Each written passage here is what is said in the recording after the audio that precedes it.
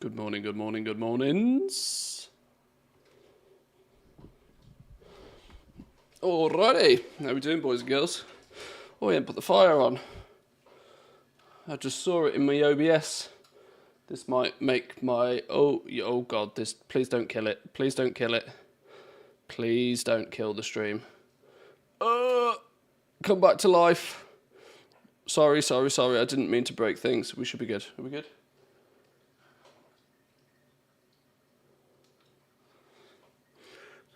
Sorry, we should be back. We should be good. Are we saved? Are we saved? My TV is connected to my computer, so much like when you turn a random monitor on, it sends your graphics card into crazy mode. Remote controlling the doggo? Well, that would be clever. I can't control the doggo sometimes by wire. You know, you got them on a rope. Doesn't work half the time. Okay. Right, let's get everything set up. Quick microphone check. Microphone, 1, 2, 1, 2. We've had, I do not know why, but the little profile I use for my microphone keeps resetting itself every stream. I don't flipping know why. I need to stop using it via USB and level up. Right, let's turn the tunes down just a touch. We've got some coffee on the go. Starting to feel like a good morning. Oh, here's an interesting one. Apparently, my little chat system is not pulling in the YouTube chats. That's odd. Let me try and fix that real quickly. How do I fix that real quickly? You snowed in? Not yet. Not yet. Although I do suspect we've got some snow due. It rained a lot last night.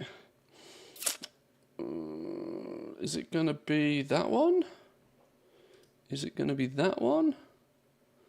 Settings? Why is it not pulling in Team YouTube? Why are you not pulling Team YouTube? Platforms, YouTube. Why you say no connection? Oh, this is why you shouldn't try and do smart stuff. Now me chat don't work. Sorry. Monday morning. This always happens Monday mornings.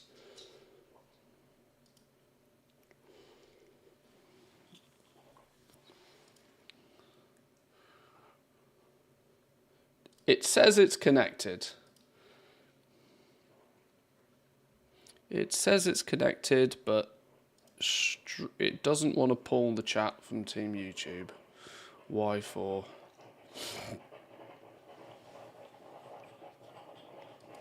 Okay. I might have to go back to my old system if it doesn't work properly.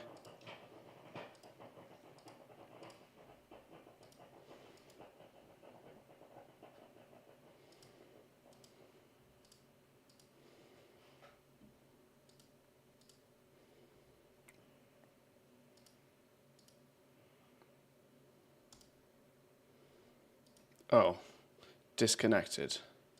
Why for disconnected? Sorry. Many sorries. Did my last bit of Christmas shopping as well yesterday. Here's to hoping that everything is going to get delivered in time. Suddenly realised it's only like what? It was the 15th yesterday, 14th on Saturday. And, you know, that still feels, in a way, that feels like Christmas is still a while off. But turns out it's not really. Turns out it's really not. Right, here's to hoping that's fixed itself then. Here's to hoping that's fixed itself. Team YouTube, are we good? Are we live? Let's see if it'll let me send a...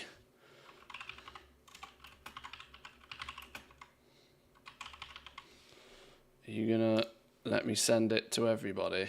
Yeah, there we go. Nice one. Thank you, Gavin. Good morning. Okay. We got a few more pet stuff to get finished. For any of you that caught the bonus stream on Saturday, it was a bit of a bonus stream because the wife wasn't feeling too well, and I got to play video games all afternoon on a Saturday, which was nice. I started doing some of the family battle of pet stuff, and we didn't quite get to finish it all. We got three of the trainers done. I want to work through the rest of that today if we can, firstly, because we got patch coming later in the week.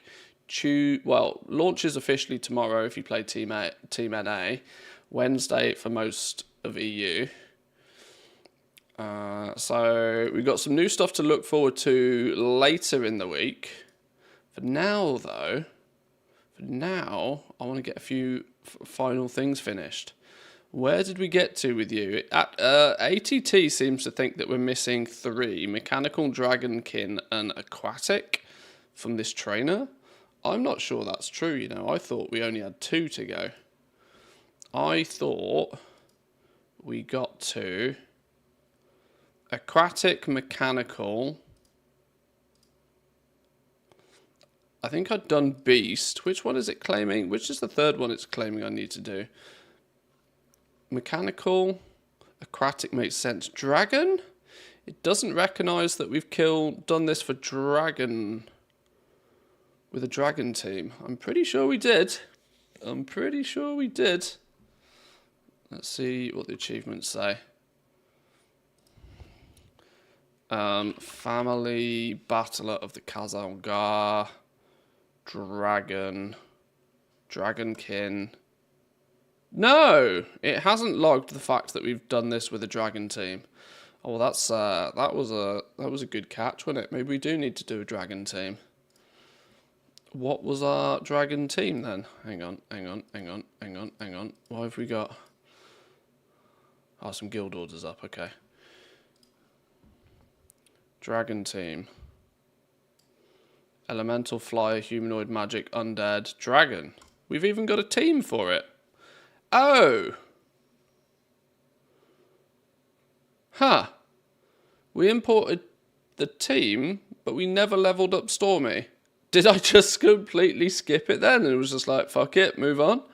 Maybe I did. Right, we've got to get you leveled up then. You need a big boy level up token. Big boy level up token. Turn the tunes down a touch. Background music stays in the background. This one, right? Instantly gain 25 levels. There we go. I'm not sure how many more of these I can afford, you know. Not that many.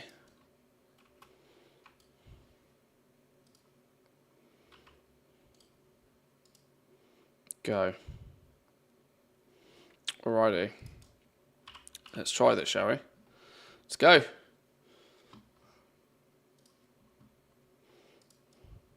See how this works. This is the third we've done Halo for. We've got Azkahet to do last, and then that should hopefully get us all of the family battler achievements, meaning that all we then need to do for the rest of the expansion is make sure we focus on actually collecting all the pets. Trying to get ahead of the game with this sort of stuff, because I usually leave a lot of this till really late in the expansion, and then basically either don't get time or just don't get round to doing half of it. Mostly because beta comes along or alpha comes along or something and distracts. But there's Mr. GM on Twitter was questioning the other day how his more recent videos for the Siren Isle have underperformed, and he's trying to gauge a reason as to maybe why. And it's clear that the Siren Isle is not attracting many people, for starters. But yeah, the general consensus seems to be that WoW's very quiet at the moment. Very quiet indeed. Right, Whelpling down.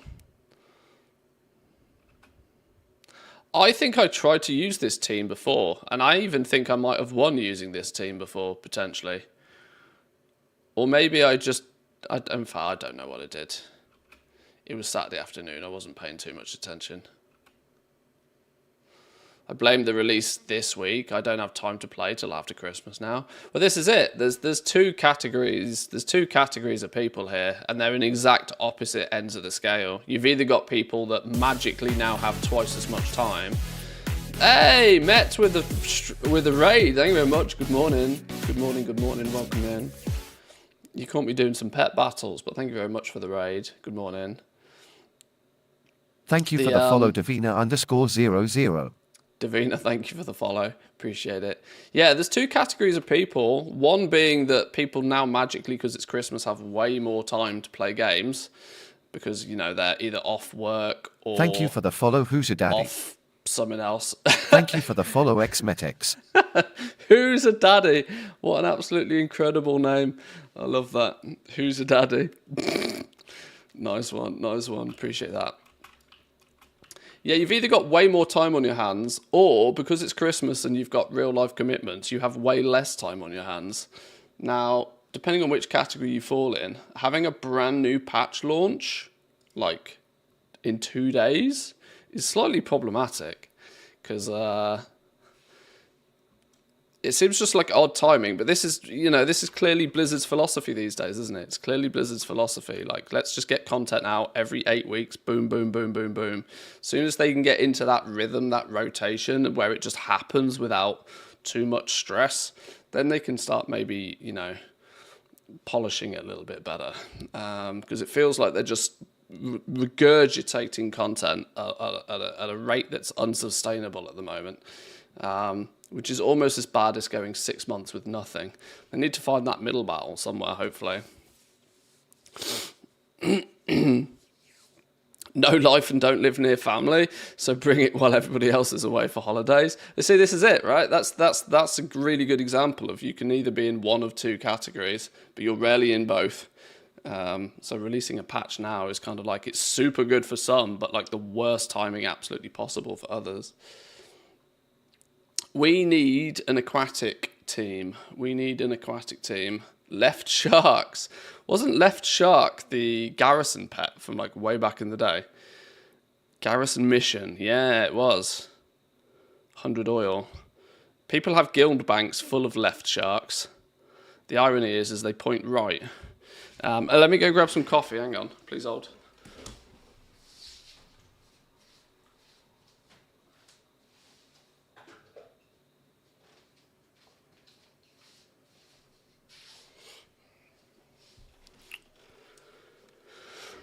But again, Met, I appreciate the raid and the follow. Thank you very much. I understand at the end of streams, people tend to finish their stream because they're hungry, busy, sleepy, whatever the case may be. Thank you very much for, again, once for the raid. If you need to zoom off, please feel free to zoom. I'm happy for some new content, just not the timing personally. Yeah, I can feel that. I'm in exactly the same position, really. After Friday, my ability to play video games is basically non-existent for about a week, so it becomes difficult. I don't think there's more than a few days of content in the Siren Isle anyway, to be honest, but we will see. The only alternative here is a lost Platosaur that we don't even own. Are we going to hit the auction house on this one? No, because it's not cageable. This is 100,000 gold? Whoa, wait, hang on. For a lost Platosaur. This is a big money pet. Owned by only 14% of people. Sheesh.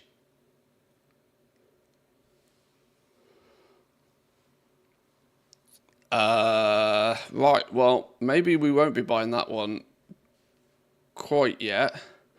Any alternatives that we may have the pets for? Not at level 6. Apparently we're not allowed to kill frogs anymore. Oh dear, this isn't looking good, is it? We're going to need to level a few up. Level 22. Oh, what is with my aquatic pets?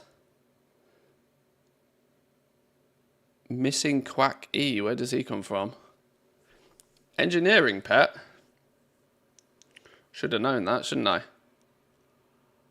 And cageable. That's an easy win.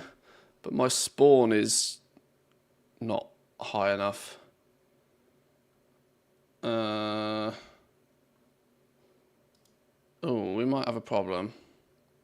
This Quack E seems to be a popular one though. Bug biter tortoise. Oh, we're missing loads. This isn't an easy choice. Okay. Oh no, wait, hang on. I don't have a left shark at level 25, but I bet I can buy a left shark at level 25 for about 50 pence. Hang on. I can't believe I'm about to buy a left shark. Left shark.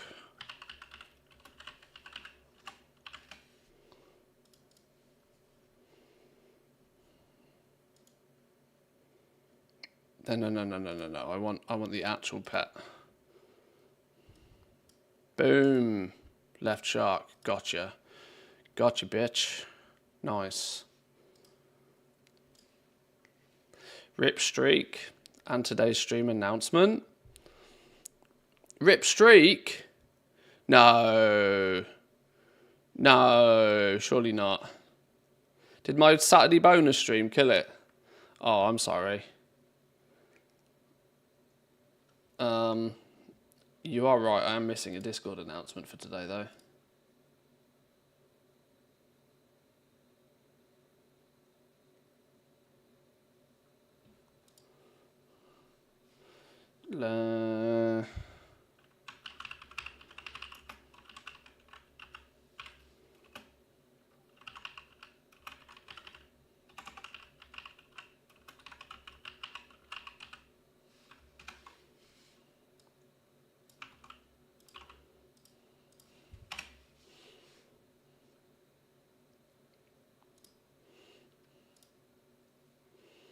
I'm kind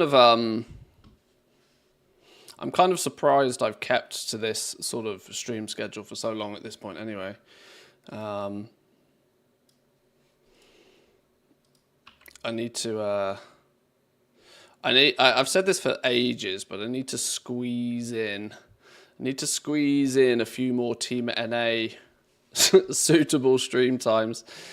There's way too many streams that kind of work reasonable for Team EU, but there were 3 beagle pets in the patch. Ooh, we love a doggo. We always love a doggo. From time to time, you may see a doggo stroll. Well, you can actually.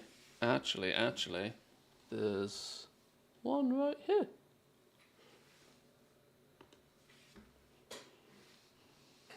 She's snoozing. She's asleep. Well, you're not asleep, are you, Nipser? You sleeping? There's another one on the sofa, but you can't see that one.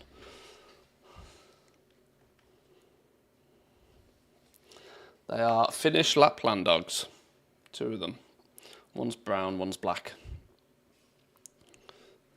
Was this the world first left shark purchase? It might very well be. It's used in all of 18 strategies, apparently, on XFU. Apparently this is one of them. This is one of the left shark instances where apparently it does very well. But let's see. Rematch string. Let's import the group.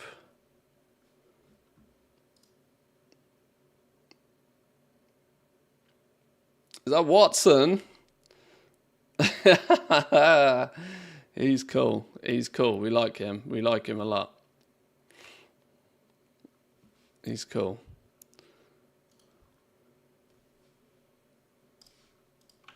Import you. Was there a script to go along with this one? Maybe not. Oh, there is a script. Oh, well, that makes things much easier if there is a script. Means I can completely AFK it. Right, let's give this a go. Left shark, do your business. Do your business.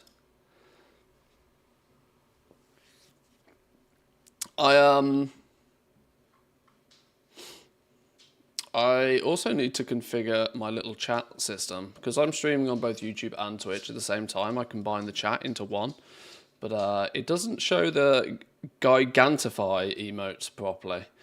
So I need to adjust that. I had to double check on my Twitch dashboard. But yeah, here's one good boy.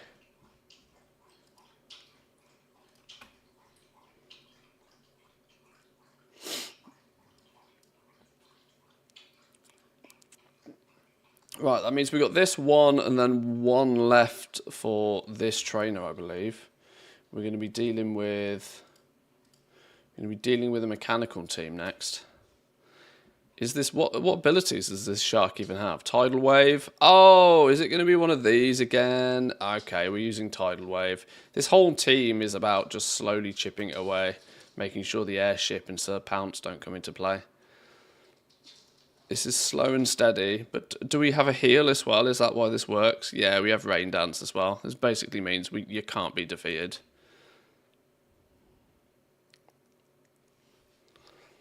$50 rounds later, yeah, it's exactly going to be one of these. Just mash the button. People made a mistake on the NA server, was curious what a max level left shark went for. 3 at 10k each, 1 at 10 gold. I think they forgot a few zeros. Are you just glad Oh yeah, it's often both, I hope. It's Kibasase subscribed for 6 months. Hey Kibba, thank you very much for the 6 months. I appreciate that. Thank you. 6-month subscriber. How delightful. Remember to check for a Twitch Prime next time. Merry Christmas to you, dear subscriber. Stanley's getting overzealous with his sellouts. Thank you very much. I appreciate that. I need to teach Stanley that tier ones cost real money. Stanley doesn't necessarily know everything. Who would have guessed it? He who be powered by ChatGPT may not necessarily have all of the answers.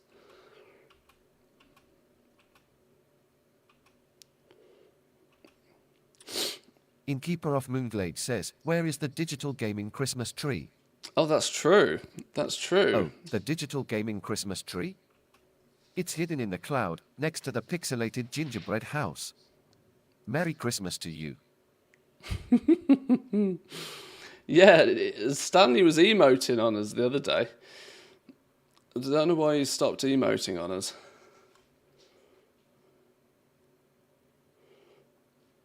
Well, he's doing his job nicely. Retail WoW, Jesus. Retail WoW. Yeah, we're playing some retail. The Classic Fresh didn't grab me, to be honest. Classic has always been something that I played it first time round. I've played this game for so goddamn long that there are some things I like to keep as nostalgia, which is why Classic has never really done it for me, if I'm honest.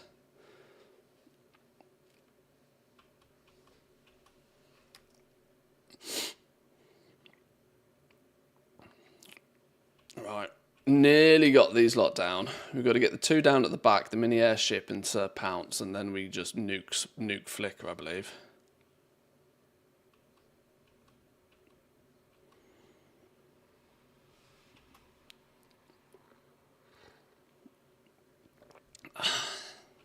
I think I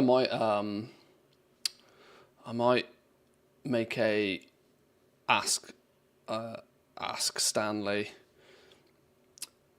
Is it still set at 2,500 channel points? That seems ludicrous. That's way too expensive. I know there's some of you that have got billions of the damn things, but it's way too expensive for people to play with Stanley. Hang on. We can address that situation. That was just when I was testing it. Or can I? Where is it? Where's it gone?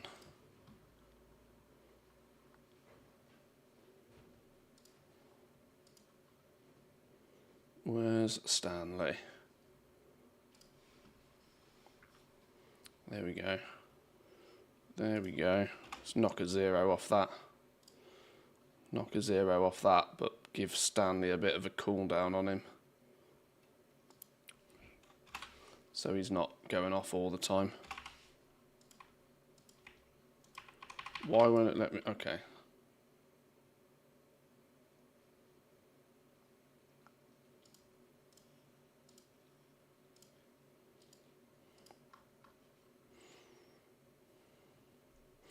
Okay, now I don't know if this is saving. Oh, the Twitch dashboard, you are terrible at times.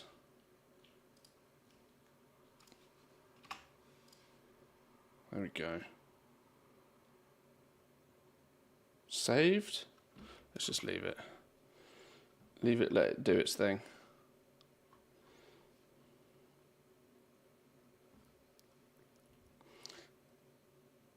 Maybe because there's outstanding redemptions on it.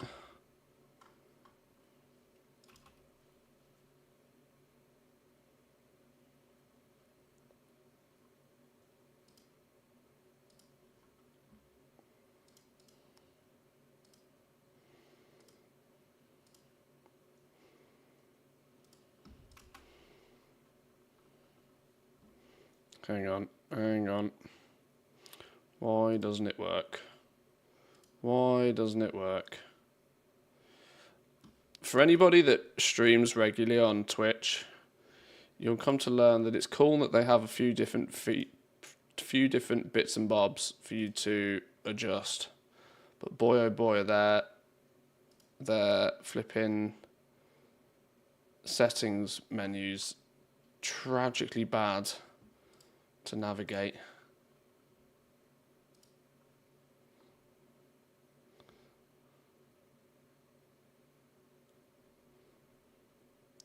Okay, it doesn't seem to want to let me change the price of Stanley. I don't know why. Maybe it's because we're also streaming at the same time. Trying to find the right settings menu on Twitch's dashboard is impossible. Actually impossible.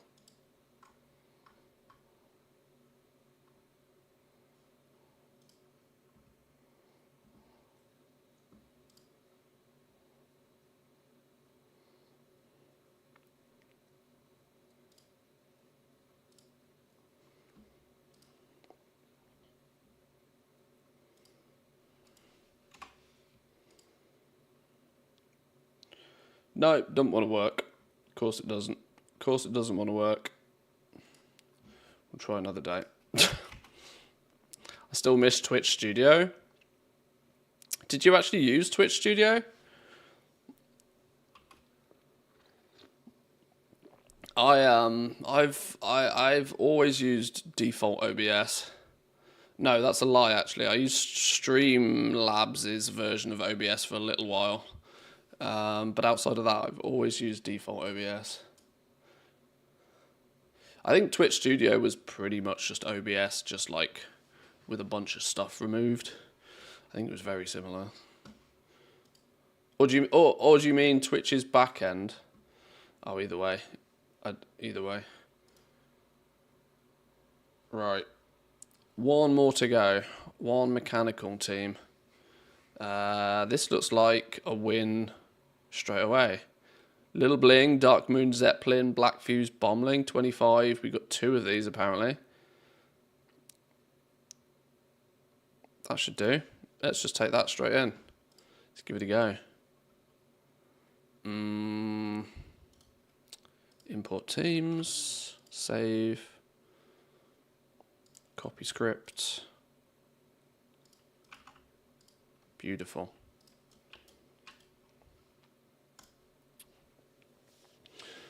Very simple, so much easier than OBS or Streamlabs. No need for fiddly, nitty-gritty extras.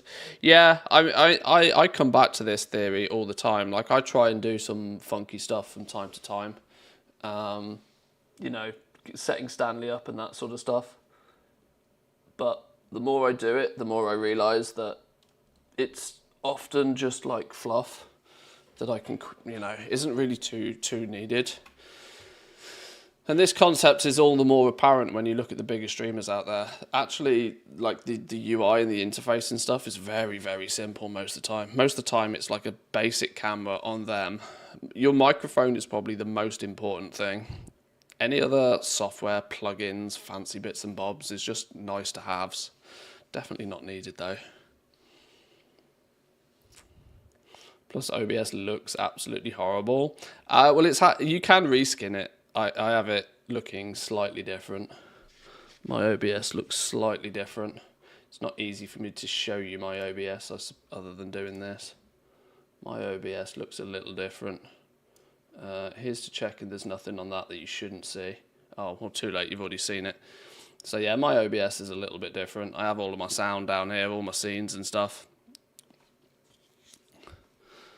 But it's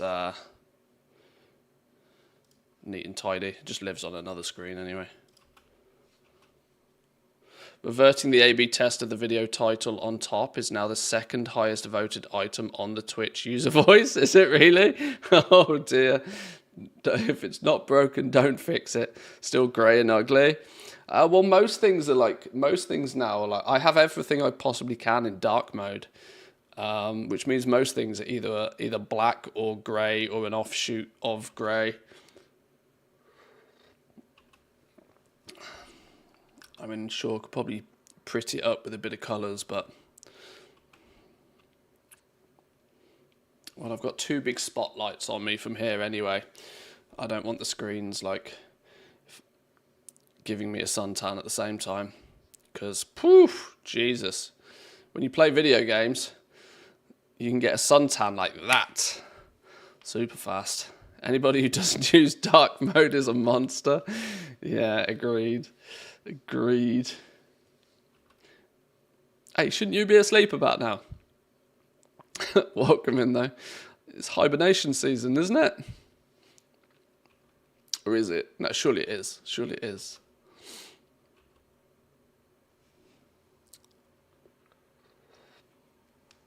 How are we doing, Dirt? Welcome in. Good morning. Everything in dark mode too. Not really sure why I hate OBS's look. It's very I don't know. I don't know how to describe it. It looks technical. OBS just has this look of being technical, even though it's really not. It's like what's the audio mixer one, Blue Banana or whatever it's called. Voice meters banana or whatever the hell it was. I don't use that personally, but like that is another piece of software that's not really that complicated. It somehow just looks complicated. I don't know why. All DJ sort of stuff always looks unnecessarily complicated. I'm quite sure it's almost by design. Right, that should be Family Battler for you done. That means we should now have one more trainer to defeat down in Ashgahet. And the question is where? Is it you? No. You? Yeah, there we go. We've got one more to do. And every time we complete one, we should get an achievement. And then when we've done all different variations... Says, give me motivational words so I can study today. Derpalicious, study as if your game depends on it. Remember, the more you study, hey my the Babbers, sooner you can thanks get for back to hitting gaming. that follow button. Merry Christmas and good luck. Stanley's got two voices. That's something I hadn't planned for. I hadn't planned for the fact that Stanley had the ability to speak twice. I hope your motivational words came through there, Derpalicious and Mighty Bears. Thank you very much for the follow. I appreciate it.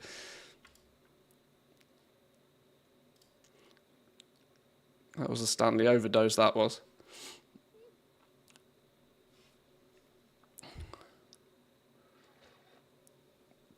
I hate to say this, but probably the most motivational way to study is probably not to watch video games online.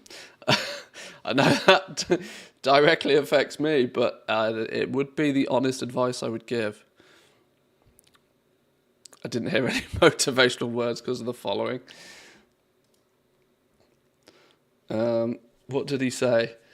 Derpalicious, study as if your game depends on it. Remember, the more you study, the sooner you can get back to gaming. Merry Christmas and good luck. Hey, see, now that's actually wise words. Yeah, see, the more you study, the sooner you can get back to gaming. There we go. Stanley is more than just a pretty face.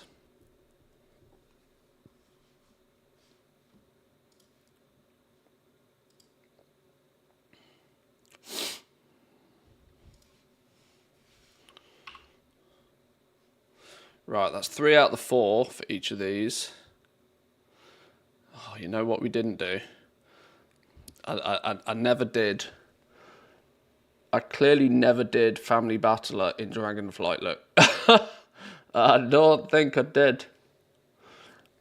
They've halved the Family Battlers, though. There used to be 2 trainers you had to do in each zone. They've halved it down to only 1 trainer in each zone. Maybe they're going to add more to it, but then the Family Battler meta achievement is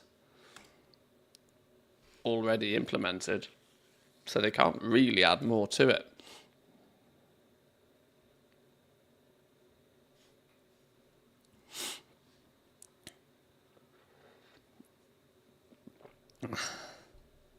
Have I done the Argus one?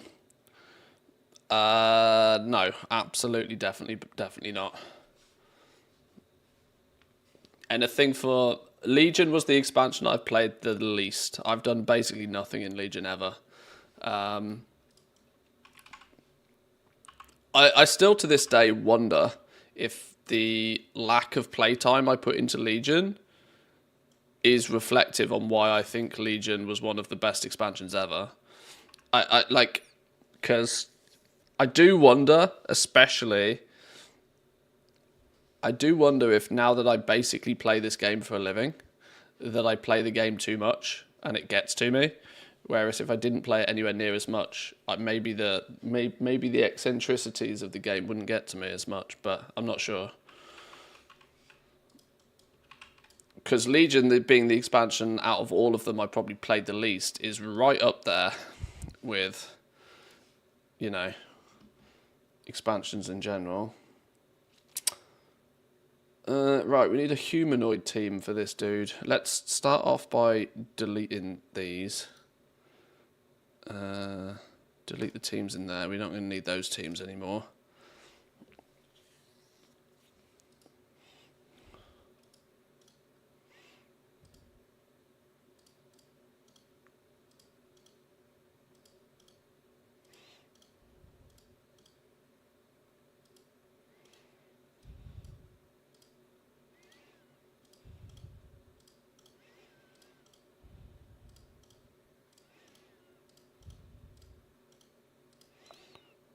Let's get all of these out of the way, because these aren't the right ones.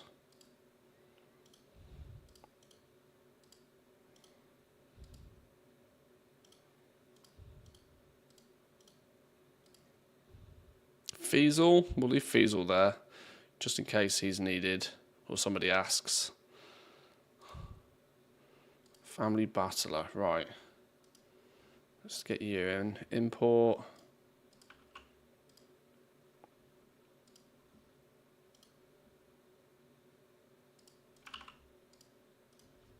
Right, let's see if that works. Played the pants off Legion, still love it. Okay.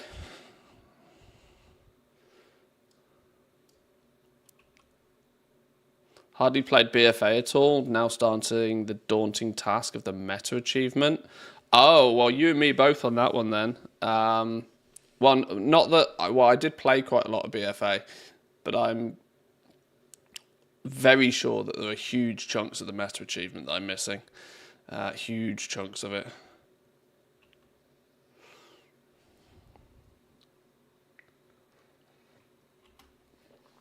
The requirements for it have been changed a couple of times, though. There was a bunch of PvP achievements in there that they've quite wisely got rid of, I think. Are these pet battles part of the meta achievement? No, this is the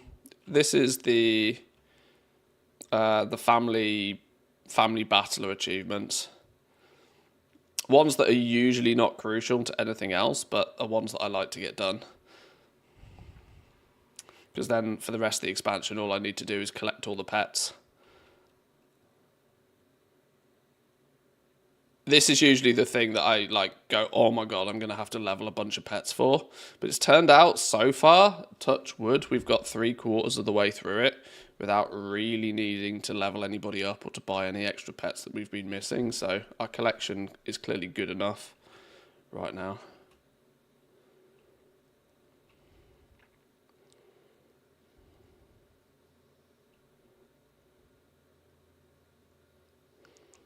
But in theory, every single battle we win now should award us an achievement.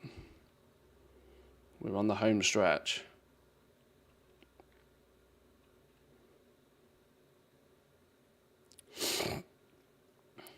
I haven't looked in too much detail about the new meta achievement because the PTR doesn't play game for me properly.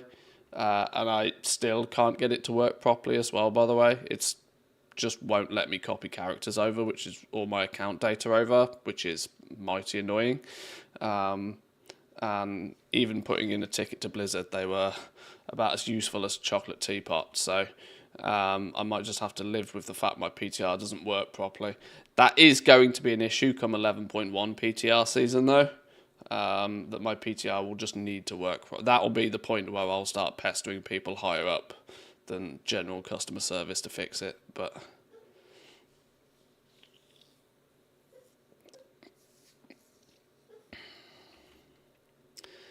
is that the ticket response? Yeah, they basically said, try again later, we'll check the forums. So I was like, well, fuck you then. Okay, great. I have both tried again later, and I have both checked the forums. Now fix it. You know? The fact that this doesn't even load in-game, by the way, is also kind of critically bad.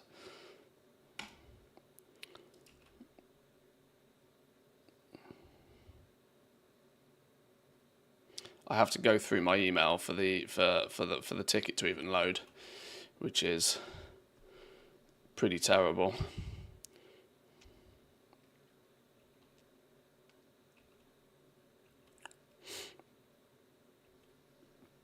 When judging how useful a chocolate teapot is, we need to know what kind of chocolate first. Well, that's true. Boom, there we go. Humanoid Battler of Kazolgar. One down. It's true. Somebody should make, for hot chocolates, mini chocolate teapots that are full of, like, the hot chocolate powder that you just drop into a cup of hot milk. And then you've got a hot... So that they would be very useful chocolate teapots. There's a business idea for somebody. Somebody who wants a new Etsy business. There's $1 million business I've just given you right there. $1 billion business even. Right. Dragon Battler. 25, 25, 25. Perfect. Yoink. Insta win.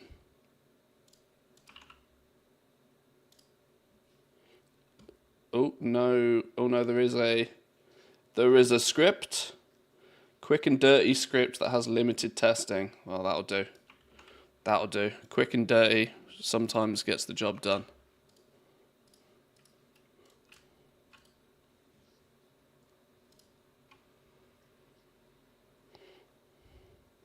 Runs off to paint and the idea. Do it. The world's most useful chocolate teapots. Mini hot chocolate, you know, things.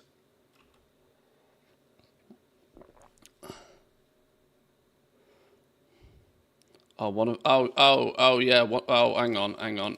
Hang on. How are we using one of the pets again? Hang on. Let's try that again. Whoops. Second time lucky. Thank you, Woo. I'd have not noticed that and then complained that the script was wrong or something.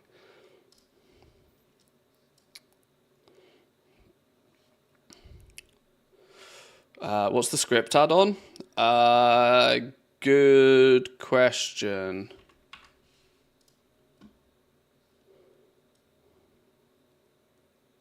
Pet battle scripts. Pet battle scripts. You want rematch TSM pet values, and pet battle scripts.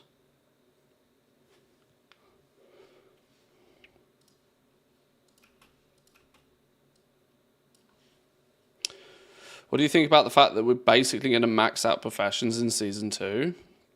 Well,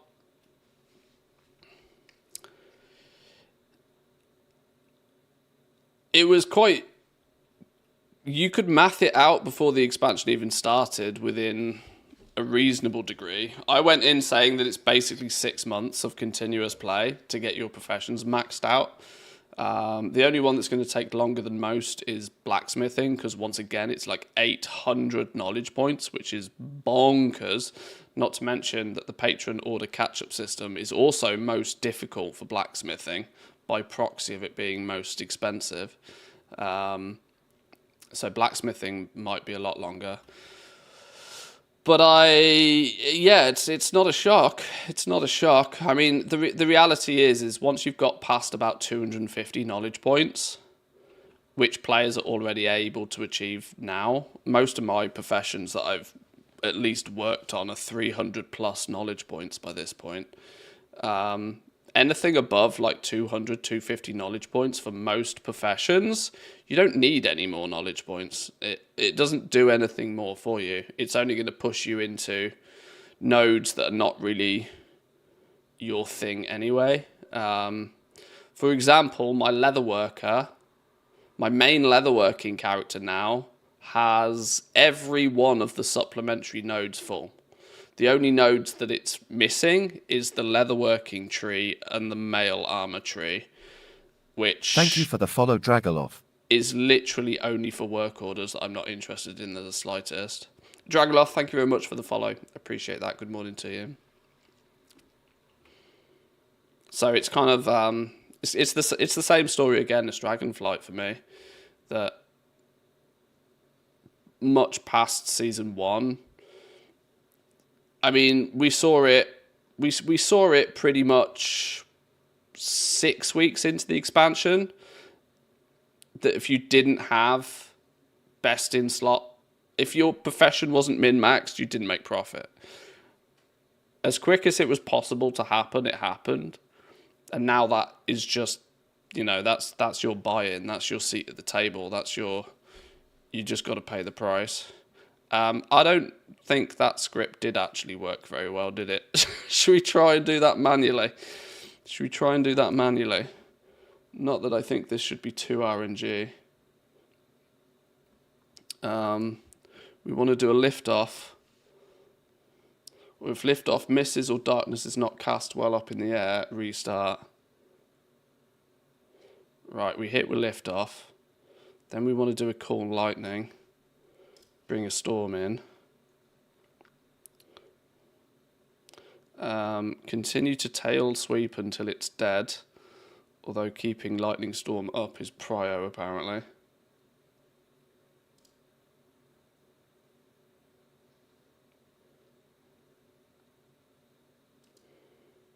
Wait, why didn't you come back to life? Huh. Bring in the Nexus Whelpling. Pop an Arcane Storm. Splits between everybody.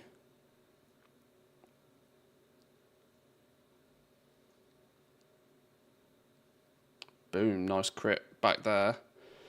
Do a Mana Surge while it's to get it on cooldown, and then same again. Tail sweep until dead apparently. Right, we killed Tickler. No, we didn't.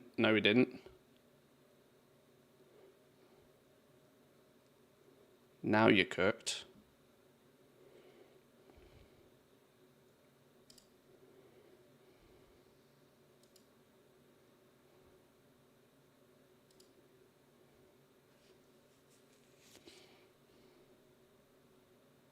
You're dead. Nexus survived. We're probably going to die here, aren't we? Do we Arcane Storm first? What do we think? No, because it's split between everybody. And we've already got the width there. Okay, we might not get a go anyway. Okay, we don't get a go either way.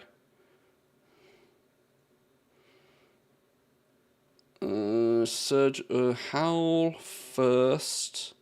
Increasing the damage they take. Howl, Surge of Power should do it, right? Oh, actually, Surge of Power would have killed it in one go. I should have done the maths on it. Oh, hang on, he seems to have healed himself somehow.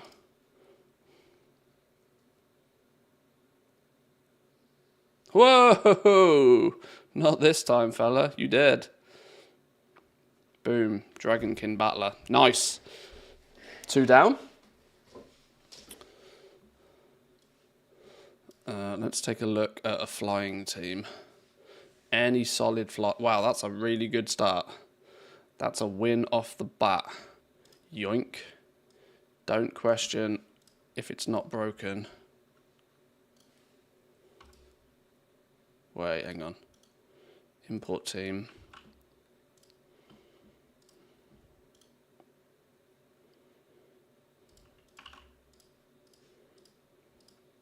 Nice. Let's go again.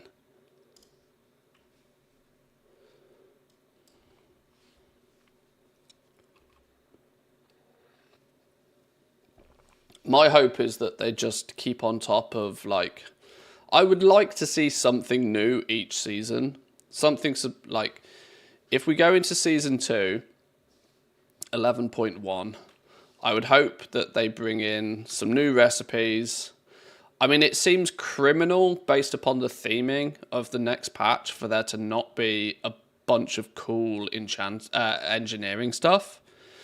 They could really do well to integrate this drive minigame system. They could do really well to integrate that to the professions. You know, allow the professions to make things for your customizable race car business. It doesn't take a genius to figure out what they could do. I'm just hoping that it's, you know, in budget, in time for them to do it. My wife's calling for some reason. Give me a second.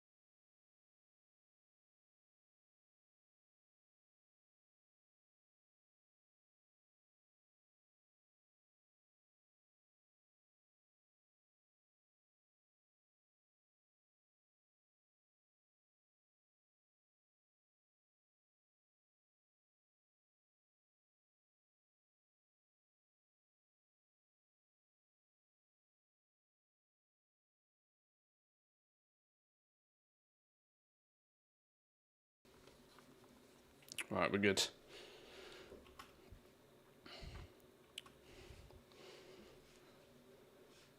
Oh, this dude's nearly dead. This is the blessing in disguise of these scripts. That the battles then, for the most part, play themselves.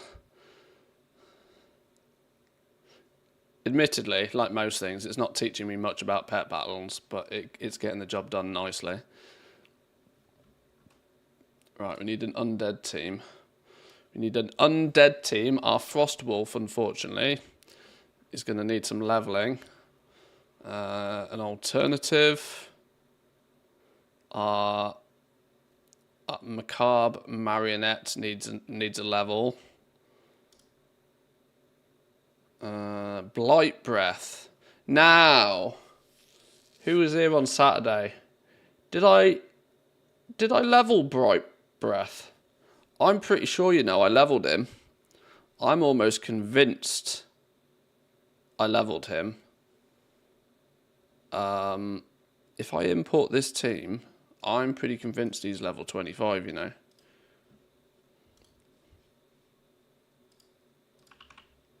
Yes, he is. We did do him an update. I know I did.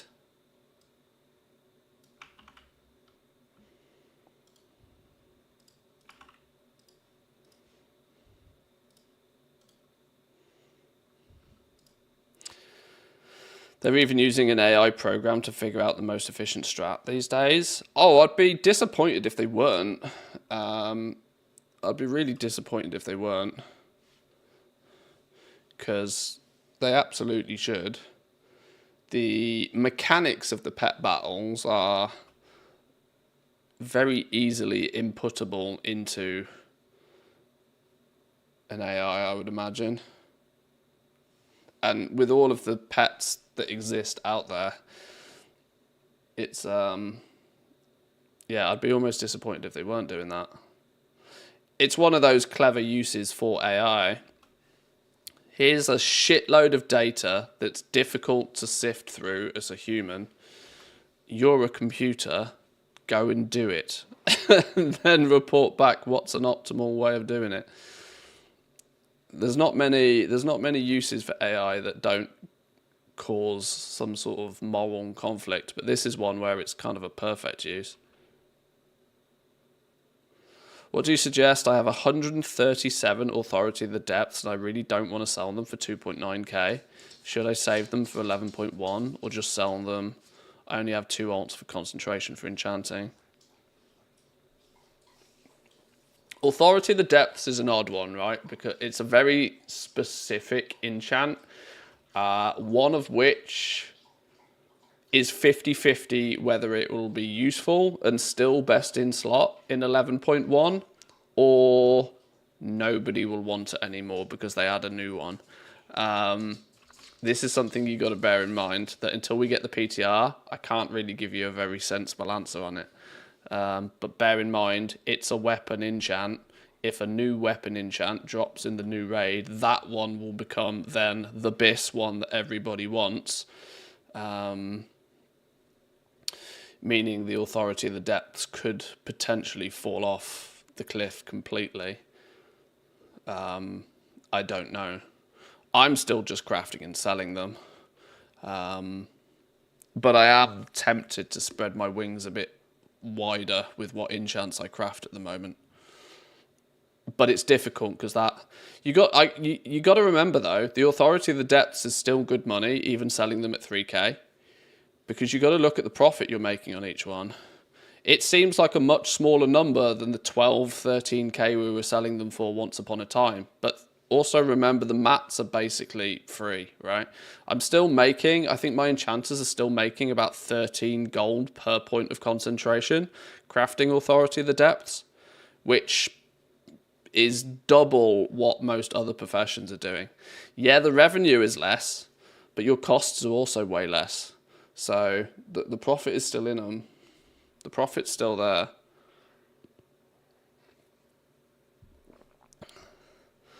But it does kind of heavily depend on if we get something new, being like the BIS enchant, which is quite likely.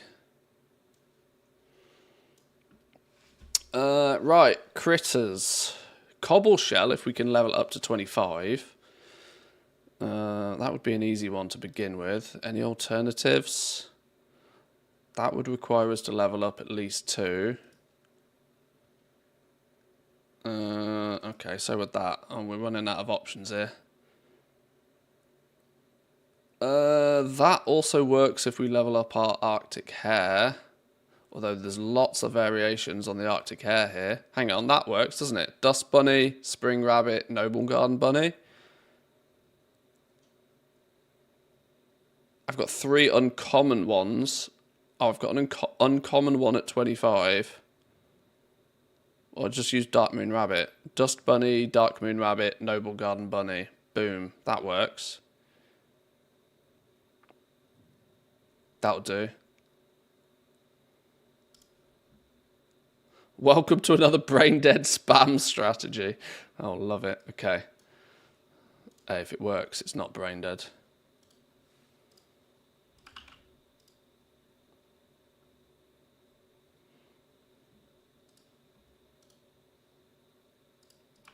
These are entirely one-off teams for one fight only, so it doesn't matter that much.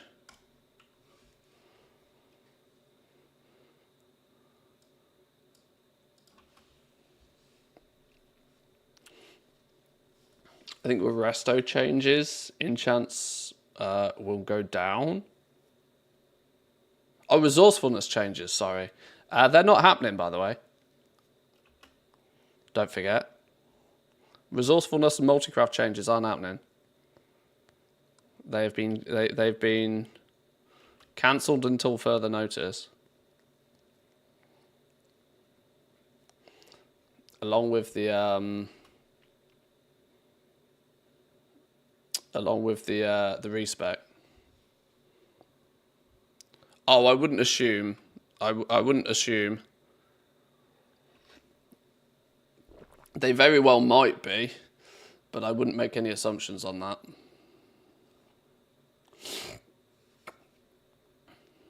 I've learnt this from Blizzard in the past. If they say something isn't ready yet, that doesn't necessarily mean it will come back next patch.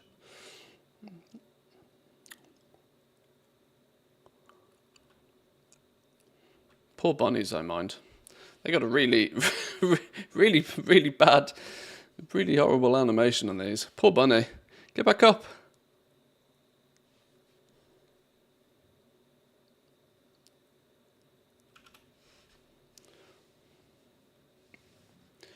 Well, I can't remember exactly verbatim the word for words on the patch notes, but it was something along the lines of that the respec, they have not been able to get the respec the way they wanted it in time for the patch, and so they have postponed it and have also then rolled back the resourcefulness and the multi-craft changes that were coming as well.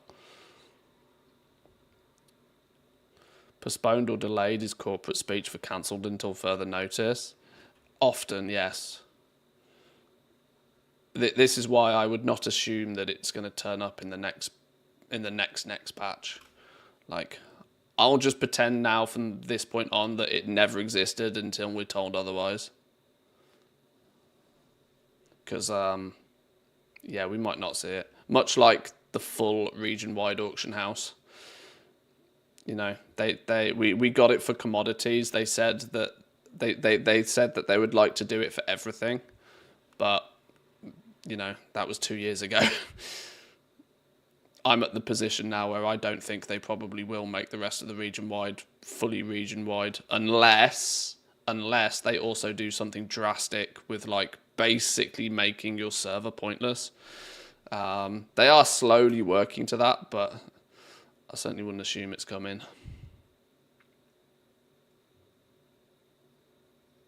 Wara says, is Manthi's TV cabinet extremely flame retardant?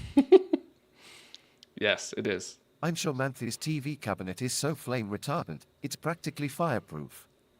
But remember, safety first, especially during the holiday season. Merry Christmas, Wara. Thank you, Stanley. There's the critters done. Magic team next.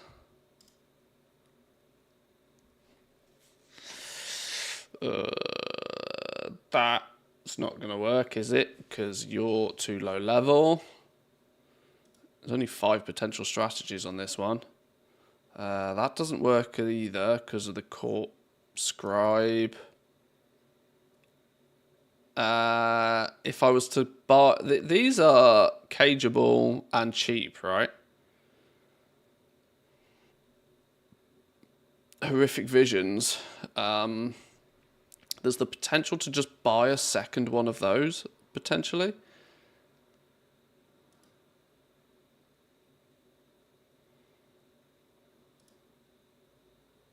Huh. Yeah, we're going to need to do summon here. Question is, what is that summon? Either it's level up the Remembered Riverpaw, who isn't cageable, which means I'm going to have to spend pet charms on doing that. He's also used in this one strategy only ever, so it's safe to say I'm not too excited about leveling him up.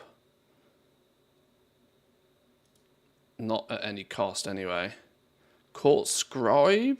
Have we got a alternate? Yeah, we could do this, and then a Court Scribe. Get you leveled up. Cageable, owned by a bunch of people. 500 gold. Can I level up a Court? Can I buy a Court Scribe at 25? That's probably the play here.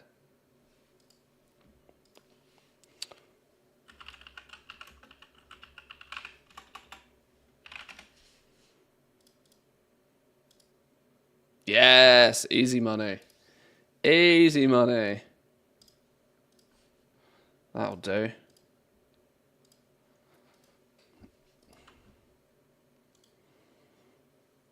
That fixes our problem here. Let's grab that string.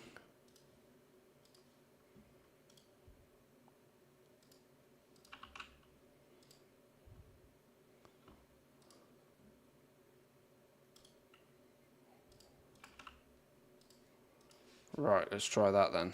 See if that works.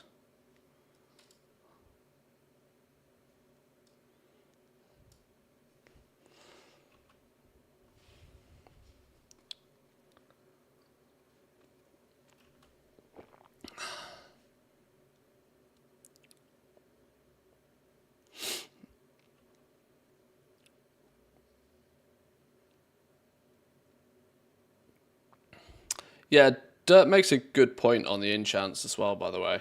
Like, just because something comes off a meta list doesn't mean it won't sell. It will still sell, but the quantity is, you know, quantity and profit margins might be a different story. The irony is you might end up making more off the Authority of the Depths enchants if it does come off the meta list, simply because at the moment, everyone's crafting it. But everyone's crafting it because everybody's buying it. As soon as it comes off the meta list, you might find that the actual profit goes up on it slightly because everybody stops crafting that one and uses their concentration somewhere else, causing an almost overnight instant shortage of them. Because you can only spend your concentration in one place per character. So if you choose to spend it all somewhere else, but this is why the entire market's like fluid like that. That's why I always suggest people just do a recipe scan. If in doubt, do a recipe scan. The game will check today's prices. It will check your setup, and Craft Sim will give you the numbers you need. Which is the most profitable thing to craft right here, right now?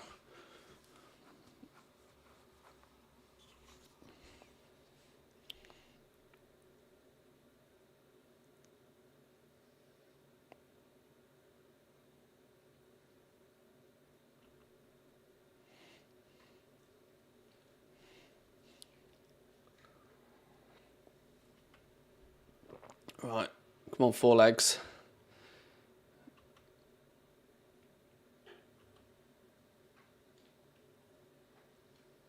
Down he goes.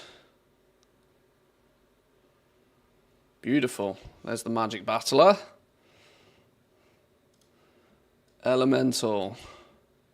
Primal Storm, Chip, Sophic Amalgamation. We good on all of those straight away. No extracurricular activity needed on this one, hopefully. These Sophic Amalgamations, I remember selling a lot of these. Are these used in a bunch of... They're only used in 58 different strategies. Only owned by 34% of people. Surprising, since it was... Oh, no, hang on. Isn't that because you had to do the... Even getting the recipe? It wasn't like a secret thing, was it? What? Oh, flipping out, what was it? There was some funny business you had to do with enchanting to even get the recipe for that. I remember that.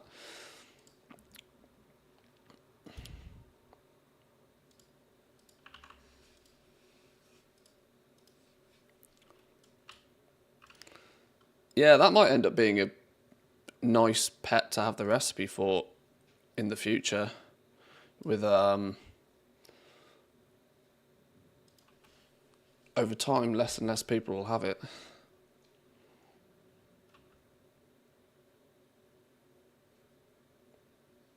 Woof.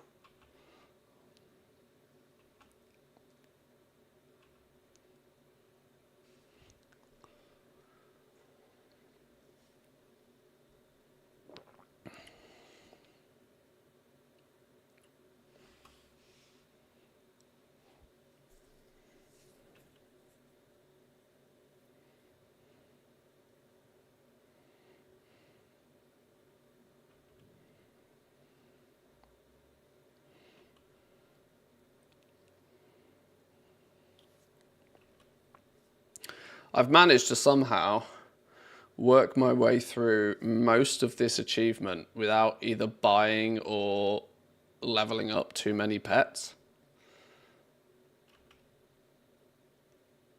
But it does make me think I should probably stack up on pet charms all the same.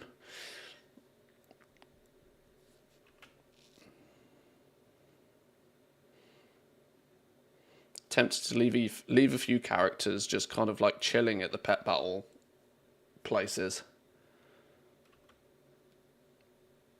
That said, if it's a level 70 character though, it should have professions and it should be using concentration, not lurking in the middle of nowhere. This, you know, this is where Vulpera's come in clutch.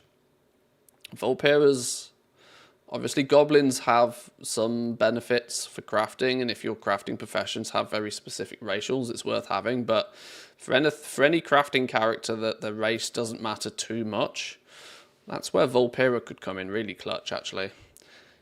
Because you could set the camp at the pet battle, your Hearthstone back in Dornogal. Shadowlands table's still very consistent for stocking up. Yeah, any non-level level 70 that I've never leveled up probably should still use those.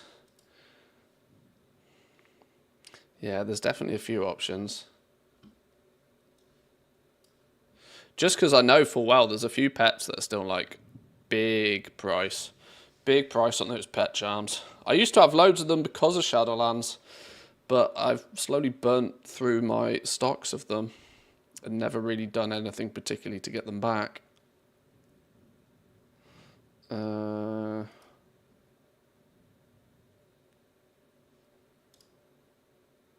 Storm-touched Stomper. How do we get one of these? Not cageable. Elemental Storm must be active in the Waking Shores to get this pet. It will spawn in the location of the storm. Oops. Good example of something I never did in Dragonflight. Okay. Jingles? You've got a cool name. That means you're going to be difficult to get as well. Feast of Winter Vale. Stolen present. This present is awarded from the Winter Vale daily. Well, soon, just not yet. Soon, just not yet.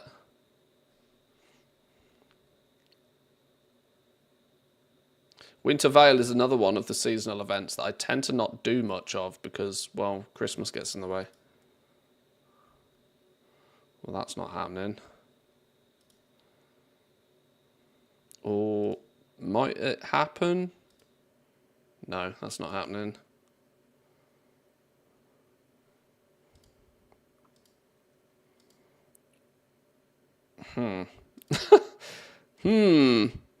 Options are few and far between on the critter ones.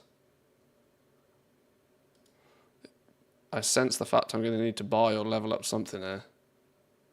Yeah, not having this one is another one that I really should have because it's used in like a stupid amount of pet battles.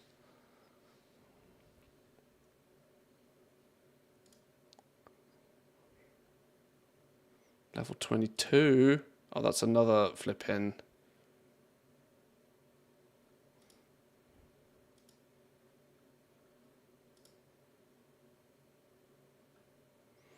Oh dear, I'm really struggling on options there, aren't I?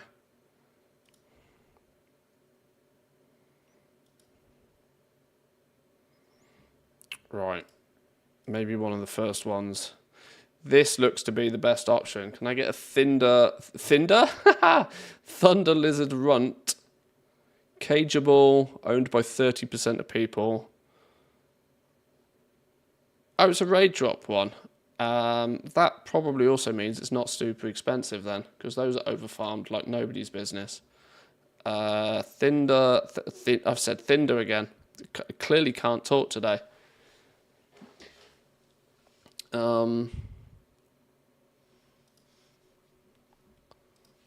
Thunder Lizard, something or other. Thunder Lizard Run, 25. 15k? Oh, God, somebody saw me coming.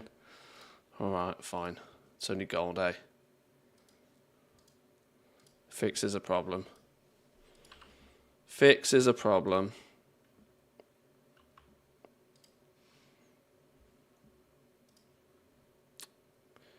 You watch, this strategy now won't work or something.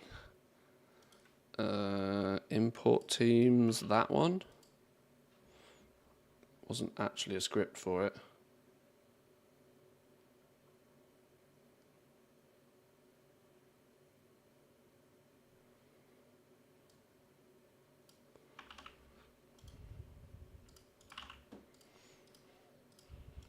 Right, let's see if that works.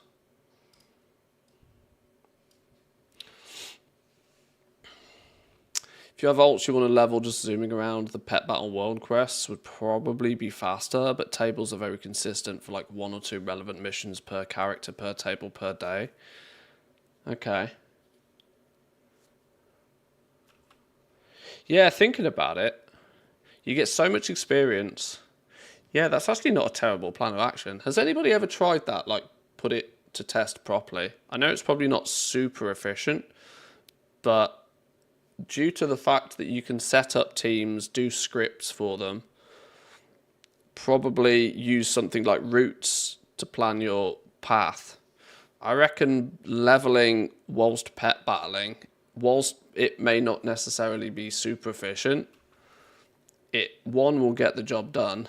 2, you'll probably level up a bunch of pets at the same time, get a bunch of pet charms. Thirdly, I bet there's some good reasons to do it.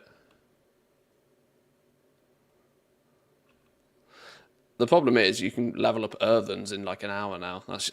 That makes nearly anything else kind of redundant.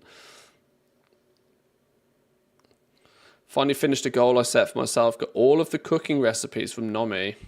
The asshat in Legion, Dalaran. Oh, just flipping farming bacon for God knows how long just to hand it in. I remember that. I still have some of the partial Nomi recipe things in my bank, I think, on this toon. Caved in, bought my way to the finish. But even if you buy your way to the finish, isn't it like aggressively time gated by the fact you have to wait for Nomi to burn everything? Something along those lines anyway. I remember 90% of the time you failed and it was just an annoyance. Only the Legion pet battle trainers give it experience as far as I know. We're not a world quest. Oh, really? Oh, okay. I thought the old school pet battle trainers acted like quest givers. Maybe they don't. Oh, you can instantly finish them with the Nomi snacks. Ah, I see.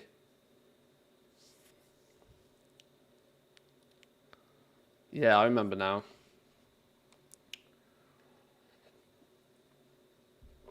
Another example of something that happens to be from Legion that I've not really done much of.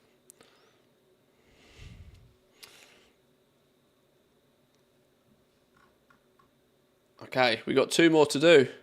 Aquatic Battler and Mechanical Battler. And then that should be Family Battler done. Let's see if we can get a good option on Aquatic. Ooh, so close. So close, but so far. Miles off. If we level up a Hydraling, maybe. Cageable. Spies of Iraq. I mean, that place has been farmed a bajillion times. The question is are there any at 25? Hydraling again. Yeah, it's looking like we need to level up this Hydraling. Missing pets on those ones. Unless... what have we got in here? Ooh! Ooh! Ooh!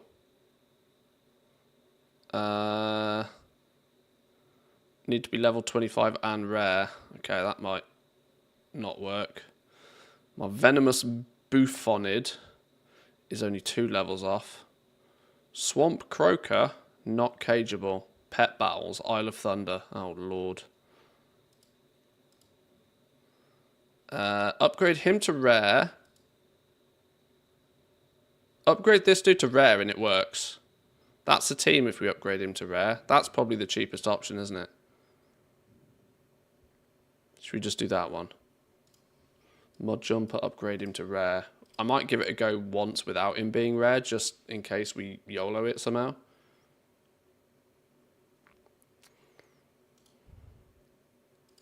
Save on the tokens.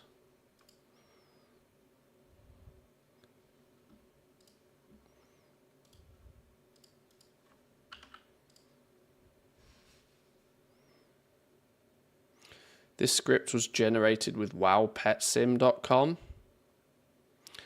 Is that the AI system that they've developed to do this? Probably.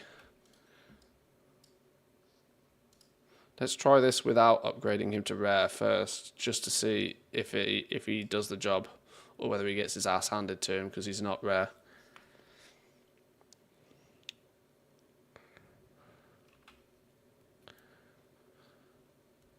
What are we up to? The Family Battler achievement. Not only is it a bunch of achievements, but it also comes with a pet as well.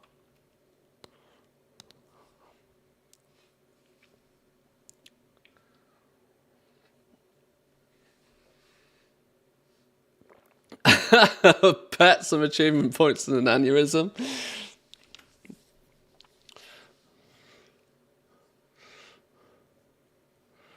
It's a one and done situation.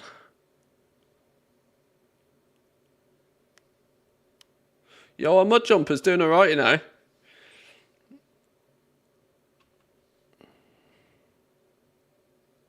Oh. No, he's still alive.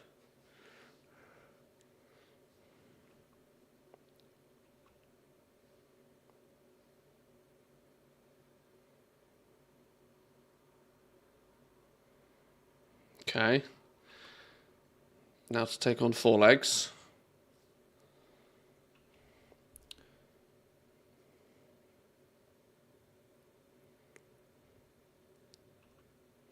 Right, Puddle Terror. Sunlight, boom.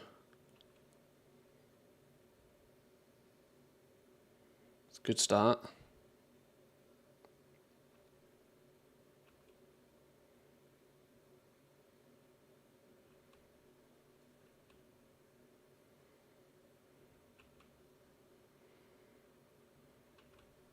We might have this, you know. This is feeling good. Even without leveling up that first dude. He pulled his weight. He took out one guy. Trade 1 for 1. Fine.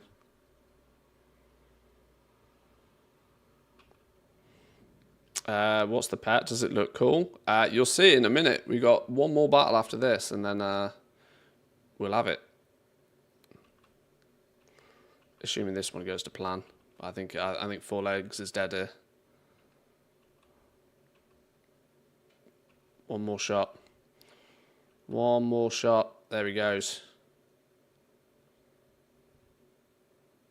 Beautiful. Aquatic battler done. Now we just need a mechanical one. Mechanical one. And our team of mechanical dudes is going to get the job done nice and fast. Little Bling, Dark Moon Tonk, Mechanical Pandarian, Dragonling. Easy win. Easy win. 25, 25, 25, rare, rare, rare. Throw a script on him. Boom. Let's go. Incoming achievements.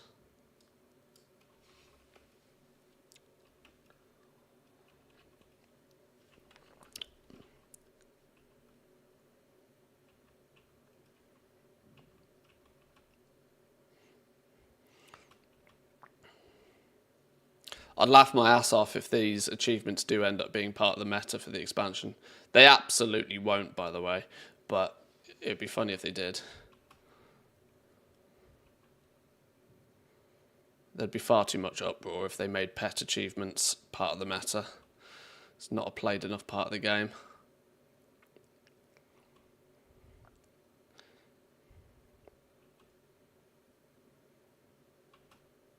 Tulock says, Hey bro, what does Golem has in common with the ring in 11.0.7 WoW patch?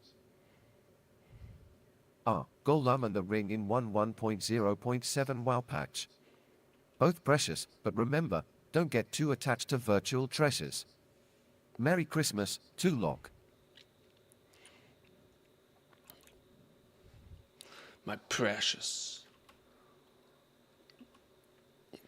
Although, from what I've heard, the ring isn't that precious in the new patch. From what I've seen, most of the gems are like mid. People are like, eh. But I'm sure there's lots of characters out there that a freebie high item level ring is, you know, something to get excited about either way. If you're mythic geared already, it's probably a pass.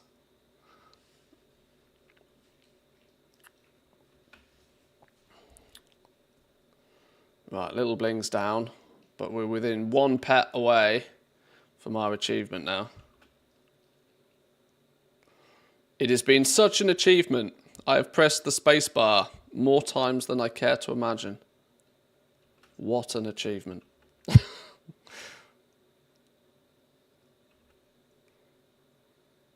Assuming we defeat this dude, that is.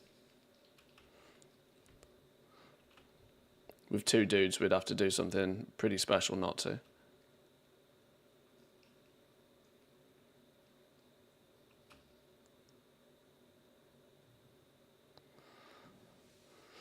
Boom, there we go.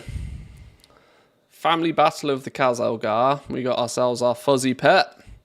Here he is, look. Here he is. Oh, no, he's been turned into a crab because of arachnophobia mode.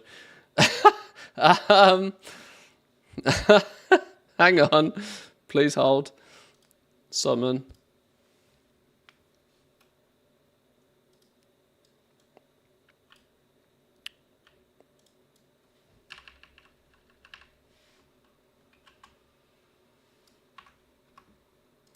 Options. I can't spell arachnophobia. Arachnophobia mode. There we go, look. Only cute with all his eyeballs. Only cute with all his eyeballs.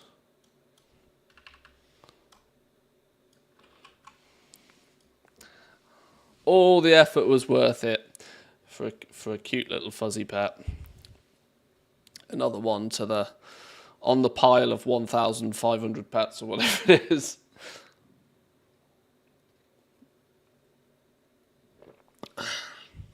Doesn't look like WoW Pet Sim is any sort of AI. It's just a graph search. Is that all it is? Maybe somebody over there just does the figures out the scripts and uses it as a bit of a shameless promo. Fair play. Right, nice. Family battler down.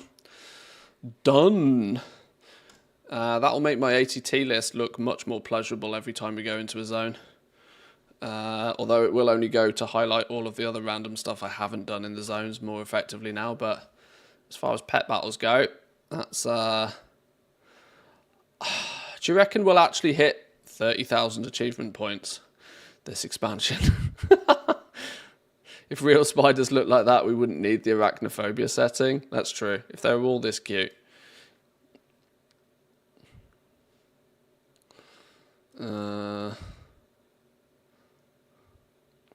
There's still a bunch of like the dungeons and stuff I never did. A huge amount of stuff I never did. Complete all the Najatar and Mechagon pet battle achievements listed below. You get Kelp Fin. Nautical nuances of Najatar. Wait, hang on. A Najatar achievement I haven't done. Hello? Huh. Oh god, here's to hoping that's not on the BFA meta thing.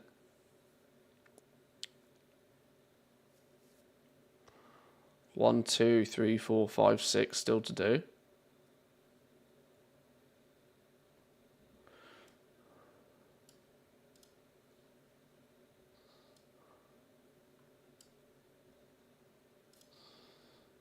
From the collection standpoint, we're Find Sly each time he runs away.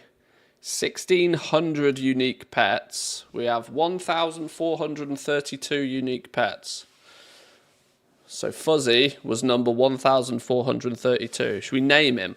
Should we name him 1,432 so then we know? Finally just broken even in the war within from skinning millions at launch. From sinking millions at launch into professions. It's all up from here. Oh, nice one. Congratulations. It's all up from here.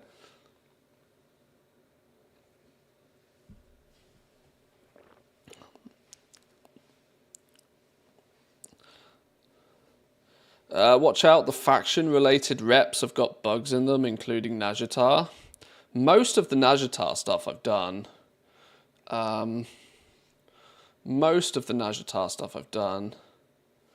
There was some weird and wacky stuff that I needed to do for the new meta achievement. Can anybody remember the name of the meta achievement? I know it's not going to be in game because I'm in retail, but the sub achievements will be.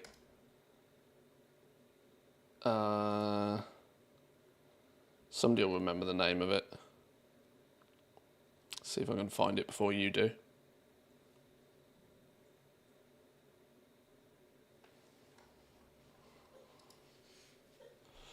BFA meta achievement. A farewell to arms. See, I knew somebody would know it.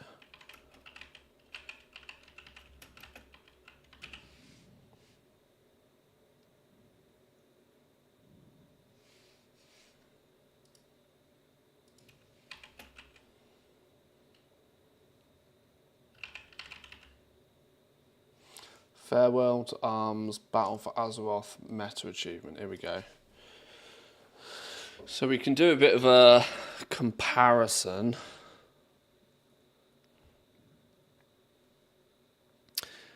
Since this achievement requires completing other achievements, there are plenty of other rewards that you'll pick up for earning achievements along the way. In addition, one for completing the meta achievement itself. Farewell to Arms will give you Yanni's trash pile, allowing you to transform into the lower of the scavengers himself, Yanni, as a mount. Completing on the island time grants you the Honeyback Hive Mother mount. Completing Undersea a Slurper will give you the Snapback Scuttler. The OG, the proper crab, by the way, just saying. Some people might have the blue one from the trading post, but this is the proper one. Completing Mechadon will give you keys to the Model W. You can also get an alternative skin of this from, I believe, Rust Feather. May or may not be may or may not be true. Through the Depths of Visions will give you the Black Serpent of Nazoth mount as well. So there's a bunch of stuff.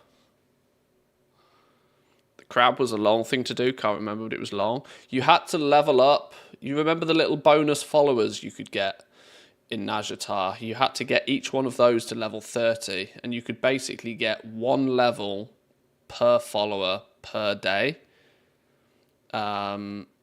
So 30 levels times 3, basically 90. In essence, it was time gated by 90 days, basically, because of that. That was often the last thing anybody needed to do, was get the final follower to level 30.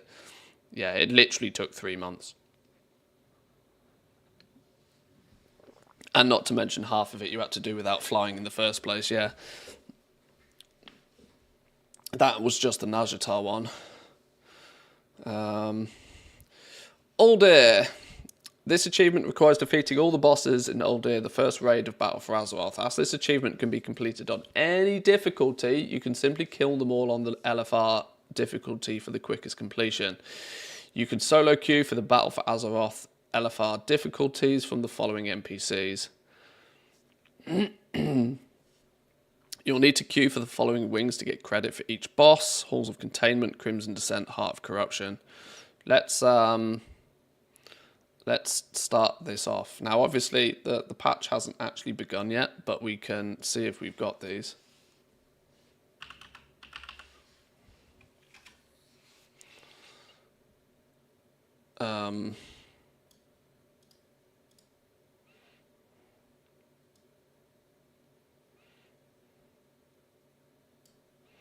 Glory of the All-Day Raider. Well, hang on. If we go...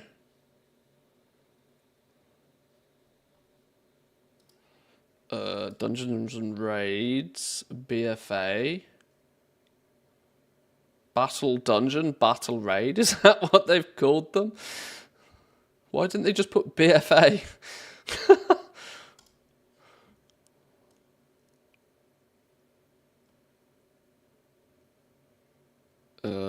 Mythic achievements. Somebody was... I think BFA is now legacy mode, isn't it? So actually doing these shouldn't be too problematic. Okay, there was an awful lot I haven't done.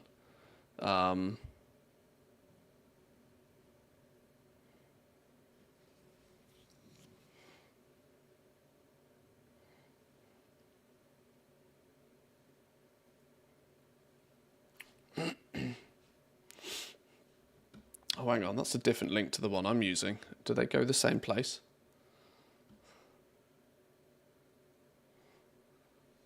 Oh yeah, they link to the same place.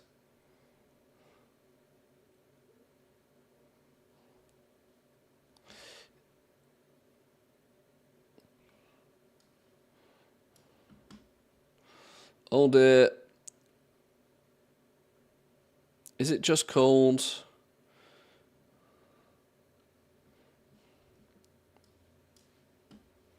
This is the problem. Some of these might not actually be in the game yet, but they'll be retroactively applied.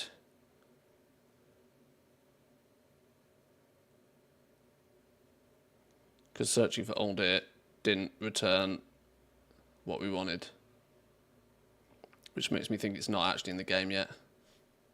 I'd start with the Horde stuff if I were you. You never had a Horde character. That's true, actually. Anything that's Horde specific is going to screw me over. But equally, I'd want to get going on anything that's remotely time-gated. Does this give an indication to stuff that might be heavily time-gated?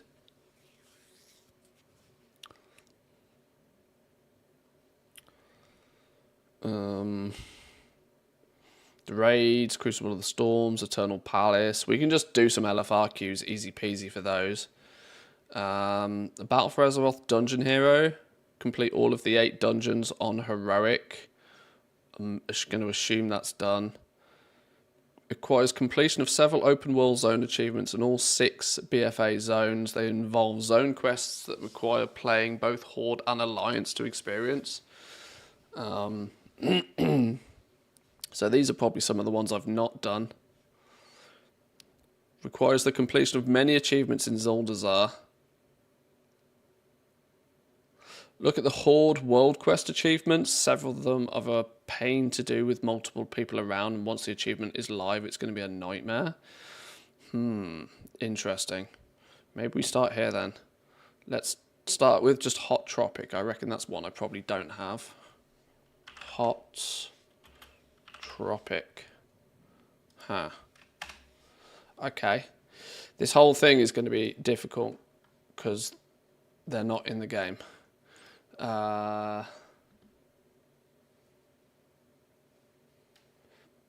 Adventurer of Zuldazar.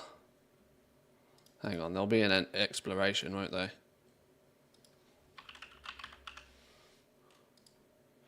Adventurer of Zuldazar. Adventurer of Zuldazar earned. Okay, that one's done.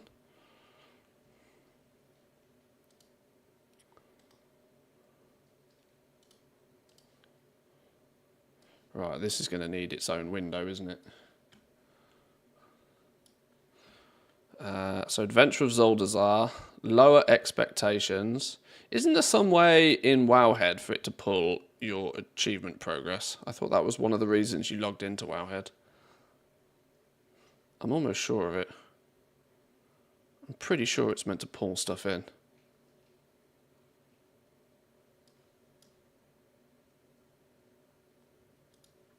Is it a premium settings thing?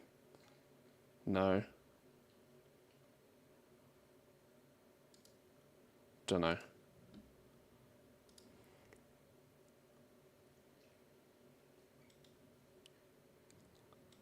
Maybe not. If you have your character linked, it will. How do I link my character then?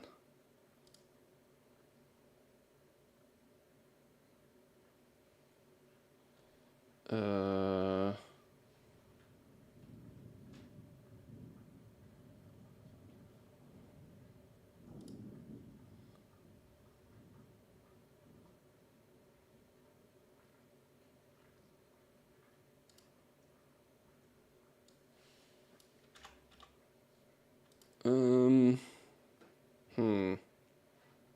Don't know.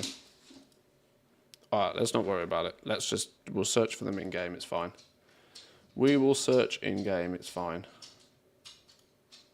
Hot Tropic. Lower expectations. Lower expectations. Oh, okay, here we go now. Have the following buffs cast on you in Zandalar.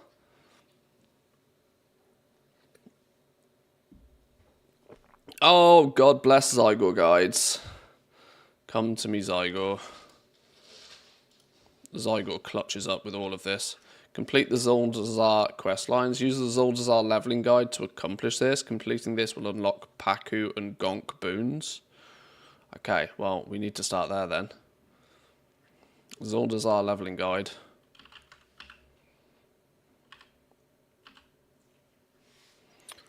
Back to Zoldazar. Shores of Zoldazar. Welcome to Zoldazar. Zoldazar guides. Let's take a look at 10 to 60 or lore mastering. I'm going to assume doing it full tilt is the play here. Right. We have our first adventure. Feel sorry for those who didn't play in BFA, so much to do for the meta. I only ever played from the Alliance side of things, which is my main issue. That anything that's even remotely Horde, not done. Which is why it's going to be a problem. What I'm doing for the rares related stuff is a Chromie alt frozen at level 67, the highest level you can still guarantee to switch timelines on a low population RP realm with war mode on. That's a smart move. That is definitely a smart move.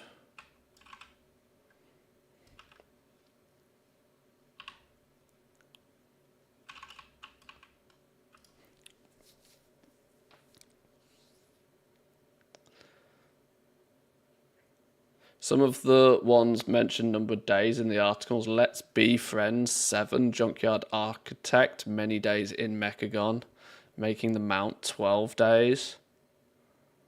Okay. So yeah, there's clearly going to be some that are at least partially time gated.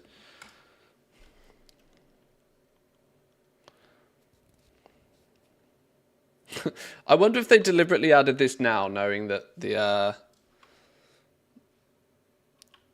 Siren Isle zone isn't going to keep people busy for too long.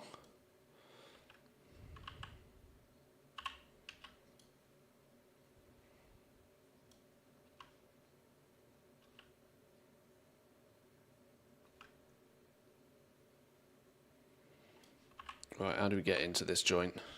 It's at the top here, isn't it? Is it here?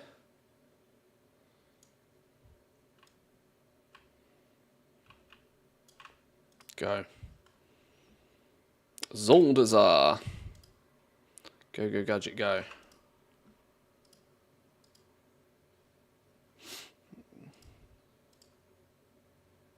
Why not do this on a new alt? Loads of free levels if you're about to lore master.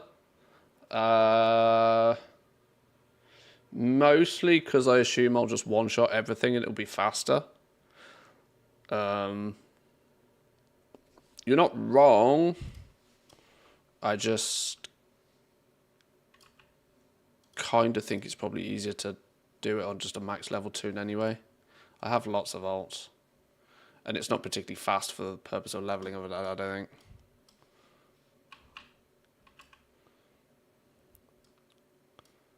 Outside on top of the building.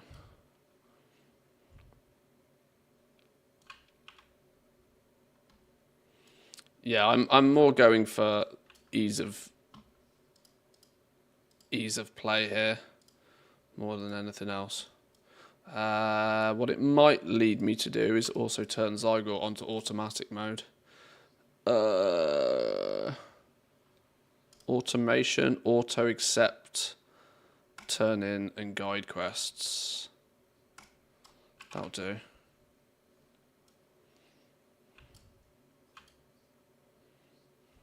Let's fly.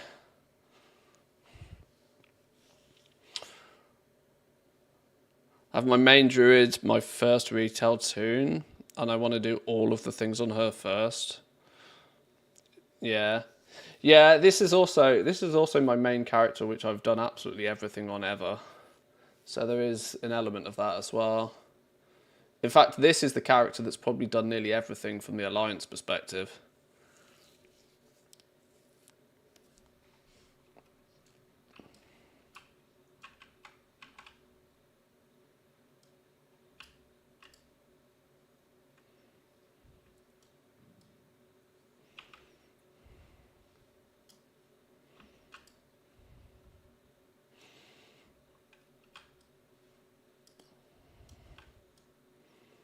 Improve the concoction.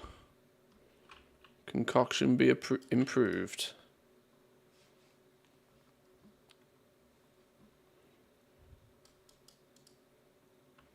Voodoo totem, yoink. Yeah, this is the advantage for me, that literally run around one-shotting everything. Some free levels for some free experience is not a terrible idea, I agree, but two birds, one stone obsessed, I guess. No, you're 10 times better at that than me, like, and I know I miss out on some freebie opportunities because I'm not so two birds, one stone in these regards. But yeah, I see where you're coming from at least.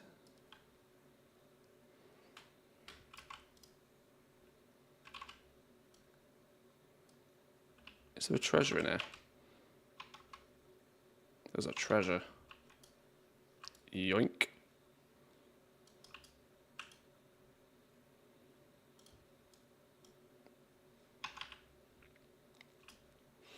Anything we can chip away at now will make the process much easier when the patch goes live. Like was said, when everybody's trying to do this, you might find that some stuff just gets uber camped as it becomes, you know, the cool thing to do. We can say we did it before it was cool by about 48 hours.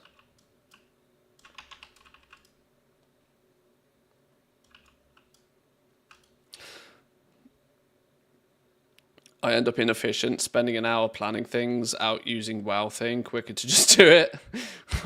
Okay.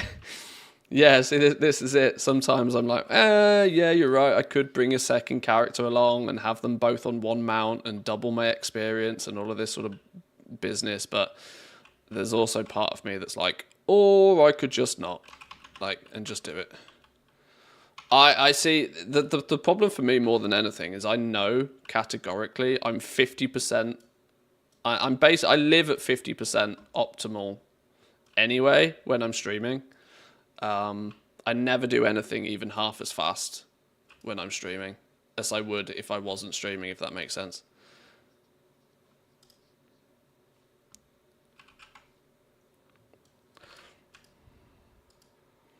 So often I will take the easy route. Also, actually, I have a... is the transmog from past completed quests coming in this week? Is that a thing this week? Or was that an 11.1 planned change? I saw something about that the other day. Meaning your transmog, you'll need, apparently I think you're probably going to need to log into the characters that completed the quest originally. But if you've had a character that you've played for a billion years, or characters, if you can log into a few of your characters, your transmog collection might go burr on Wednesday. Complete 5 world quests, alright, cool. Didn't even know that was a world quest.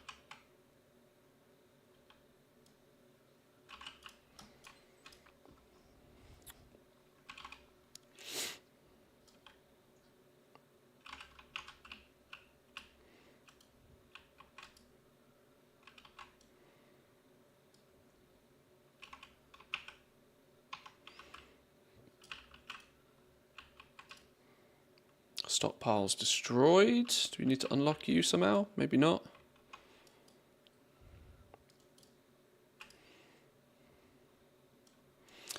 We are attempting to get a little bit of a head start on the BFA meta achievement.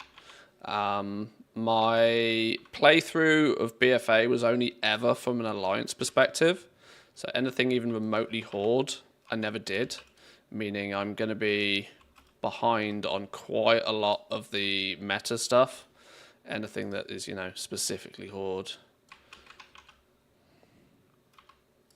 And since there's not much going on until reset this week anyway, I could obviously spend yet more time tinkering with professions, or we could go achievement hunting.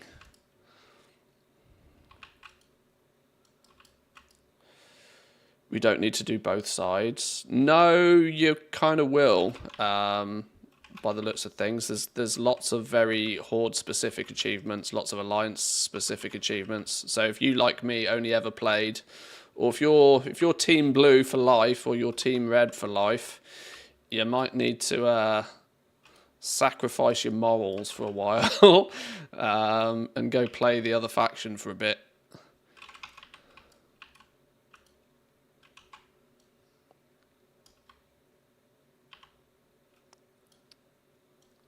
Wish I could copy my tune to the PTR, see how far I am, but it keeps erroring. Yeah, you and me both. My PTR's completely busted. This ticket up here, this ticket was me saying, "Oi, it's broken, fix it." And their response was, bearing in mind I'm also, I'm a WoW partner, so you would hope I get some preferential treatment, but I don't. My response was a simple, try again later, or check the forums. So I was like, oh, okay, great. Considering the patch is so close, I'm not going to push much further, and I'm not going to pester anybody specifically, but for the 11.1 PTR, I will start poking a bit deeper with a few more Blizzard contacts.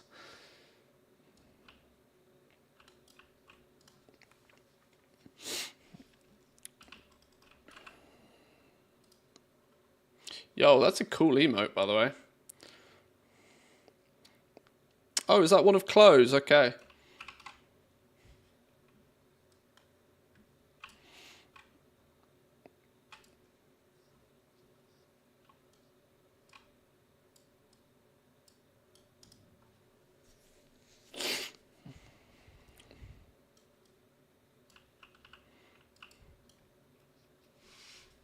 I adore Chloe. I tune in her stream occasionally. She's very high energy.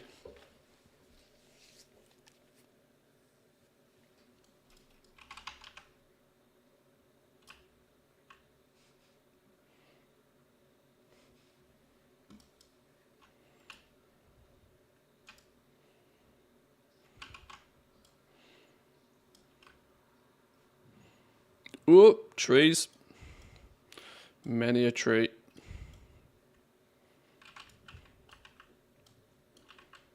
Oh, I'm going to need to turn on, where is it? Track low-level quests, aren't we? That's going to make things easier. Make things easier to find. Is prospecting worth doing these days? The answer to that is you need to know the numbers in great detail, and you need to check regularly, because today's answer could be different to tomorrow's answer. Most anything of that nature, whether it be prospecting, milling, mass producing quality 3, consumables, it's entirely dependent on what the prices are on any given day. Most things are incredibly skinny margins, even when they are profitable. So as much as I'd love to give you a definitive answer, no content creator can give you an exact answer. And if they do, they're lying. You need to run the numbers and check, unfortunately.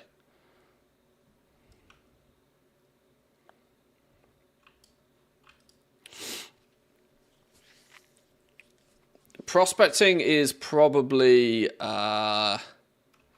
probably not very profitable right now, I would hazard a guess. Mostly because nobody needs anything. But what I would say is that ore is also probably very cheap right now because of that fact as well. My suspicion is that as soon as we get the new patch this week, if we get any sniff of an 11.1 PTR as well, I kind of think that Blizzard are going to be hot at giving us the 11.1 PTR really fast, because they know Siren Isle isn't going to keep people busy for too long. Soon as we get the 11.1 PTR, people will figure shit out and they'll start speculating, and you might start to see some increase in demand for some materials. So there's part of me that for basic shit like prospecting, like, you know, I'm kind of half tempted to start stocking up on a few materials. I might at least fill the war bank with a few million gold worth of stuff. I'm not going to go crazy though. Just kind of spread it out a little bit. If I buy, you know, if you buy 1 million gold worth of 10 different materials, if 2 of those materials quadruple in price, you've probably made gold, you know. Don't put all of your... The age-old phrase of don't put all of your eggs in one basket applies pretty strongly here. But I'm going to make sure I've at least got some materials in case some stuff does rise. Got to remember, there's always the risk that things will then crash in price as well. I don't like... I've never been... Like, for those people who've been around for a while, you'll know that I'm never really a fan, A, about talking about price. Secondly, I don't really stockpile many materials. I tend to think it's more gambling than I'm willing to do. Especially when it comes to talking about price, because prices could go up, prices could go down all the time. If there was a right answer to gambling, it wouldn't be called gambling, that's the thing.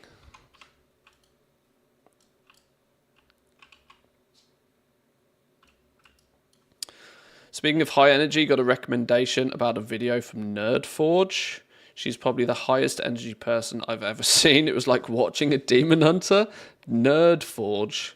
I don't even think I know who that is.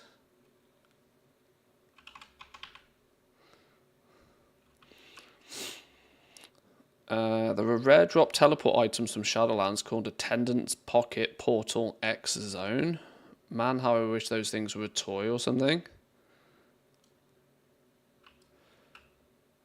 I don't even remember those.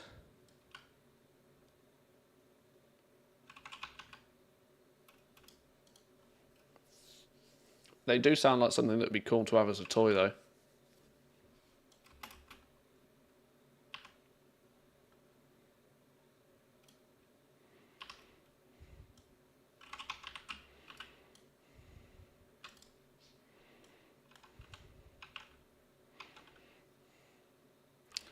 Bile sacs obtained. I'm wondering, you know, I haven't quite... Maybe I need to look into this in a bit more detail. I'm not convinced I need to lore master these zones. I think I might only need to do the storylines, which would save me a lot of time. Although there is the question, is lore mastering it going to be useful for another reason? Because if we're doing...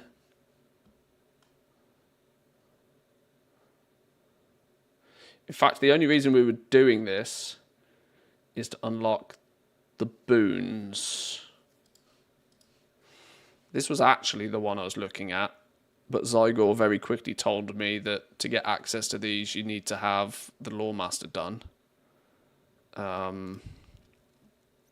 Part 1, unlock each altar. This achievement is gated behind the storyline. You need to complete the quests related to the lower to get these altars over Zandalar. If you have done Zandalar forever, you already have everything except Kimball. Throne of Zoldazar, the Dark Heart of Nazmir, Secrets in the Sands, Bargain of Blood, the Final Sea. Find each altar and get the lower blessing. The easy part, because they are everywhere, There's actually one room with all 6. There's a treasure in Voldoon that requires the zone completion too. Really? Okay. Yeah, maybe just maybe lore mastering everything will mean that I accidentally do some stuff as well. Okay, maybe we will continue on in our usual path. It's clearly not going to take that long, because apparently it seems to believe I've done 193 of the steps already.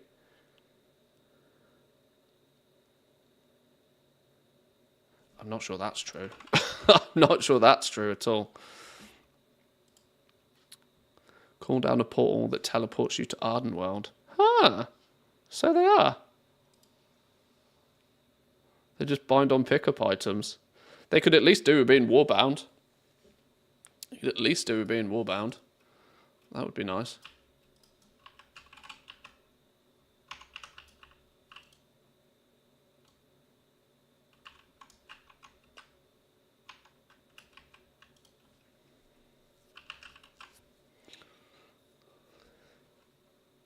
Ever heard of the wormhole? Well, the wormhole will do it as well. But that's on a big old cooldown.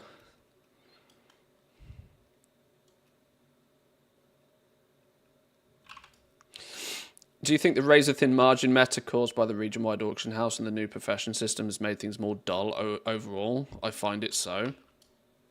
It's oh, okay. Here's what I actually feel is the answer, but this is an answer that I know rubs people up the wrong way. It's still just as fun for those that are still in the top percent. Right? The nature of crafting is that some people have to lose gold for some people to make gold. Now, when everything was individual servers, you had 100, for sake of numbers, you had 100 mini economies. And it meant that you were competing with far less people in your economy, and it was far easier to propel yourself ahead of everybody else and be one of the people that was then able to then make gold from it. When they took everybody and smushed them all into one economy, you're now competing with 100 times the amount of players, and it's now significantly more difficult for you to be one of the top 5% of people that makes gold. For those people, it's still just as fun. In fact, it's even more fun because the ceiling for opportunity is now ridiculous. But there is the fact that getting your seat at the table is more costly than it ever was. Secondly, even once you've got your seat at the table, for you to come out ahead and actually make a profit is equally more difficult. So the bar has been lifted quite dramatically with crafting professions. This is why... Oh, I was meant to get pew-pewed somewhere. This is why I think Dragonflight was not so great, but I think they've got it much better in the War Within, because of concentration. Concentration allows anybody to make some gold. And I think that's really important, that anybody that picks up the professions, whether you have maxed them out or whether you picked them up yesterday, you can do something that will make you gold. You can't do it very often, and you can't repeat it multiple times, but you can still do something. You know, after 20 minutes of picking up a profession, you can use concentration to craft something at quality 3 using cheaper mats, and you can win. You know, you take 500 gold and you turn it into 1,000 gold. You might only be able to do that a couple of times a day, a couple of times a week, whatever. But at least it's something that's worthwhile. But it has now, now that people have figured out the crafting professions, now that people have figured out the region-wide auction house, it does mean that, you know, the top tier crafting, where you actually can just print gold like a crazy person, is way more difficult to achieve. Way more difficult.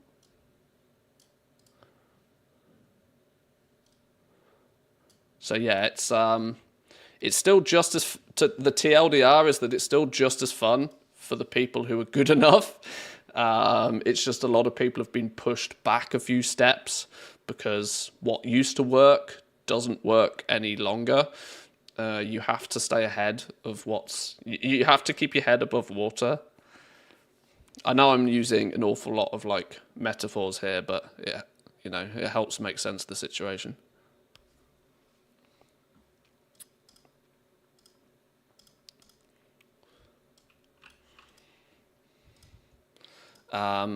And to a degree, once you actually understand that concept more, you can kind of quite quickly figure out where you sit. Because even though I get to play this game a lot and I do content creation for it, I stream it nearly daily, I know that I'm not in that top 5% of crafters simply because I'm far too goddamn lazy. But it means that I know that the way I make a lot of gold is I capitalize when something is new. Capitalize when it's new, do it aggressively when it's new, make a pile of gold, and then step back and let everybody else fight for like razor margins. Exactly like now, for example, right? I leveled all my professions. They're already all maxed. I've got full profession gear on every single profession. They're ready for when there's a big demand spike again. For when 11.1 turns up, I'll be ready and waiting to buy the latest recipes, craft the latest things, and I'll be able to do it at 100% efficiency once something like that turns up. But now it means I can sit back, you know, swim around on the pile of gold that was made from 11.0 and not have to worry about it too much. Very, very seasonal approach for me personally now. And has been pretty much since Shadowlands, honestly. My approach has been very seasonal to goal making. And even Shadowlands, technically, it was very seasonal as well. The only difficulty in Shadowlands was that off-season, you spent most of your off-season protecting your market from other people getting into it. You'd sell at 2% margins all day long in Shadowlands, but every item you sold was 50,000 gold, so that 2% adds up really quickly. But selling at 2% margins also meant that you didn't end up with too much competition either. But Shadowlands was gross. We don't need that again. We don't want that again.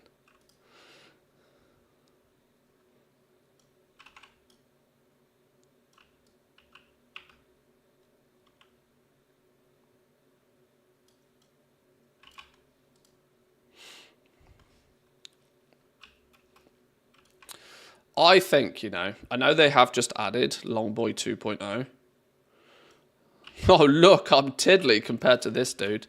I know they've just added the Longboy 2.0, but I do kind of hope they use the dinosaur models more, because they're really cool. Like, we've got 7,000 ponies and wolves and, you know, basic-ass mounts. Give me something like this. Give me, like, let me ride on the back of a dinosaur, like, properly. Don't have it behind a basically impossible to acquire black market auction house purchase or a $90 store purchase. Give us some cool stuff. They do clog up the cities. Well, I suppose. They can put dead zones though, can't they? Around places where mounts don't need to be. Around quest givers and in masters and that sort of stuff. Innkeepers, sorry.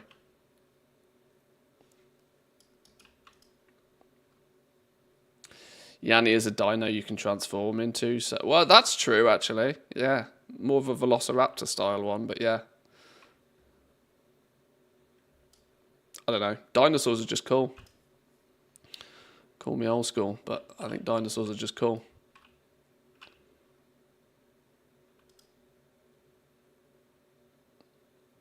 Are you nomming? You're nomming.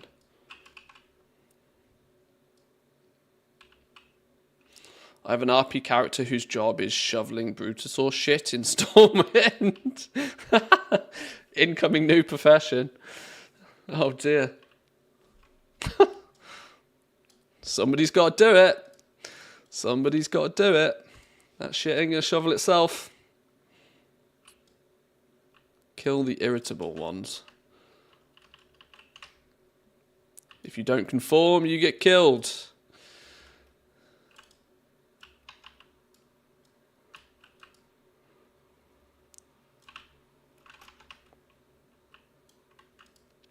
Treasure. Yoink. More war resources.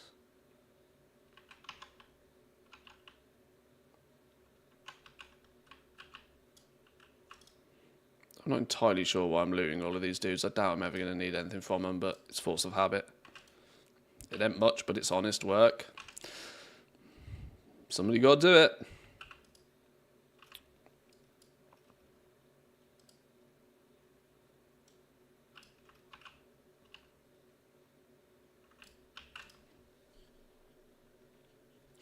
There's part of me, right, that's always wanted to, like, test a proper RP realm. Now, I'm not overly convinced they exist as much, because I like, even, are you a rare? No. You seem, you're a named mob. Usually named mobs are either rares or tameable or something. Maybe it's tameable. I'm going to pew-pew you and see what happens. Maybe it is, I don't know. Maybe it is part of a quest. Maybe it's a quest I've done. I think they should, like, properly hardcore lock down a server. Because isn't Argent Dawn technically an RP server? But you got people like Student on it that clearly don't do any RP whatsoever. I think that there's kind of, like, a true RP server. Like, this is more of a classic thing again, isn't it, really? Retail doesn't really facilitate this sort of stuff. This is kind of why I think OnlyFans is a cool concept.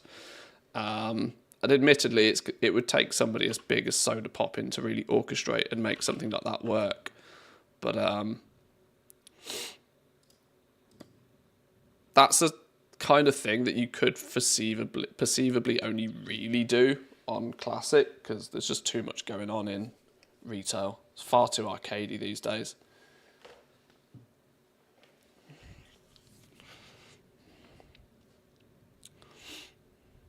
I've been flipping a lot of students transmog, really.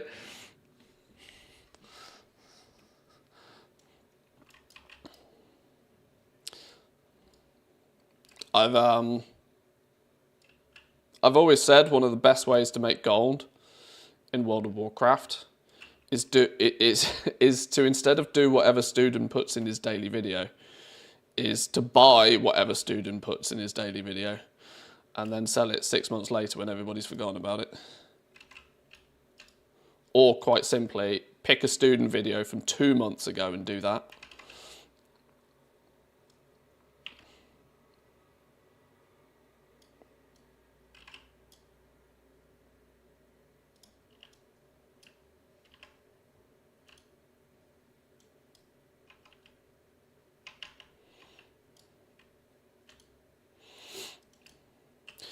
The RP rules are already being eroded.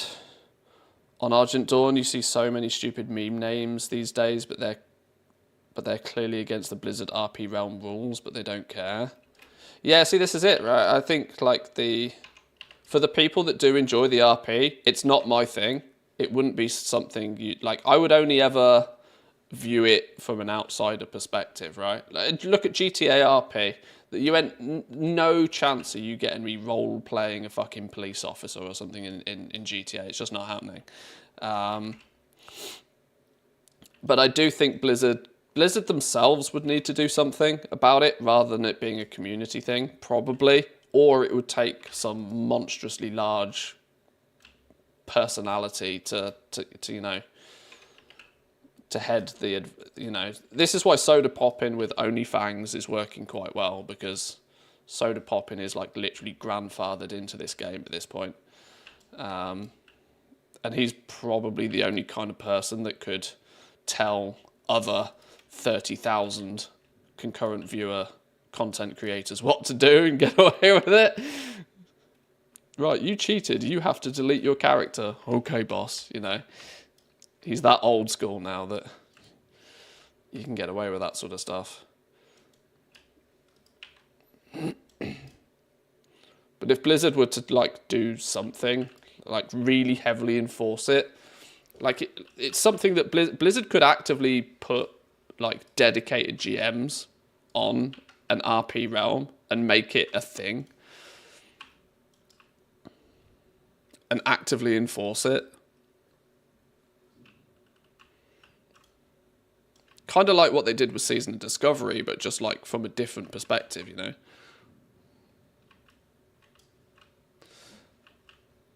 Shit, I'm meant to be doing something. Use the mark for attack ability. Oh, I've got to do this 12 times and it's got a 10-second cooldown? Are you shitting me? Okay.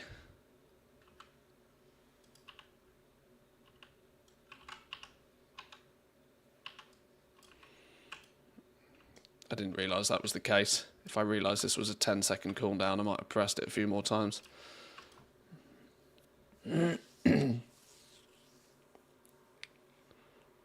Loads of cool RP stuff does still happen on Argent Dawn, but the edges are being eroded.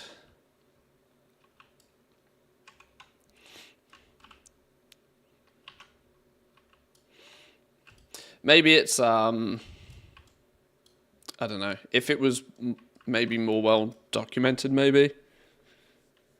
It's difficult though, isn't it?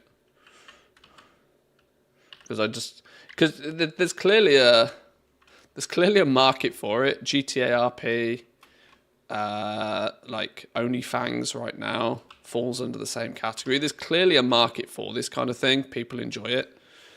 And it's also entertaining for people that don't want to involve themselves in it to watch as well.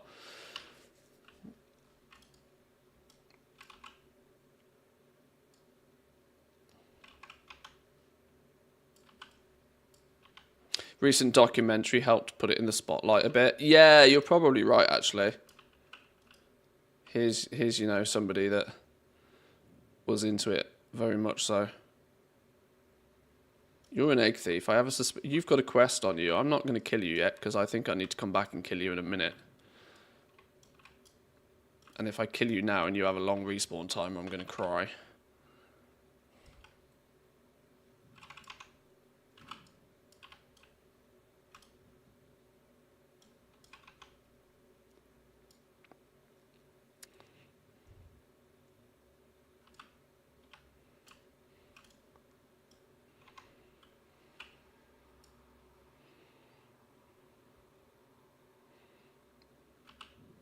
There we go. Kill the poacher?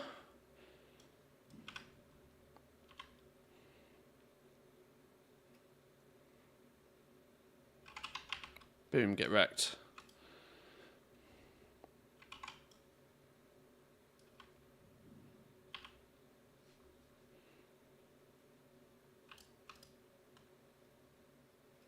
Oh god.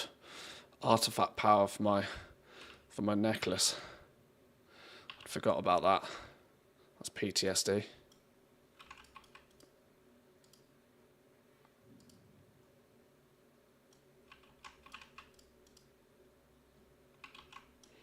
Collect 8 nearly hatched pterodactyl eggs. Oh my god, trees! It wasn't so much of a problem when we were here the first time. But now with dragonflight, or dragon riding, I should say. Trees are the bane of anybody that has to fly places. Trees are literally the bane of your life.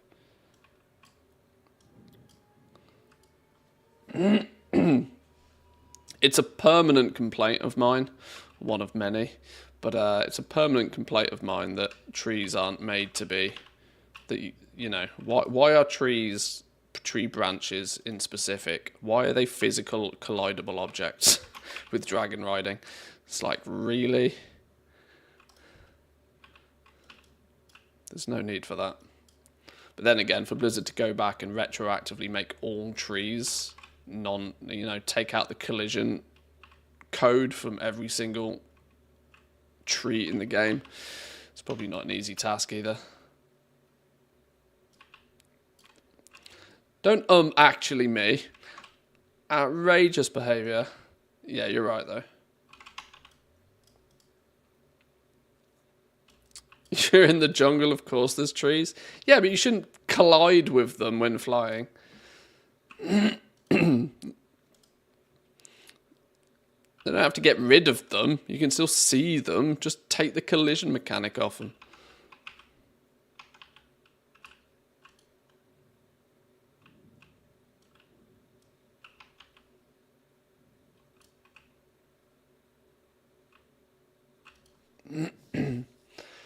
Dopamine, cortisol time for me. Going to go do some PvP. Thanks for the chill stream. I appreciate you stopping by. Thank you, thank you.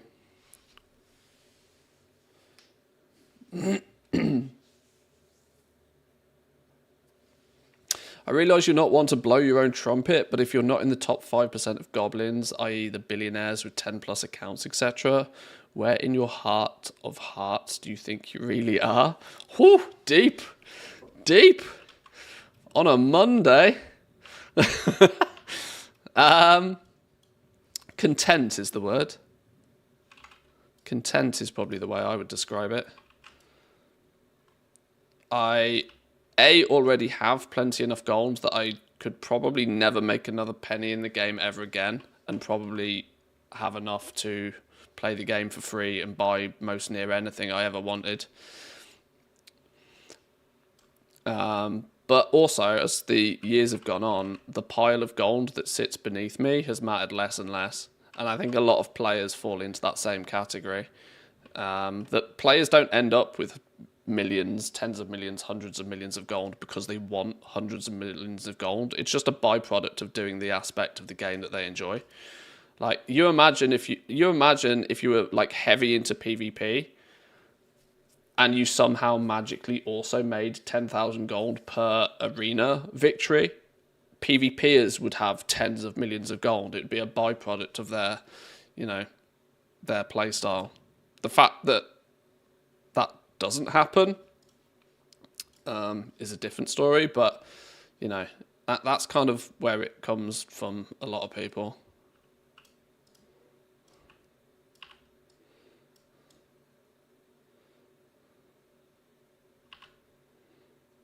Escape, don't get caught. Okay, we've escaped.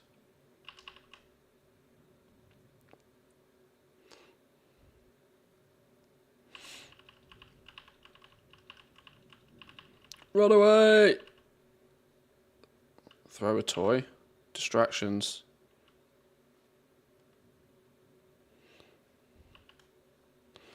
I do goal making for bragging rights.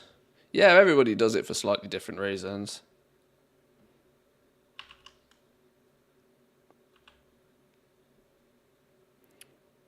I've long since really cared about actually having the gold, particularly. But I tend to have this kind of like invisible number in my head of that. As long as I've got at least above this, I'm kind of happy. Weirdly for me, right, one of the reasons I keep at least some liquid gold lying around is sort of... what's the right word here? Validation. I stream goal making related content. I talk about it a lot. It's somewhat validation that I'm not talking complete rubbish. Not all the time, at least, anyway.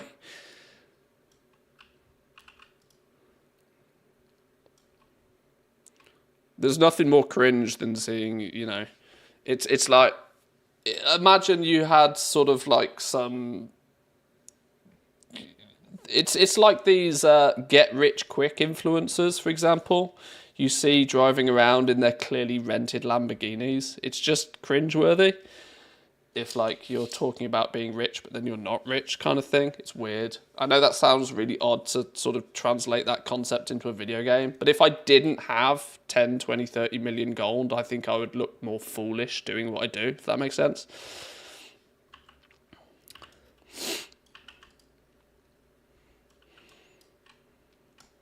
But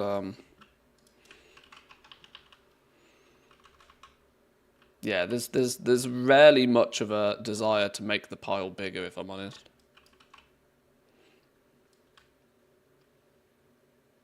My favourite way to describe it is I enjoy the journey of goal making. I enjoy leveling the professions. I enjoy learning what works well with each of them.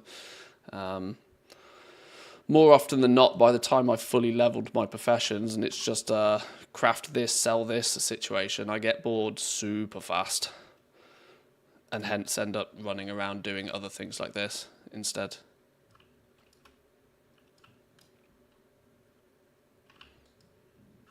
Will it not let me go? There's an invisible wall on this gate as well. I'm not actually paying attention to what's going on this quest. It's confusing me. Nap time. Complete the following quests to raise your dire horn from a hatchling to a mount at the Warbeast Kraal in Zuldazar. How to train your dire horn. Is this quest part of the meta? This sounds very much like something they'd slap in the meta.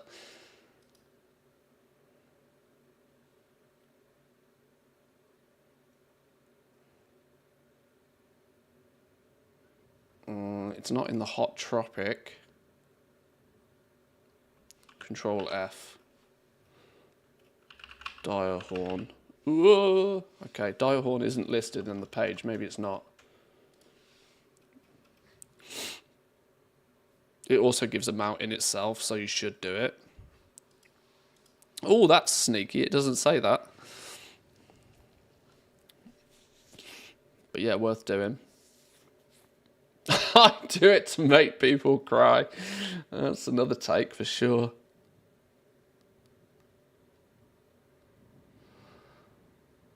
You need to do that. Some goal-making content creators who will remain nameless, I've never seen them with more than 1 million in their bags. Yeah, that's it. It's kind of a validation thing, isn't it? If I open my bags or my TSM and have like less than a token's worth of gold on me, I know I keep less than a token's worth of gold on my characters specifically, but if I open the war bank, then there's lots of gold in there. You know, if it's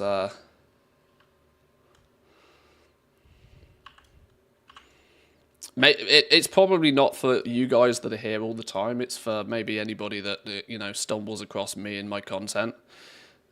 Look how often, right? Look how often in chat the question comes up, like, how much gold do you have, for example? People use it themselves. Like, they want validation that you're not an absolute idiot. Now, of course, I know there's the concept that, you know, you could equally fake it till you make it in that regard. You could swipe your credit card a while and get 10 million gold and then claim you know how to make gold. But, like, I clearly haven't done that.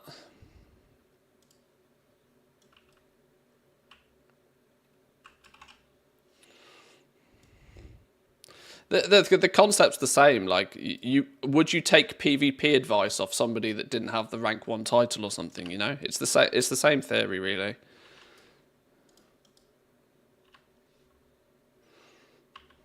Why Race to World First Raiders can stream to 2,000 people basically saying absolutely nothing, you know, by proxy of being in Method or Echo or Liquid or whatever they're called these days. You know, it showcases to people that you're good at your avenue of the game in the same way. That's honestly the only real reason I keep a big stack of gold about. And the pile isn't anywhere near as big as it used to be. Oh, hang on. Where's the quest here, then? Yoink. Destroy the Chalice of Calling. Pew.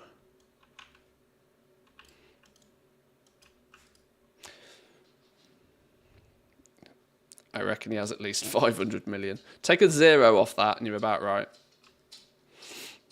Knock off a 0. Collect a dark fetish. Oh god, I don't need any more of those. Just ask Mrs. Manthius. Where do we get them from? Kill the cultists. Oh, a different type of fetish, okay.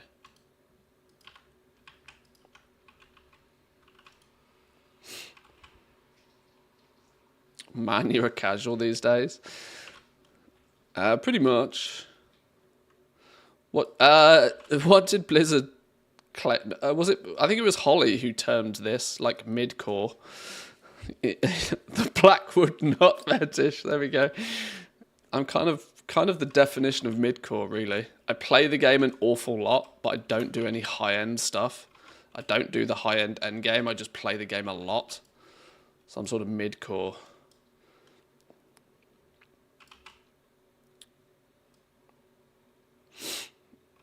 It's kind of quite a fitting title, honestly. Aggressively average would be another way to describe it.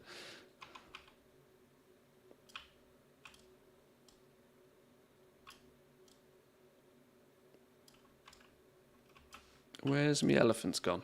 Come back.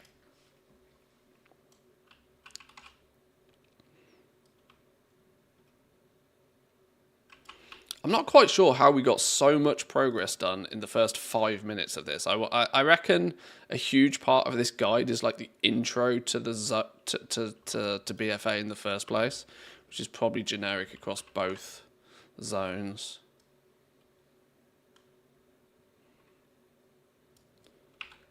You're down here. Speak to you.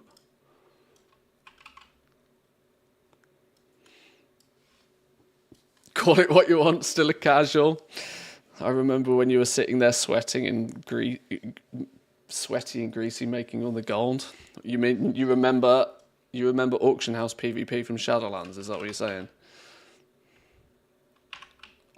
At the end of Shadowlands I vowed to never do that ever again, so kidding, of course, you were never that hardcore. Like I said, aggressively average.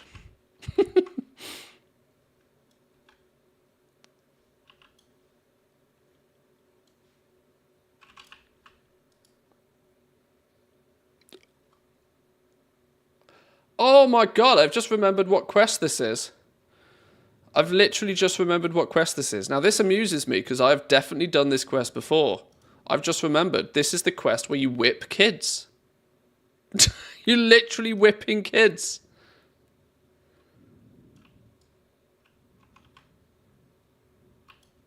I have done this quest before.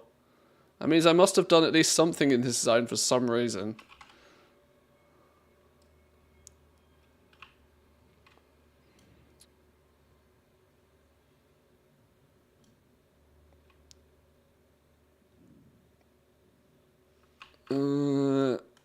Right. I'm going to get on my mount. I'm going to search for kids so I can whip them. Here we go. Ah! He cleverly evaded me. Not for long, kiddie wink. Get whipped.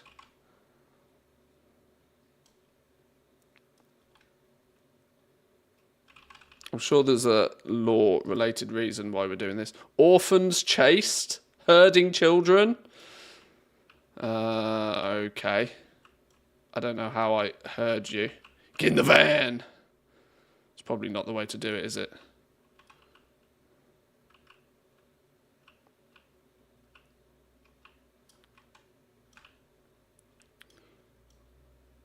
Do we chase you back to you? No, I don't know where I'm chasing them. Hang on. Let's go whip a kid first. Free candy?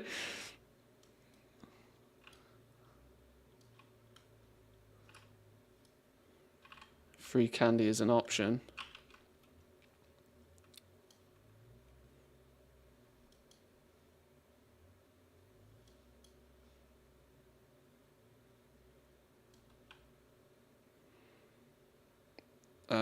Well, clearly word spreads fast that there's somebody whipping kids about because they've all disappeared.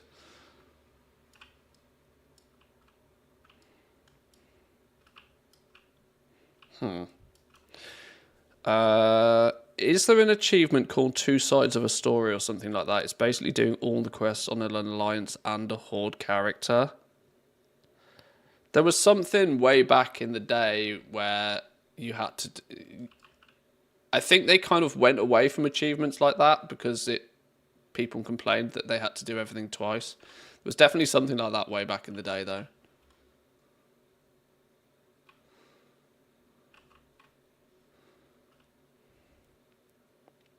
Oh, hello. Get whipped, kid. Boom. Ruined.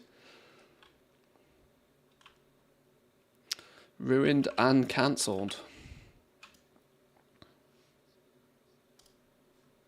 Complete the following achievements on the continent of Zandalar and Kultiras. Oh, there we go. Maybe it is then. Yeah. You earned that back in 2020. Show off.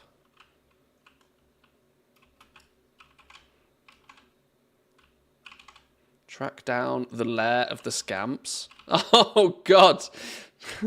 Now we, where is the lair of the scamps? Why won't it let me fly?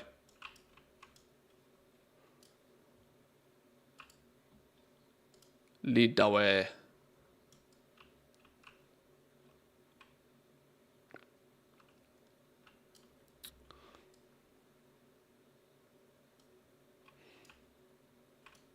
Mr. Nice.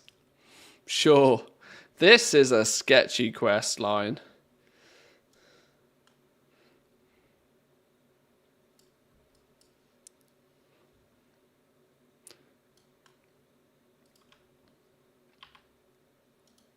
Right, well, we killed the nonce. We got him.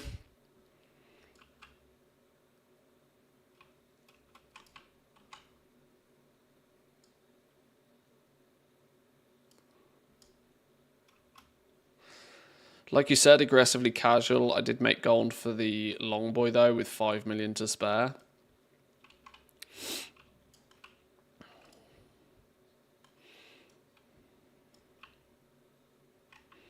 Yeah, I kind of forget this was the original long boy expansion.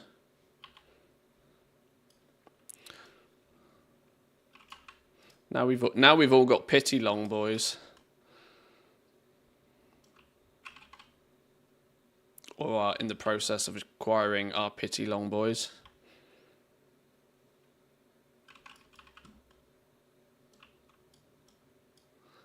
Ding the dong. Dong dinged. Kill the disciple. Pew pew. Wrecked. I think, I think I've done all of these quests a long time ago, but I think I did these when they made BFA the leveling experience. And I vaguely remember the reason I've done these, but I haven't got the achievement for these, is I think I did these on my NA account. I think we were forced on the NA account way back in the day to level via BFA, and I'd have chosen Horde back then. So that's why I think I've done these and I remember these quests before. It all starts to make sense now.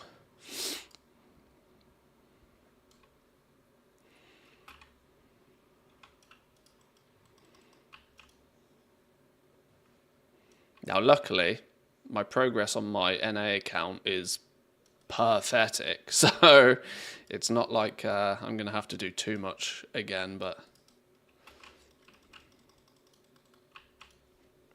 now I remember why I feel like I've done these.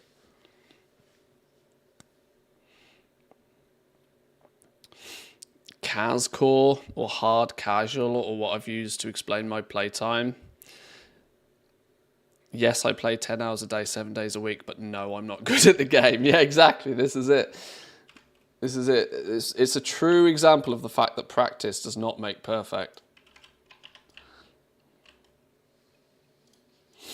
It is entirely possible to put a lot of effort in and still be shit.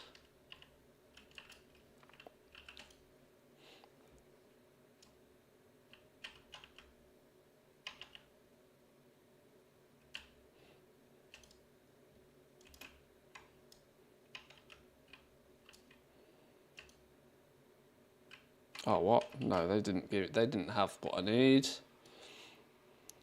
You've played WoW for 15 years, must be pretty good at the game then. Nope. Exactly, that's it. Nope. Not in the slightest.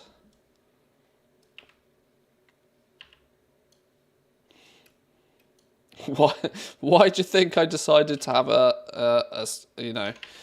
why do you think I decided to start live streaming and content creation around goal making?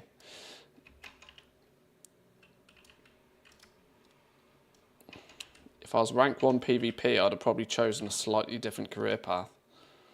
As it stands, we make lots of gold. Or should I say, we have a better than average understanding of the ways to make gold. Doesn't mean we actually implement them all.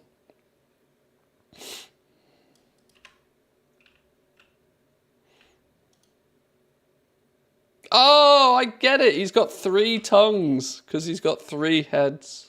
I'm so dumb sometimes. I was like, why is it asking me to get 3 of them?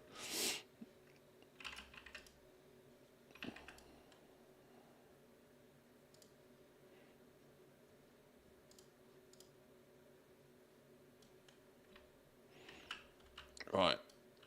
Convenient time to grab a quick drink.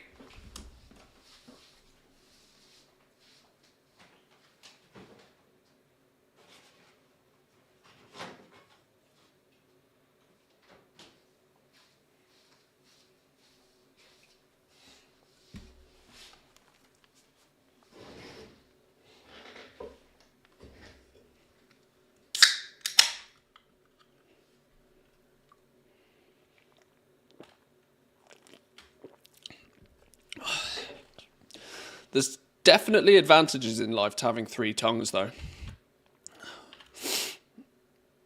One would assume.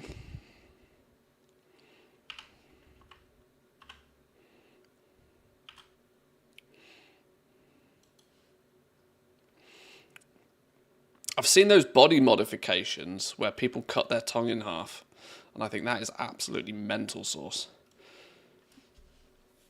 Makes people look like a snake. But in the world of body modifications, people do some crazy shit.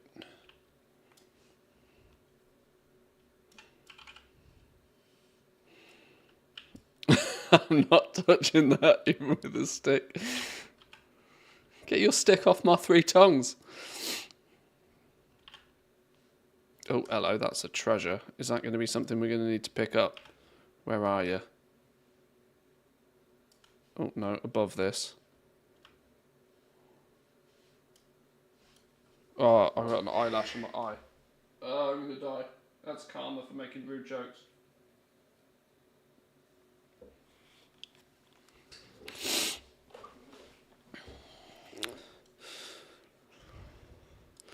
Where is this treasure then? Ah, is it this one? Cheeky. Yoink. 12.0 Mechanome will have a 3-tongue modification. Maybe.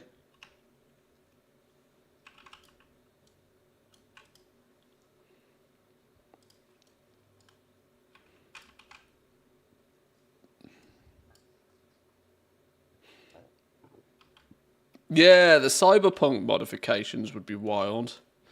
They've recently done an update to Cyberpunk, actually. There's part of me that wants to go back and play that again, you know, but I kind of want to wait until I get a new graphics card.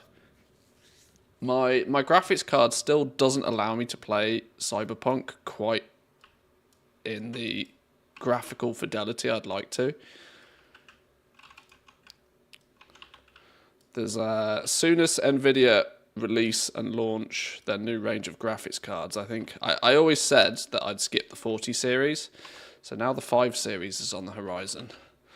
I will unless they take the absolute piss with the price, which I'm really hoping they don't, but unless they take oh, wait, hang on, get him I don't think I meant to kill him, am I? My pet's too slow. But yeah, I always said I'd skip the 40 series, but the 50 series 5080 might be on the cards, as long as they don't take the piss. I would imagine it would allow me to then play things like Cyberpunk in really high quality and make it look super nice.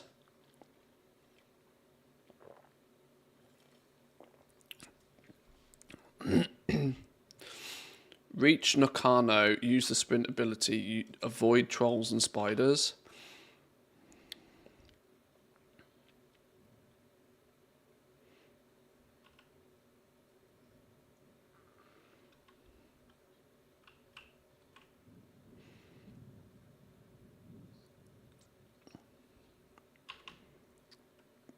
Bite the dude. I don't have a bite ability. Oh, well that'll do it.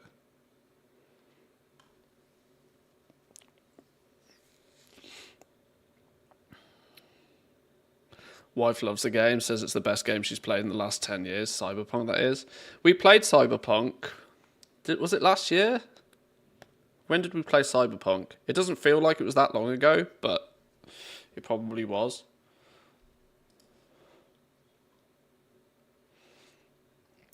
I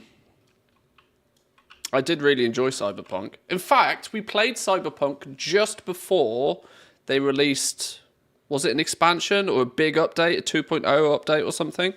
And then we played it right about the time the update launched, so we played into the update. And I'm going to be honest, I don't think I ever finished it.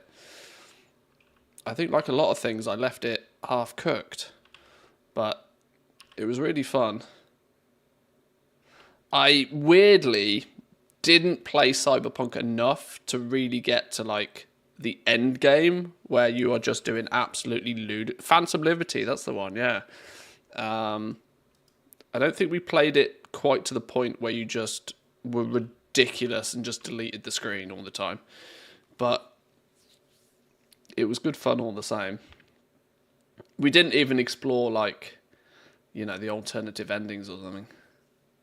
Crypto's doing good again right now. I'd expect the graphics cards to be hard to get. Oh, it won't be difficult for me to get one.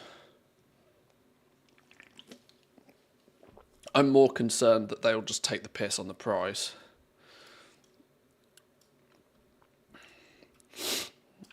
But on the basis of, if they understand that crypto's good again, they might price them based on that. I don't know. I got to use a totem next to these dudes or something.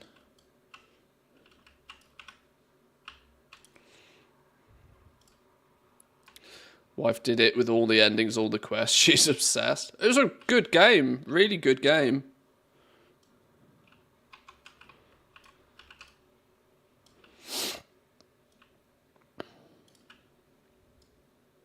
It was quite fun.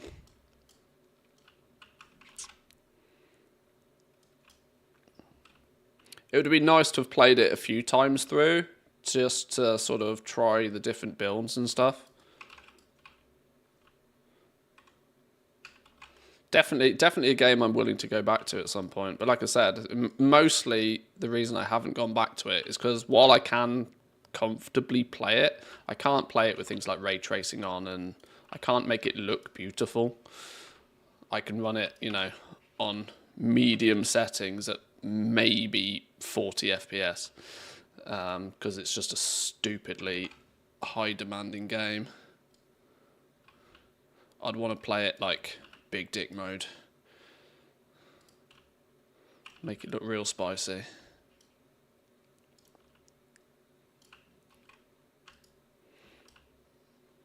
Because, the higher the resolution and the more ray tracing you can get Panam in, the better, right? Isn't that the theory?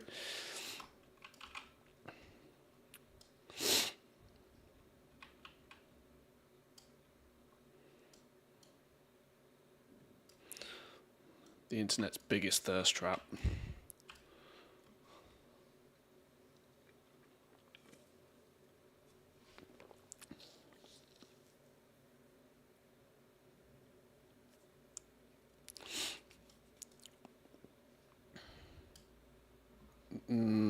Fly the skies with Hexlord. Do I need to speak to you first?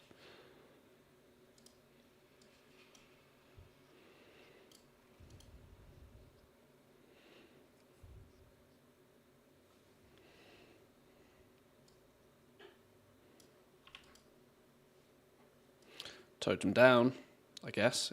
There we go. She played on the Xbox anyway. Yeah, it's probably, to be honest, it's such a it's such a high demanding game. Playing it on a console is probably not the worst idea.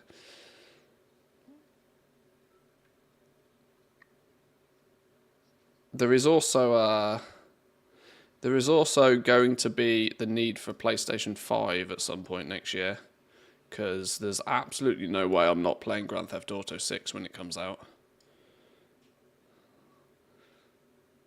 So, unfortunately, the purchase of a console will be on the cards. Now, I have no idea how I stream from a console. I'm going to need to probably configure something. I have not decided.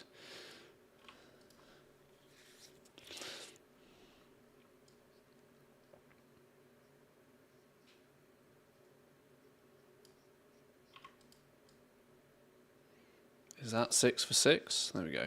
Nice. Annoys the living shit out of me that the PS5 isn't backwards compatible. I've never had even a PS4. The last PlayStation console I've owned was a PlayStation 3. So the backwards compatibility doesn't really bother me. To be honest, I wouldn't be buying a PlayStation unless it was for the fact that Grand Theft Auto is going to come out console first. Even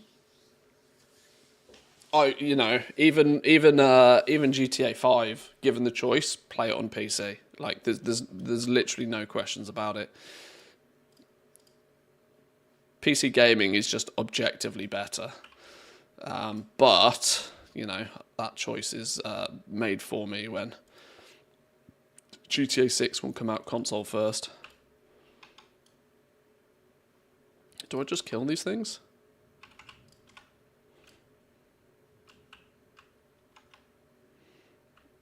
Oh, we just run through them and they get shooed. Okay, well that's easy enough. This is clearly a world quest, isn't it, this one? This screams world quest. I think I have like 20-ish copies of, hard copies of PS4 games. I kind of liked that media was digital. Or you could have it in hard copy form, I don't know. I guess it's the same methodology as like vinyl and CD. Let's put it this way. Shocking, right? I enjoy owning stuff. This is that's what it basically boils down to these days, isn't it? The gaming industry one day decided that you were never going to actually own anything ever again. And so selling you something in physical format was no longer an option. Even if they even if they put it on a disc for you, you insert the disc and it then downloads 10 gig. It's not actually on the disc in the first place.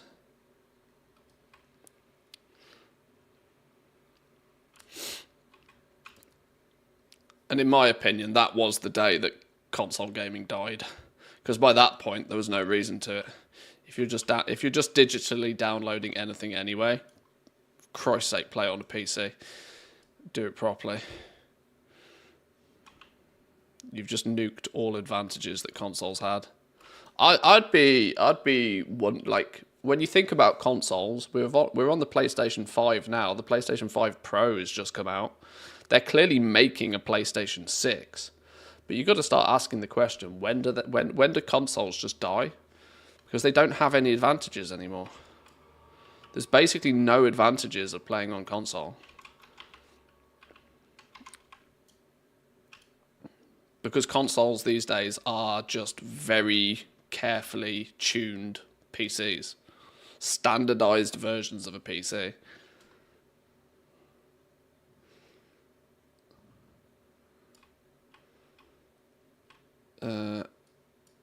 How do we get there? Are they in here?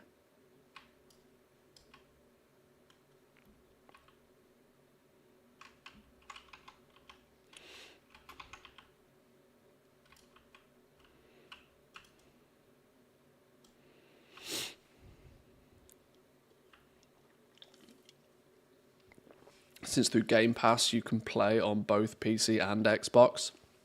Well, that's clearly, that's clearly Microsoft's way of saying, oi, buy an Xbox, don't buy a PlayStation. The fact that your one monthly subscription gets you both, or you could just have a PC. Like, if you already own a PC, I don't see that as being a massive selling point. Because it's like, well, I can have that game already anyway. Like I said, the only reason that I'm going to buy a PlayStation 5 next year is for Grand Theft Auto. Literally the only reason. If it came out on PC day one, there's no reason I would buy a console in any way, shape or form. I'm upstairs in the building and I can't see him. I'm apparently too high still. That means I've missed a floor somewhere. How do we get into the next level down? Is that here? No. Still too high. Oh, God. Now I'm lost. Oh, this... Oh, hello. What about in here? Is this the right level? This looks the right level. Right level, wrong side of the temple, though. How do we get the other side? Kill you, kill you. Console will eventually be integrated into iPhone 37 when Apple Vision Pro 12 comes out. Maybe. You're considering buying PS5 just for GTA 6. Yeah, but that's only because my PC then doesn't allow me to, that's only because they're not going to launch on PC. Not straight away, at least, anyway. In that regard, I'm absolutely 100% being hamstrung.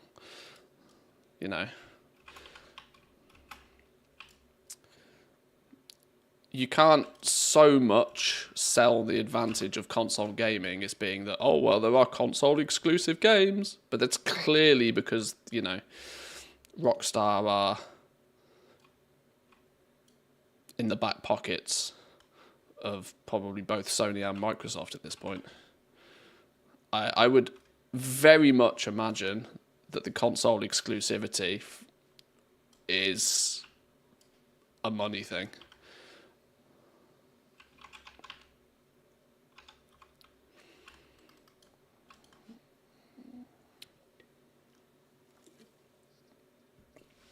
My wife struggled for years to play anything on a PC. She's sitting at a desk for the entire day in the office with the Xbox. She can lay on the couch and play it there. Just connect your PC to your TV. Wireless keyboard and mouse. I think consoles have their place. Not a fan of the game exclusivity though. Generally wait until things come out on PC. Oh, I would 99 times out of 100 I would just wait. But GTA 6 unfortunately is the exception to that rule for me.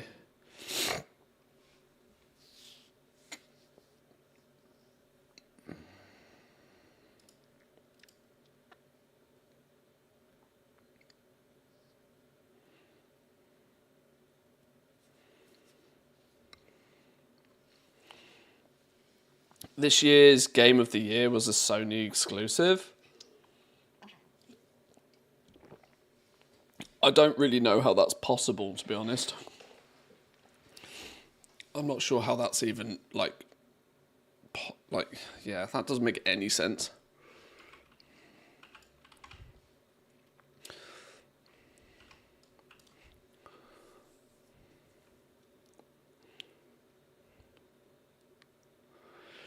Talking of theft, is there really nothing we can do to make Blizzard spit out the things lost during the Grand Guildbank theft?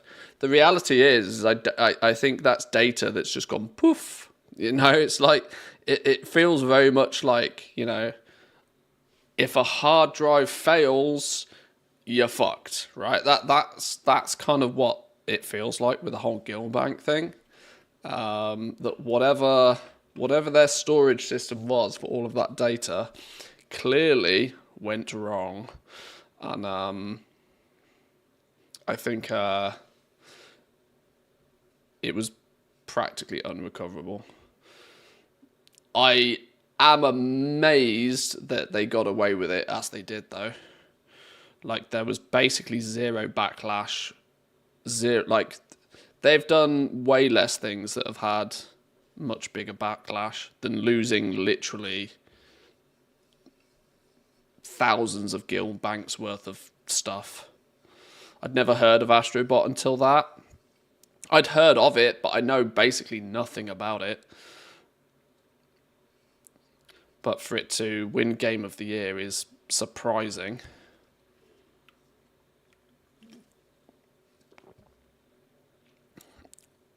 Considering I live I'm, perpetually online. Is who I choose here going to make a difference, by the way? Because I must make a choice. Choosing Gonk will provide you with totems around the city, allowing you to run faster and take less fall damage. Click Paku will provide you with totems around the city that will allow you to fly to certain locations. Was not the prior lower expectations meant to be something about... Hang on. Oh, okay. No, there's something different. Okay. Gonk is better for movement speed.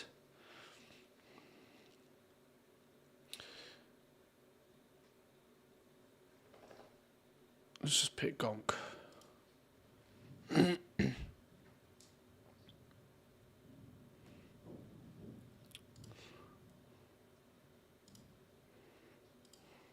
I picked Gonk.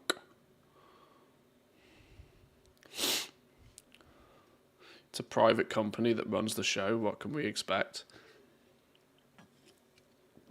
Oh, so are we suggesting that a briefcase of cash might have parted ownership or changed ownership? Is that what we're saying? Because the gaming industry would never be crooked, right? Never. Look at Nintendo trying to sue Palworld for copyright infringement when Pokemon is literally stolen intellectual property in the first place. Pot kettle.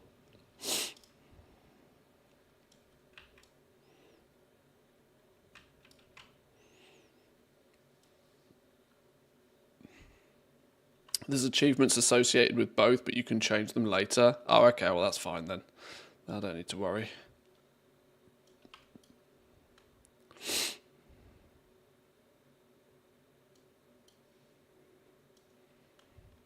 Like the awards I see at work, basically events that they have sponsored. Yeah, probably. Probably.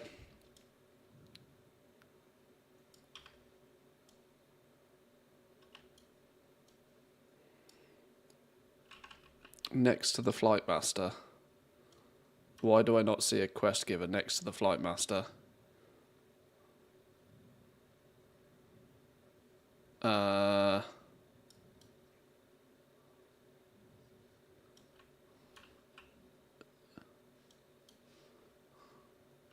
Gaslow? No. Have we got a phasing issue on the go here? Up on the temple next to the Flight Master. Well, clearly not.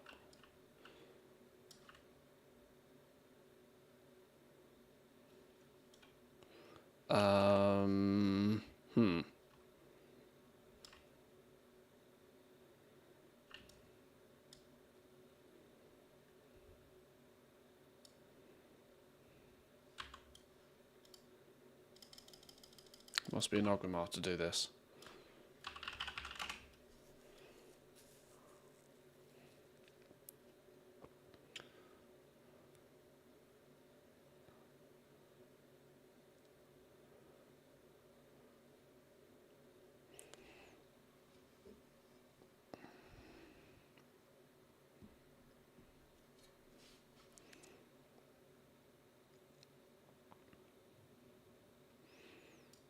Oh my god, the lag as all the add-ons load.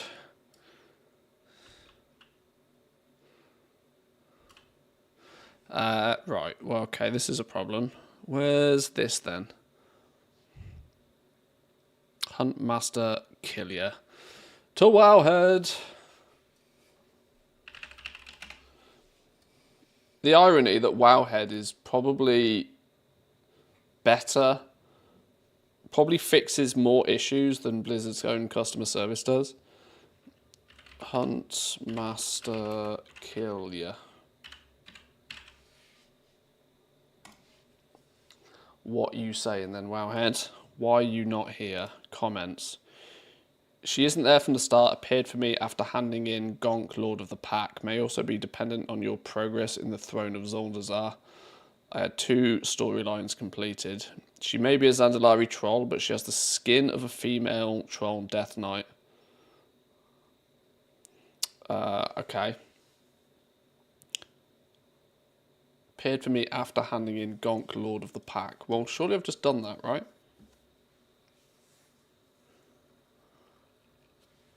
Surely I've just done that.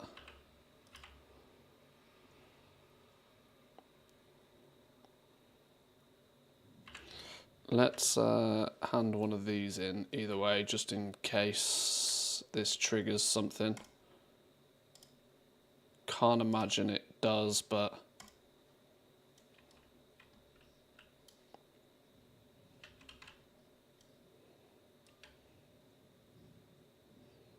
Has that changed anything? No. It's absolutely going to be a phasing issue, but the question is how do we get it to not be stupid? Some Mechagon summon or other. You're just the other quest lines for the other zones. Let's take those anyway, just in case. Yeah.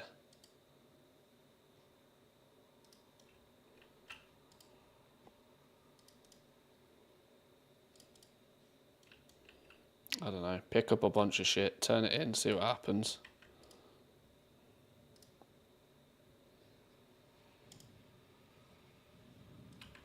Okay. War Beast Kral Dinner Bell. Go. Oh shit! Called it. Get in. Emissary supply. Wasn't expecting that. Yoink. It's another toy to the collection. If you can't find the turn-in at the location, abandon the quest at the location. You'll have 2 more quests pop up in this place that will let you continue along the path. Okay.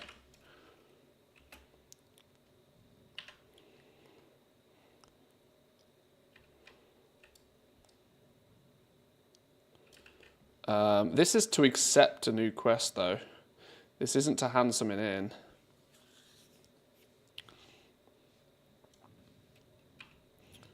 Which kind of means I can probably just skip it for now.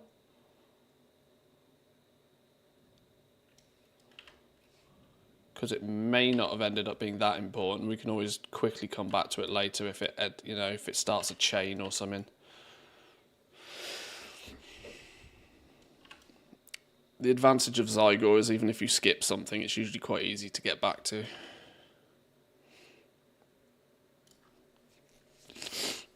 Zygor gets me out of many stickier situations.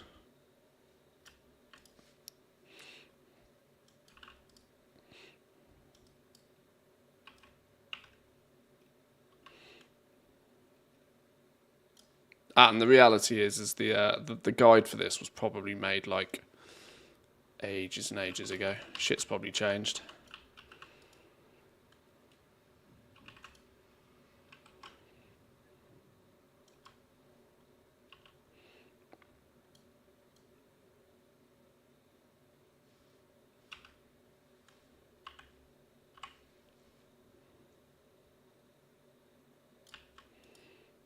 Wanted dark. Somebody other chronicler? What the hell's a chronicler? Chronicler?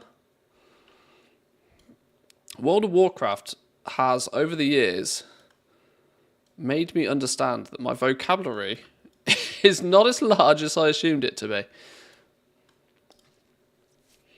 I always thought I had a pretty good grasp of the English language. But WoW comes out of nowhere. It's like, here's a word you never knew. Oh, okay, thanks.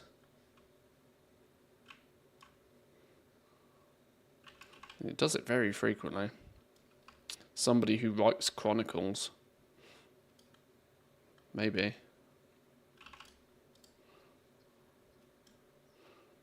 He didn't look very well written, that dude. Do you play RPGs like PoE? I was a big fan of Diablo 3. I played Diablo 3 alternative seasons throughout most of Diablo 3's life. Diablo 4 frustrated the living fuck out of me when it first launched. And if I'm going to be brutally honest, even with the expansion, I didn't play Diablo 4 much at all. Diablo 4 has not given me the same bug that Diablo 3 ever gave me. I have very modestly played Path of Exile in the past, and we even played a bit of PoE 2 when that came out last week. My dog is having some interesting dreams. I don't know how gross this is. It's an announcement, but PoE 2 was just too hard for me to get interested in. I know that sounds ridiculous, but like the difficulty level of it meant that basically every time it came to a boss, I either had to smash my head against it 50 times to try and slowly whittle it down, or I go grind 3 more levels in the previous zone and then come back to it and one-shot it. So PoE 2 will be something that I think will be a lot more fun. I guess this sort of highlights quite aggressively that I prefer the more arcadey aspect of ARPGs.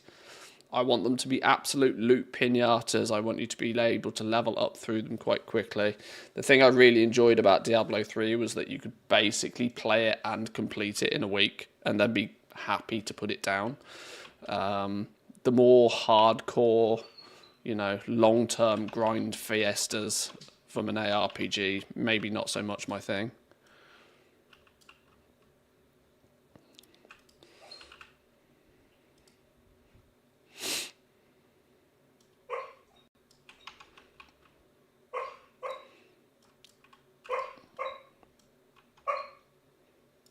They patched it a lot more. More gear drops now, which makes stuff a bit easier. Yeah, I mean, I've very quickly noticed that PoE 2 was probably not ready to be launched. Doggo needs resetting. She's clearly chasing cats or something.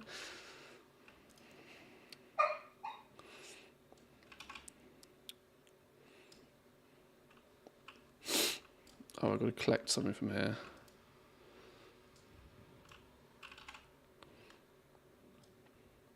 Yeah, PoE 2 feels very much like they were like, right, Q4, we need to launch this. It doesn't matter what state it's in, get it out there. We need to make the big Q4 bucks. They clearly put a lot of marketing and ad spend into launching it, but it still seems very half-cooked. Builds are all over the place. Balance was kind of crazy. You had top tier players consistently dying in hardcore, which is a clear balanced thing. Half the spells and stuff aren't even in the game properly. Very, very half baked. Clearly wanted to get it out there for Q4, make some money, which is fair. So in that regard, when you take that into consideration, I'm sure it'll be a great game. Just needs a bit more time in the oven.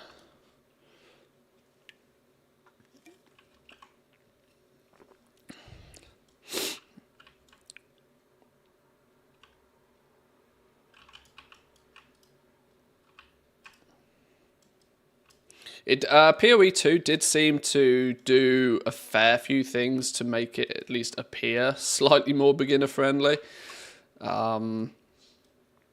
which will maybe actually push it more into the gameplay style that I prefer from an ARPG.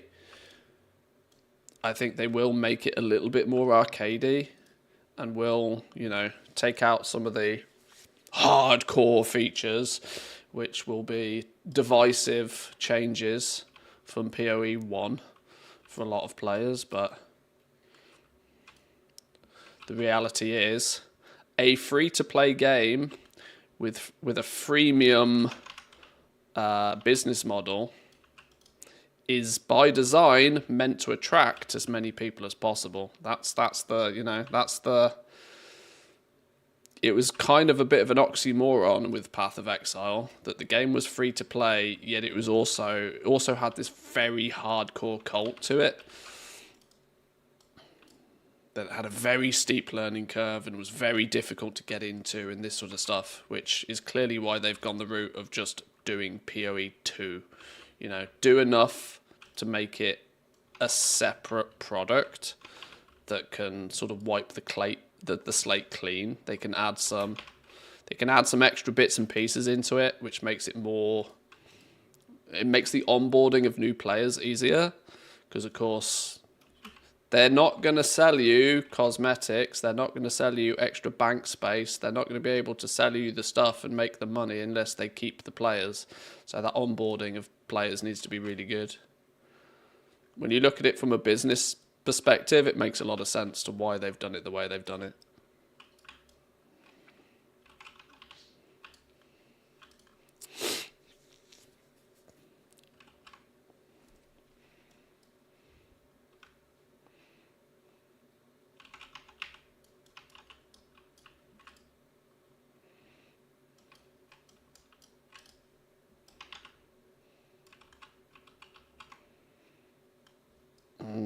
Need more totems.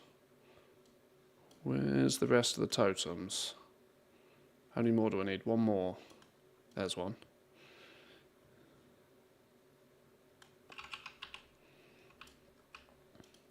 Their play numbers on Steam are insane right now. It hasn't dropped much at all since early access a week ago. Yeah, which is a good sign that whatever they've done is working. But what you will also find right now is that the people that are playing it are the hardcore crew from PoE 1 in the first place. I cannot really imagine that much more than single-digit percentage of those people are like truly new people to the franchise.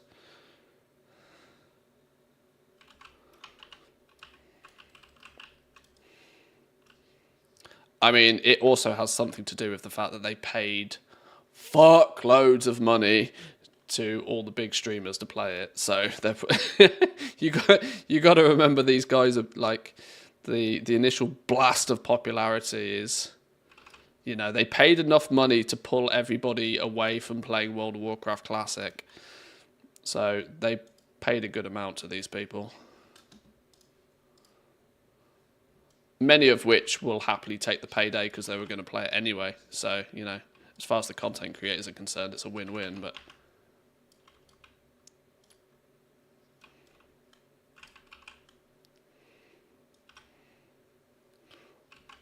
once again, in business, follow the money.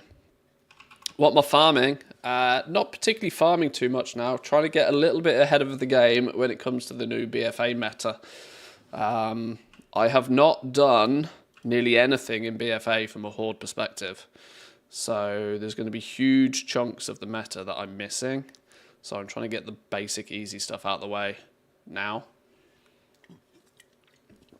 whilst there's not too much else going on in the game. We finished our family battler of the War Within achievements earlier today. We got that done and dusted, which was a nice one to chip off the list, because it's usually one of the things that ends up being left on the list until the very last minute for me.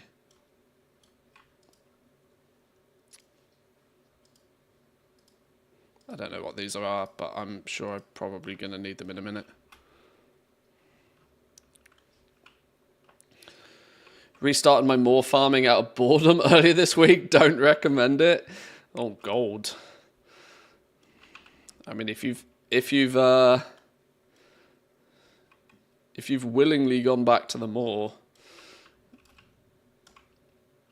I do suggest that you speak to somebody.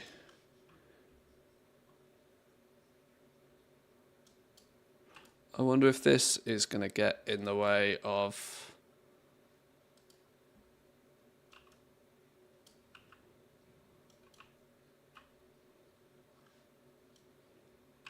No, still not the right dude lurking around here.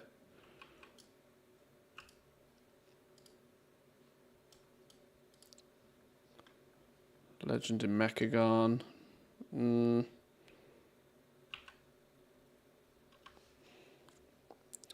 Missing the Assault collectibles and some Venari rep. I think I got my Venari rep capped back in the day, because I knew that was something that was going to be very painful to go back and do otherwise. Did I?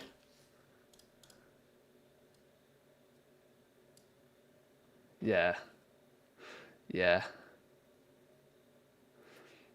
Although the Soulbound Gloom Charger mount that comes from the Emissary rewards is still on my to-do list, which probably is going to go into the category of mounts I will never ever own.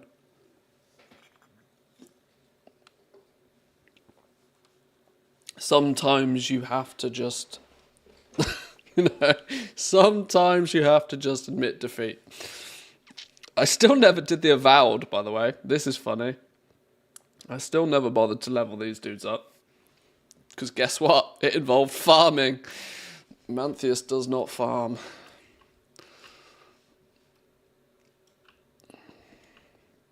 The day you see me farming actively for something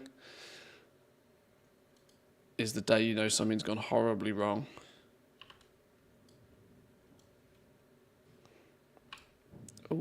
Oh, I hit a leaf with a massive, great big mount. I hit one leaf and it stopped me instantly. Of course it did. Makes perfect sense. We all saw the frogs. Well, that's true.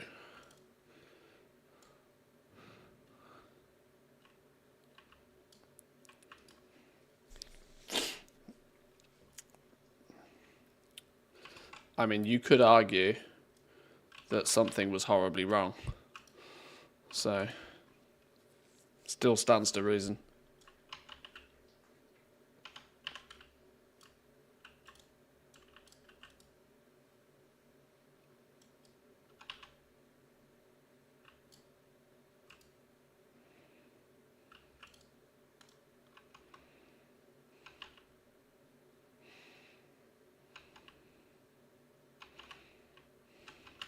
Pugilist. What's his name? I'm not a fighter, I'm a pugilist or something. What was his name? Was that Eubank? That wasn't Eubank, was it? That was... Who was that?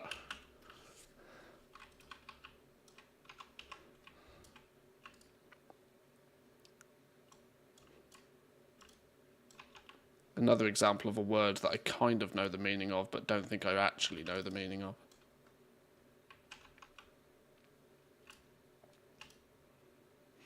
Who says this isn't an educational stream?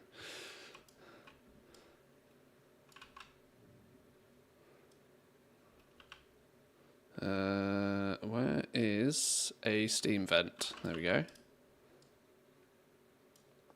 Working on the older Mount 2 right now. Ironically, it's a bit more bearable. I do wonder sometimes the people that do genuinely get really deep hardcore into collecting. Like, it's borderline self-harm. Like, if you get too deep into it, you're like, you cannot possibly be extracting anything positive out of this. Surely. Now, I'm not, I'm not one to pew-pew on other people's playstyles, but sometimes I do question.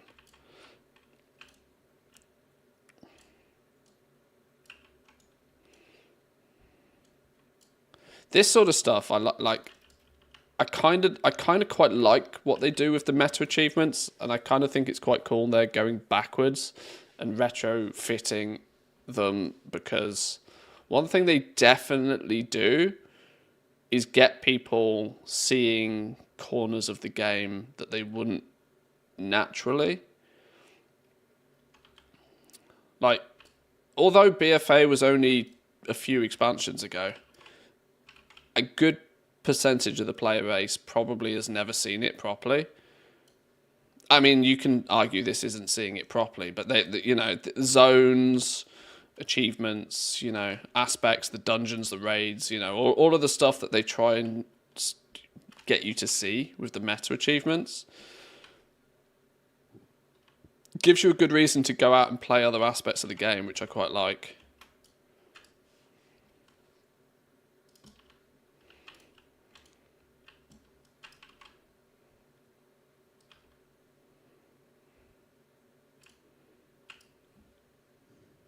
And I absolutely don't mind tinkering with this sort of stuff either. Prime Thump Knuckle. Down you go.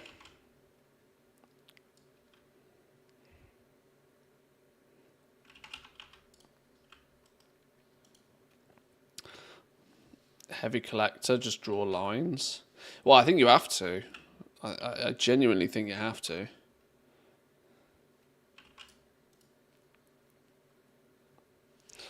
I leveled all of my realm bankers to 80 now. So my new plan is to park each one at a different rare spawn spot and just get the mount achievement mog whenever I get it as I log through them all. You've leveled all of your bankers to 80. Oh, Lord. How many 80s is that?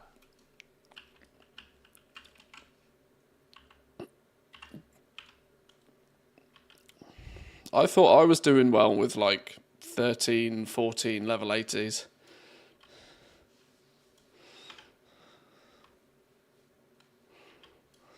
Won't that also be good for black market auction house reasons?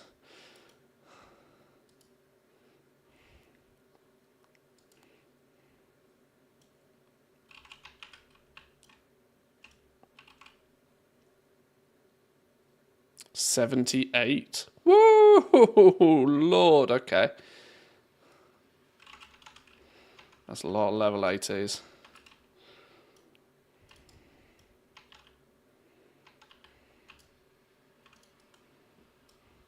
They were all 60 plus anyway from old black market auction house plans, but got bored. Oh, okay.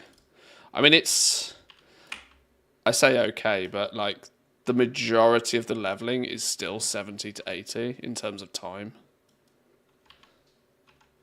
Bit arrested makes it probably pretty easy. What was your path of action then?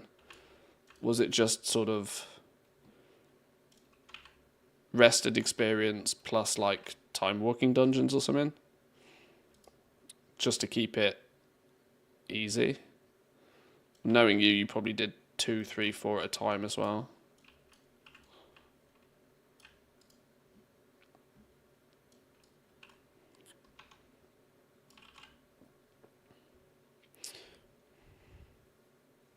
$78 is higher than the level of my highest ult.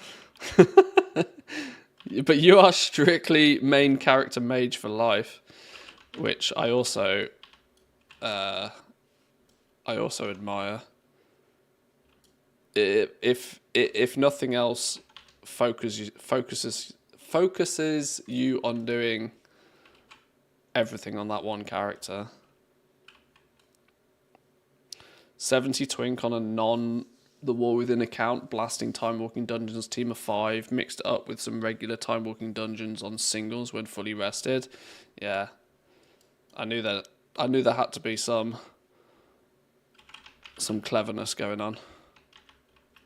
That makes a lot of sense.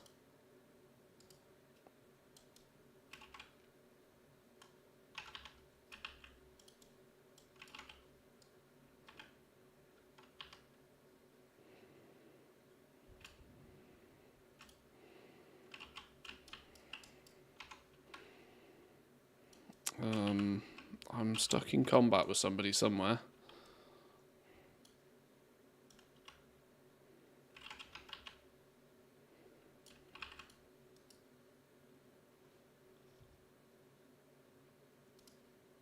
$51 gold? I'll tell you what, maybe there was some value in doing this on a max level toon.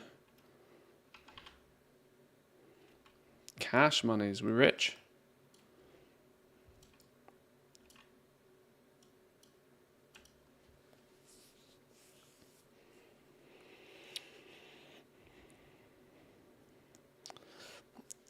Various Twinks levels, so easy to make with the anniversary and fun, but the the war within account means that you don't need to lock your XP, so you don't get the XP penalty in groups. Oh, smart, yeah, because of course it won't let you go past level 70 anyway. Yeah, I see.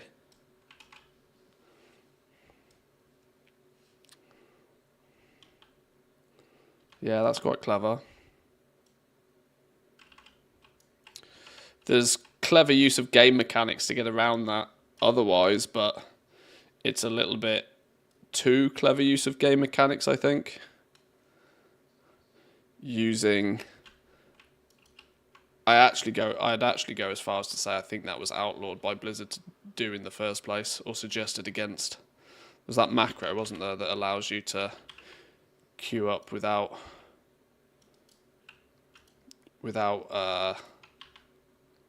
the party debuff.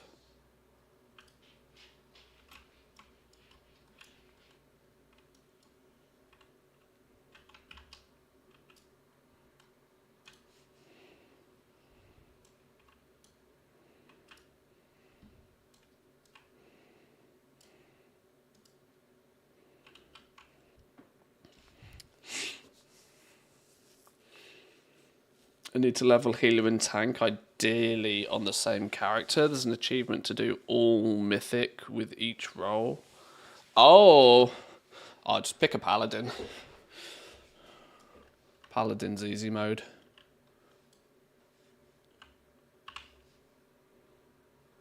Many would suggest druid as well.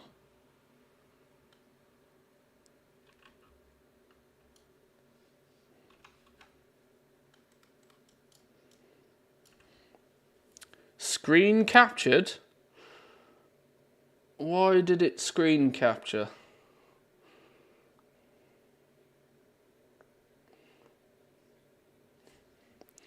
Keely snapshot saved. Why the hell did it do that? It's probably gonna, if it's doing that randomly, that's gonna mean my snapshot folder's gonna be spamming AF.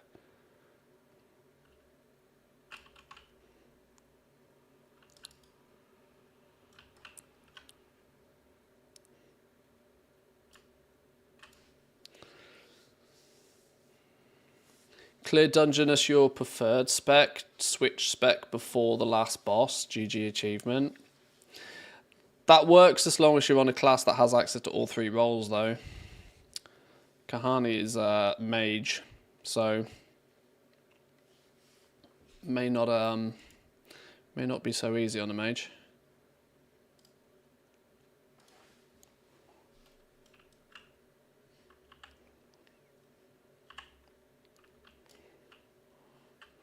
Fly to Nessing Wary's Gameland.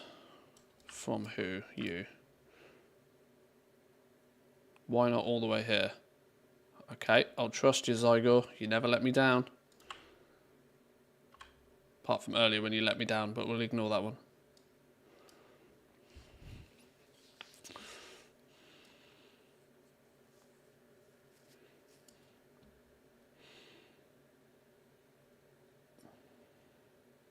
Gonk respected. Paku respected. Show respect to the lower. Is this meta achievement quest related? Let's have a look. Bow to your masters. Yes, it is. We need to get respected with all of these fellas as well. Oh my god, there's going to be so many horde related stuff I've not done. I've only just noticed that apparently I haven't done Family Battler in considering we were doing pet stuff. I apparently never bothered to do the BFA family battler by the looks of things, or at least maybe I did it, but maybe not from a horde. I don't flipping know. Let's not look. Let's not look too deep into ATT right now. There is many enough squirrel.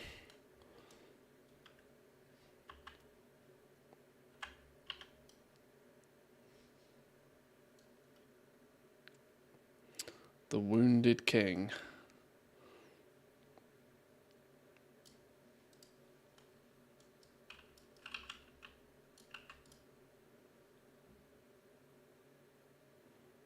How goes the Met? In fact, sell some trash. Go, go, gadget, go. Nearly all of this can go in the bin as well, can't it?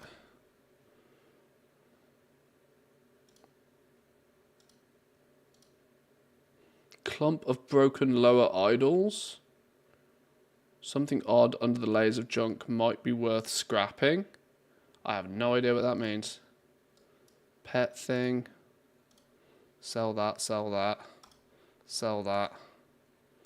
Here's me looking at the item values as if I care. I ain't never selling any of this. Let's just get rid of it.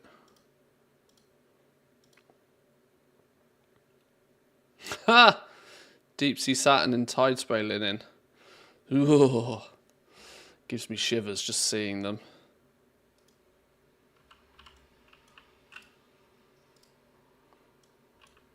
And I didn't even do that much scrapping.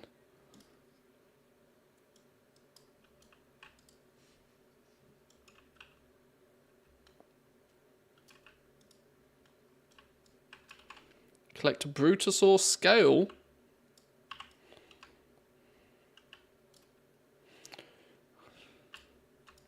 Where do we collect it from?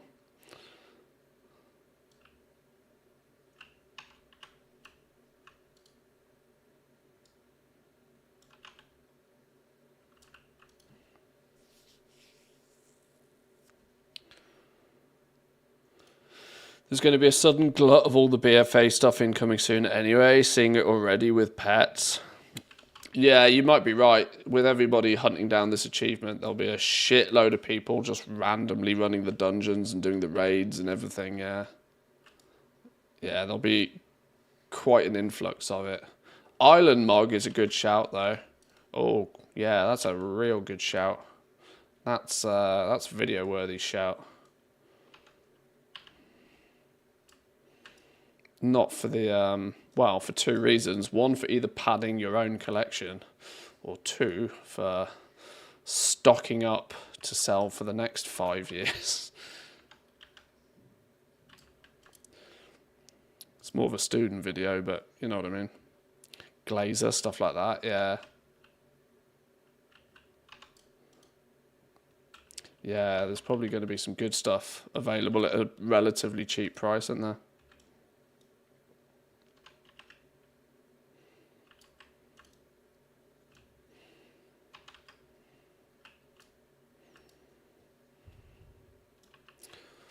What's coming? Well, the BFA meta achievement is going to push lots of people into BFA zones all at the same time, which from an economy standpoint usually cause an influx, a huge supply of old stuff,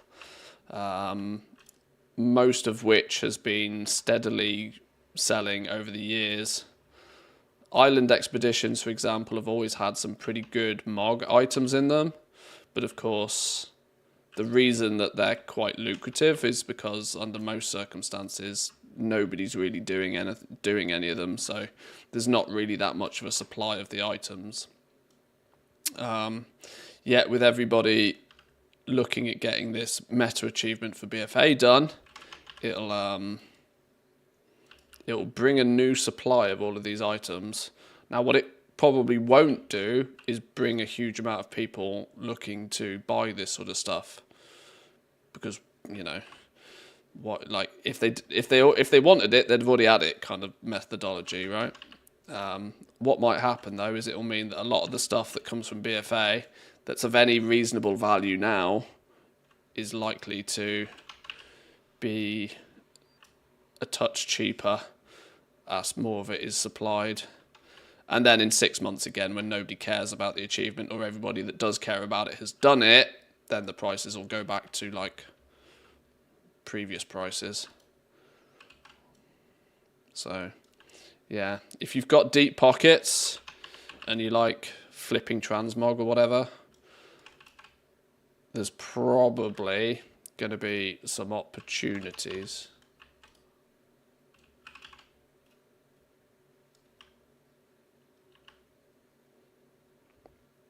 What I probably could and should have done is looked at this achievement in any greater level of detail and seen if there's any items, consumables, crafted goods. If there's anything on the list that can be bought from the auction house, there's obviously goblin opportunities there. If I was any good at my job, I'd have already checked that and already figured it out, but I'm clearly not.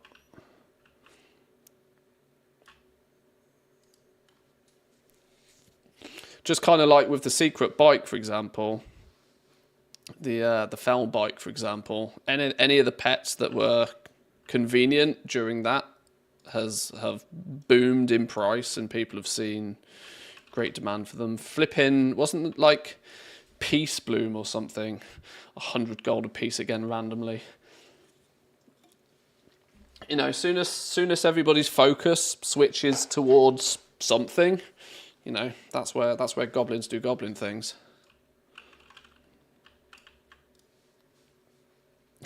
Shush. Sorry, giving all your secrets away.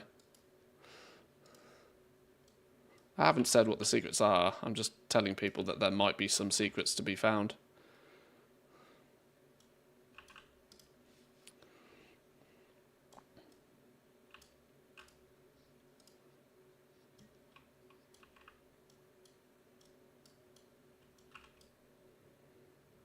What am I doing?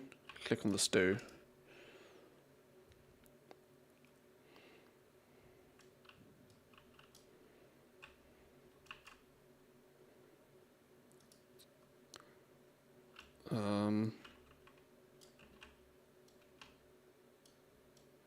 Bring me the clotting powder. This one. Clotting powder. Ooh. That's one of those words that's just gross, isn't it? Clotting. It's just a bit icky.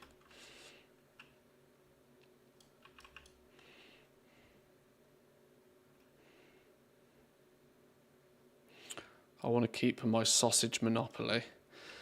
I have no idea what you're talking about, and I don't think I care to know. Yeah, the new patch is this week. One of the lesser known features of the patch. I say lesser known, but dependent on how popular the Siren Isle is, this could be the thing that actually most people end up doing. One of the lesser known features of the patch is the BFA meta achievement being added to the game. If the Siren Isle ends up being a Floposaurus or 2 days worth of, you know, play, then a lot of people might end up doing exactly what I'm doing now and spending their time in BFA doing some meta achievement stuff.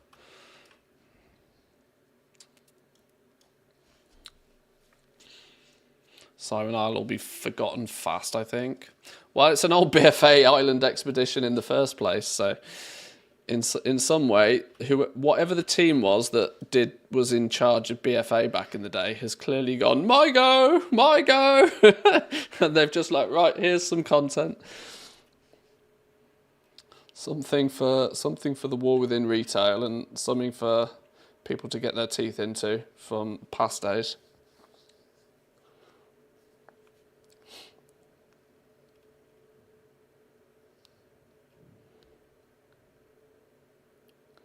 Never played BFA when it was current. If you never played BFA, you're going to have a long laundry list of stuff to do, should you choose to do it. Is the pet, sorry, I bet the mount's not in the game files yet, is it? No. But you can investigate ahead of time if you wish.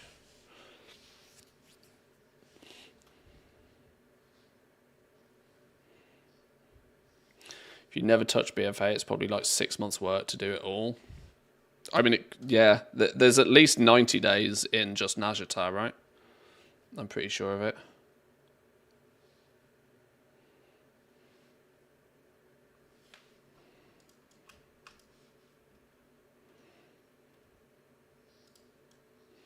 Why did my screen randomly go black then? Did it randomly go back black for you guys as well?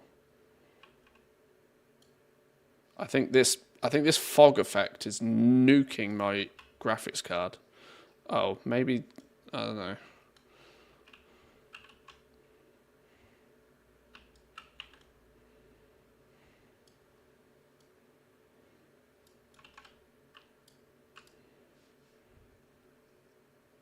Oh god, Najata. Yep. Everybody will get themselves a crabby boy. The OG crab as well, not the new blue one. I'm glad I've done that one. It's whatever we need to do in Mechagon that scares me, because I do vaguely remember there being quite a lot of stuff I still need to do in Mechagon. Which is going to be there's a sense of irony in all of this, because the Siren Isle is basically Mechagon 2.0. It has the same gameplay loops.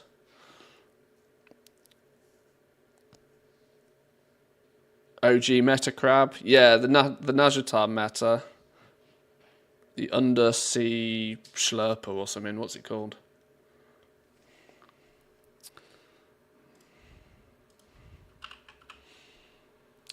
Snapback scuttler. This one.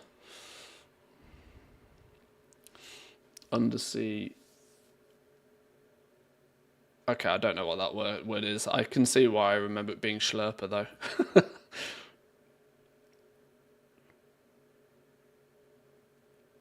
Mechagon Najata crucified bag slots. Yeah, so much random trash from those zones, yeah.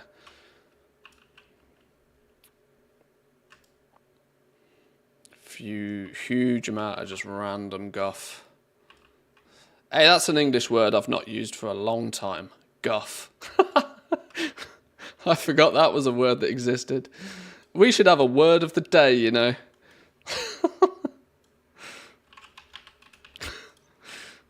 It's like a small child's way to describe a fart. A guff. So easily pleased. Where am I searching?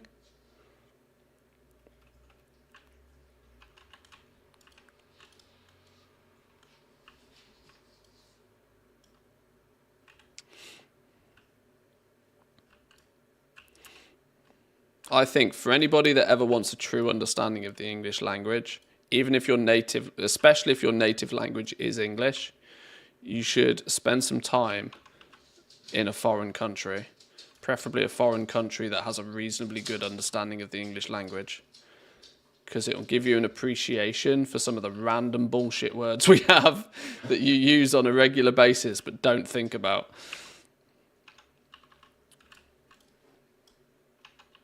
Even my wife to this day still randomly turns around to me and goes, "What did you say?" And her English is better than mine.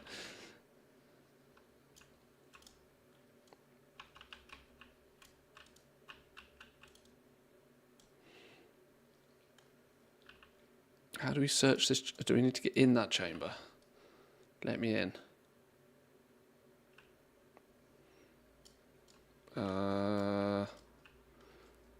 Inside the ship on the deck level. Well, we'll go up one.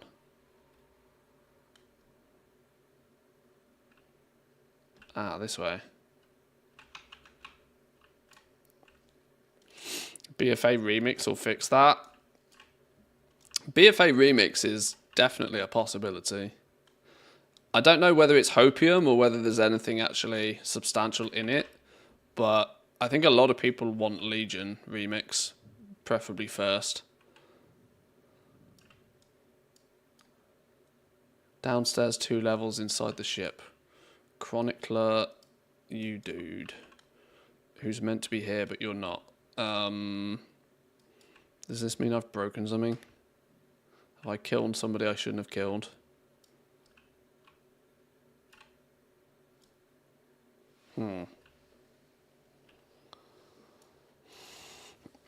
Out of curiosity, do you speak Finnish or English with each other? Oh, our home language has always been English. My Finnish is nowhere near good enough to do any form of real communication. It'd be a very short relationship if we spoke Finnish to each other.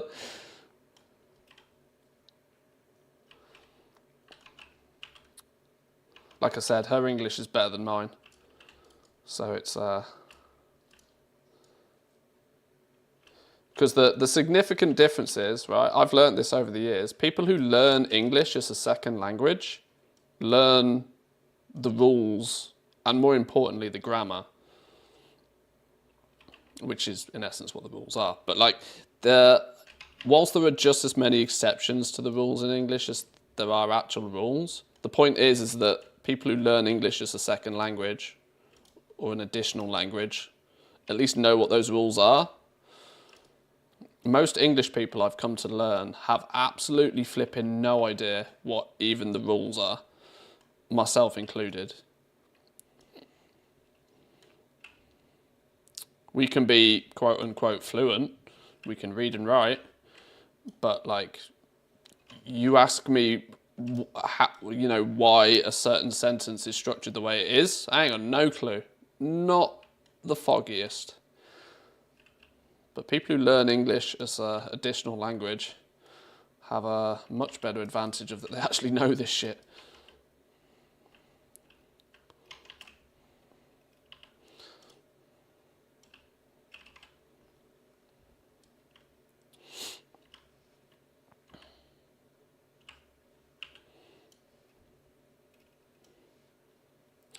I remember when I used to live in England and used whom, my boss looked surprised.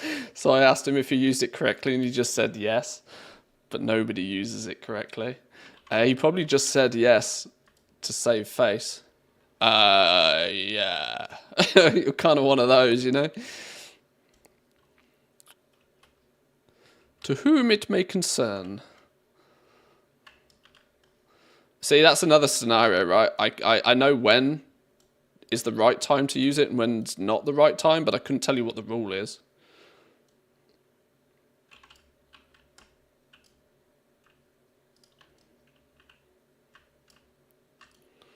Oh, hang on.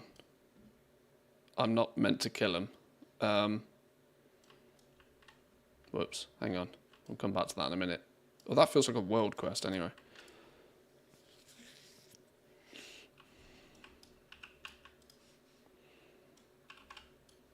This is why I tend to think that most of Europe, like, has a better understanding of English than even English people do, because you genuinely learn the language. English people don't learn their own language, and we're also dog shit and borderline refuse to learn other languages, which, on the global scale, puts us as like third-rate citizens. I still to this day feel like for the amount of time I've lived in Finland, and if you compare that number to the amount of words I can speak in Finnish, it's embarrassing. But it's a catch-22 situation, if I'm honest. Well, that's the excuse I use anyway. That it's very, very difficult to learn the native language when everybody speaks better English than you do. And more importantly, they're eager to use English with you as well. This is what makes a big difference. I can go into a coffee shop and order a coffee or whatever, but like almost instantly, even if I try speaking Finnish to them, they'll notice that I'm not Finnish and they'll just speak English to me. So it's like, okay.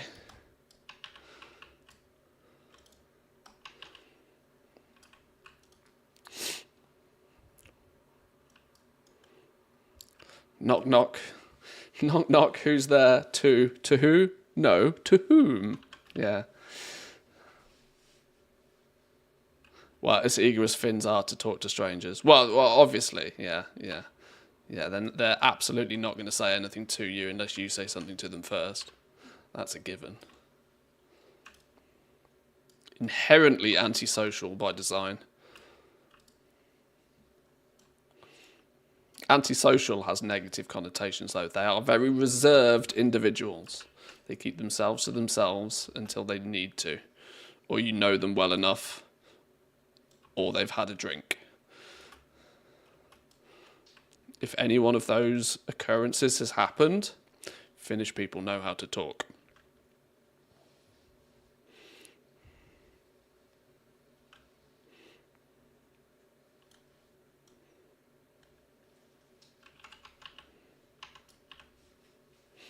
And then they invite you to get naked in the sauna. Yeah. Yeah. The irony is Finnish people will get naked in a sauna with each other before they'll talk to each other. They'd rather get naked and sit in a hot room with somebody, but sit next to somebody on a bus? Absolutely not. Absolutely not happening. So funny. Sometimes you see public transport in Finland and it makes me giggle every time. You've got rows of 2 seats on either side of the bus or the train or whatever. You'll never, ever, ever, ever, ever see more than one person in a set of 2. Even people that know each other sit opposite each other so that they have a spare seat next to them. It's incredible. And my God, if you stroll in and sit down next to somebody, it's borderline of fear. I love it. This country makes me giggle sometimes. It's a fantastic place.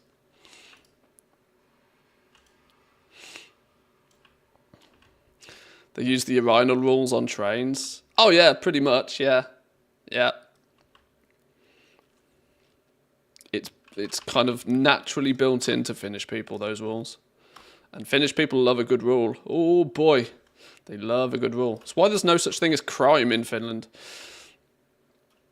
Crime basically doesn't exist here. Because they have rules and they follow them.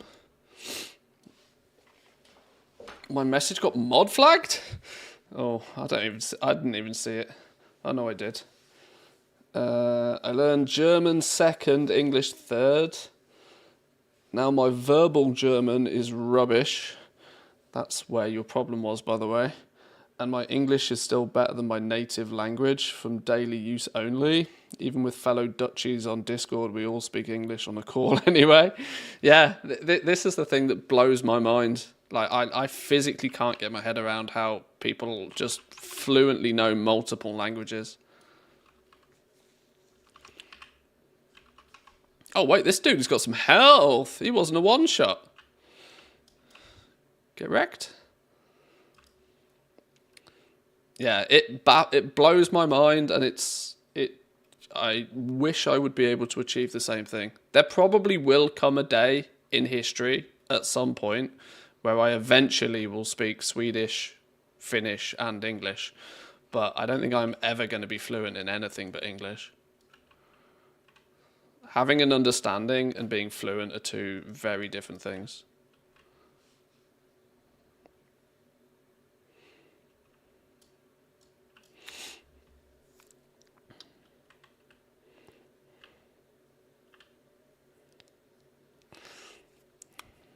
Can't think of that without thinking of the Joe Wilkinson 8 out of 10 cats clip.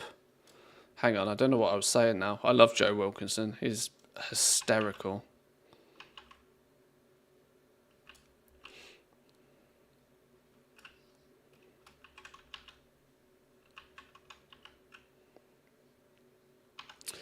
Don't know if you know, Jimmy. You fired me last season, you bastard. Oh, the urinal poem. Oh, okay, yeah. Yeah. Was something about name. How I learnt it's not socially acceptable to name somebody else's penis. Yeah.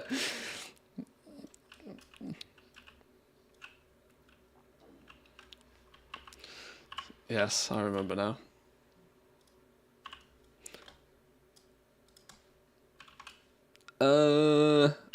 I probably need to kill you for some Mog anyway.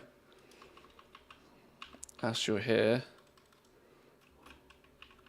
And World Boss is easily soloable apparently nowadays.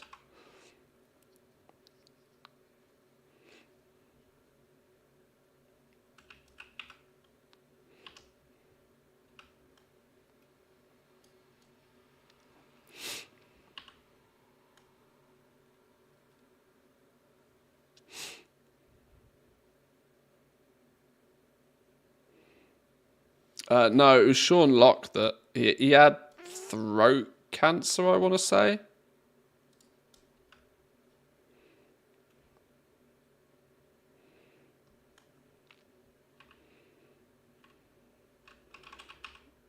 Sean Locke was also an absolute genius. Funny on a level that cannot be taught. You know, you often see this with some comedians. You kind of sense that they're funny because they've learnt jokes. But Sean Locke was one of those comedians that is just intuitively, naturally a funny person. Like, he could he could make anybody laugh from 20 yards away. Carrot in a box is literally one of the funniest things that has ever happened ever on TV, and I will fight anybody that says differently. Like, I don't even know where they stole the concept from. This is the thing, right? Literally, they stole that concept from someone else, and then Carrot in the Box, just genius. TV gold. If you haven't seen the Carrot in the Box sketch, it's the funniest thing you'll ever see. He basically saved Jimmy's career after the taxes fiasco.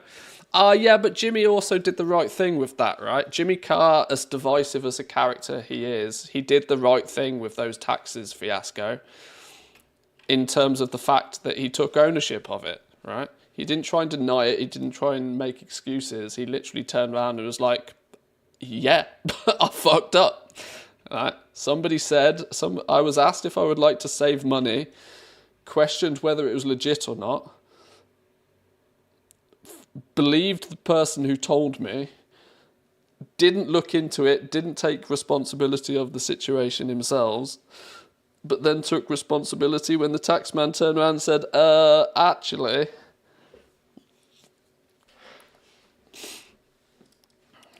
So... in some regards, he got away with that a little bit more so because he actually did the right thing. You can do the wrong thing, but then you can always swap it round to the right thing.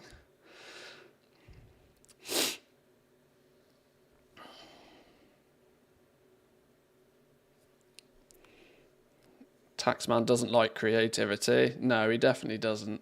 I've been in arguments with the taxman in the last couple of weeks.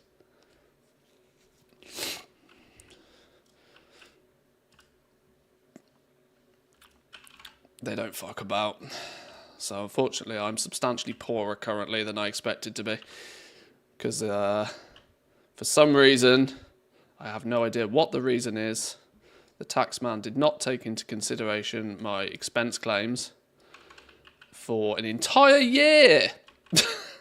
Meaning they then requested substantially more money from me than I had previously paid them. Because I don't check this sort of stuff anywhere near as frequently as I probably should, I did not notice it in time to do anything about it. So I've had to put in an appeal to say, oi, no, these were legitimate expenses. You can't tax me on this money. But of course, it now means that I've had to pay it anyway and will probably get it back at an undisclosed period of time in the future, which is just annoying. So yeah, taxes are annoying.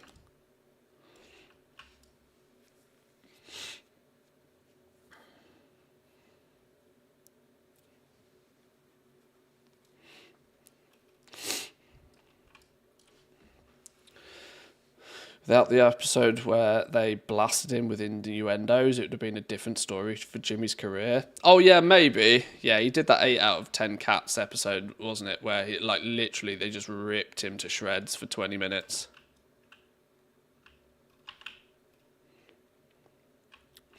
which clearly helped.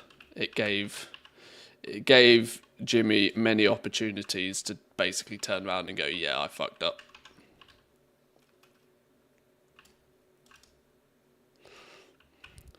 I was picked colon of the year, went to the world finals, lost again.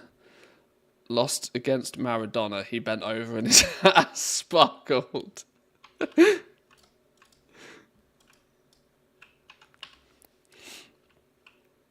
Even to this, I don't know what it is about British humour. I'm obviously going to be very biased in this regard. But, like, I clearly obviously know many people now whose native language is not English.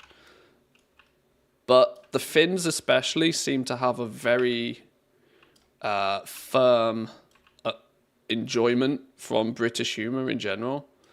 I know lots of my wife's family like really enjoy British comedians and British sketch shows and stuff.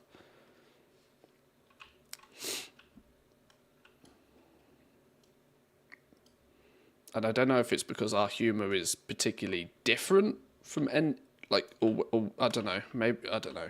Like I said, I don't know. Like I said, I love British humour because I'm biased. I'm English, but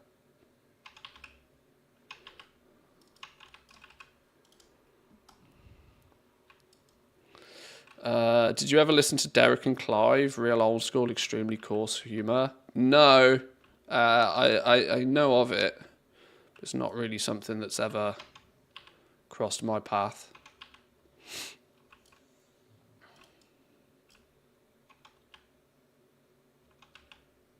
Oh, actually, I don't need to be killing any more of these. Are we done with this quest? We're done. Some mosey on.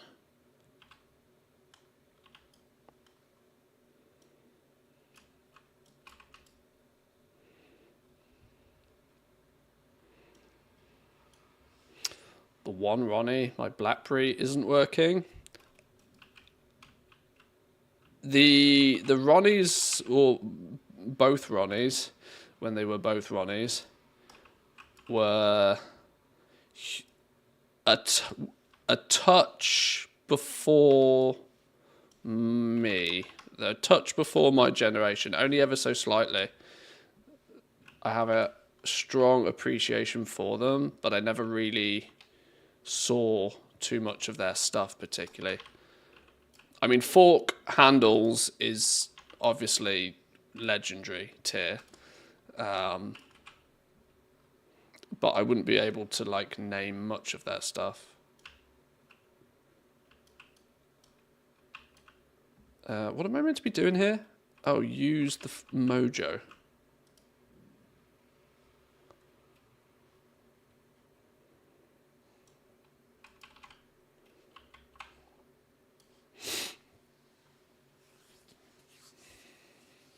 That said, things like Monty Python, even though that is before my time, like, is genuinely some of the funniest things that have ever been created.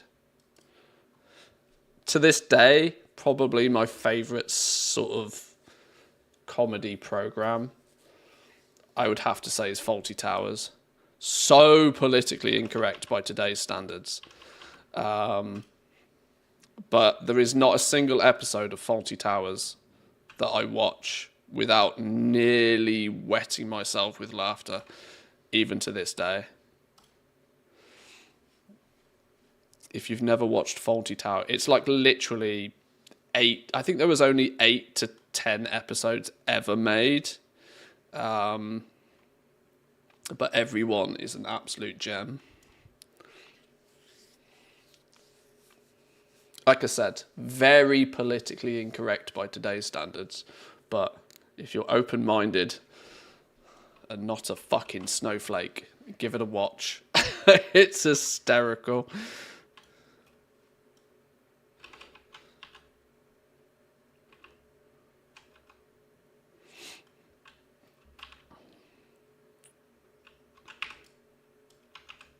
I learn English from a book.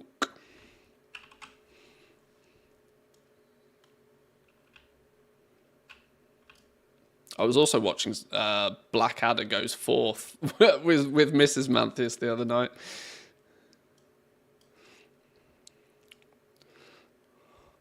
Well done, Baldrick. Have a holiday. Did you enjoy it? Why, thank you, sir. So easily pleased.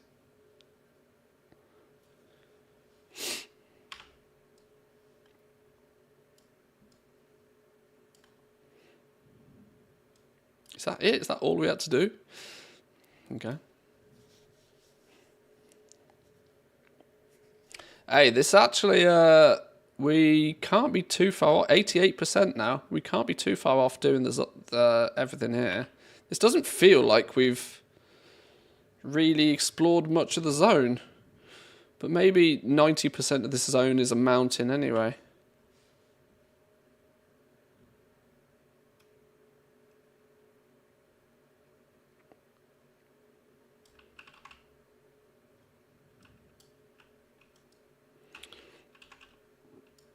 In a way, I know I kind of would have, and probably, you know, would have in fact, I did massively QQ on this as a thing on Twitch. But like, if copyright laws weren't a thing, like, I genuinely think like watching some of the old comedic programs would be really fun. But of course, copyright is definitely a thing. You know. We've already had the fiasco on Twitch of everybody watching flipping MasterChef. Was it MasterChef? Some Gordon Ramsay, something or other. Anyway, Kitchen Night. No, was it? I don't know whatever it was, but some of the old comedy shows are probably so old now they're borderline outside of copyright laws. I don't even know. I think copyright lasts for 100 years, though, don't it?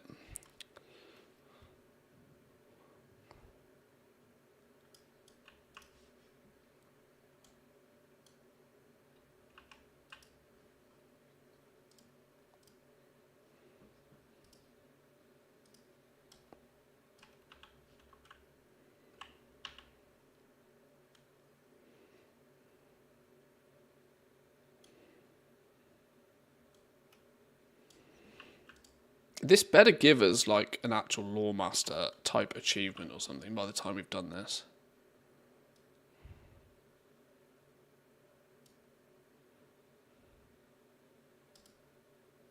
Ah, yeah, we've got like one chapter to go. Look, March of the Lower. Dark Heart of Nazmir. Complete the Bloodgate storyline in Zuldazar. I don't know how many of these are going to be super relevant, but I suspect quite a few of them. This will be much easier to navigate on Wednesday once we have the actual achievements in the game, but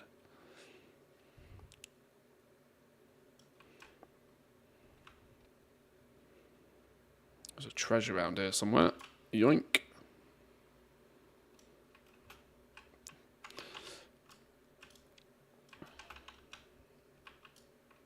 See, what I also don't get, right, is I absolutely 100% have definitely done these quests back in the day. So I don't really totally understand why I don't have half the achievements from these. But maybe if you do these quests, because you can come to these zones and do these quests on an Alliance character, can't you? Maybe you actually have to do them on a Horde character to get the achievements. Because almost none of this feels new to me. All of this sort of feels like I've definitely done it. And I actually even remember multi-boxing this on like 5 hunters ago. But maybe they were Alliance characters and so it never got you the achievements or something.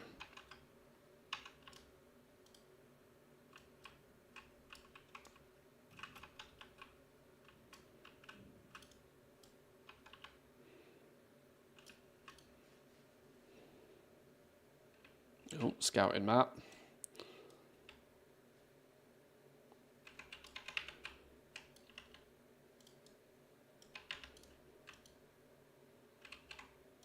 Four bugs.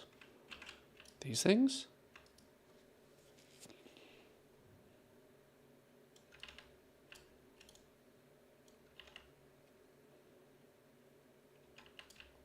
Hang on, are we meant to be killing? Yeah, crab meats.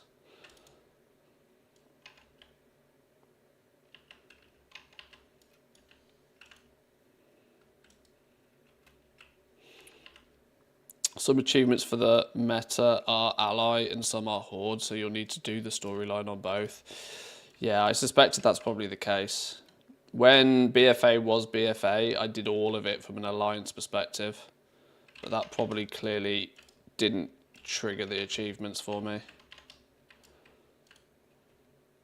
Which I kind of hope means that I'll have done all of the alliance related stuff. I really hope that that's the case. It probably won't be. It might mean I need to dig out an alliance character to do some of this as well. I do actually have a level 80 alliance character, I think. Not that a level 80 is necessary, but just, you know, for ease of... It's not that I don't have alliance characters anymore.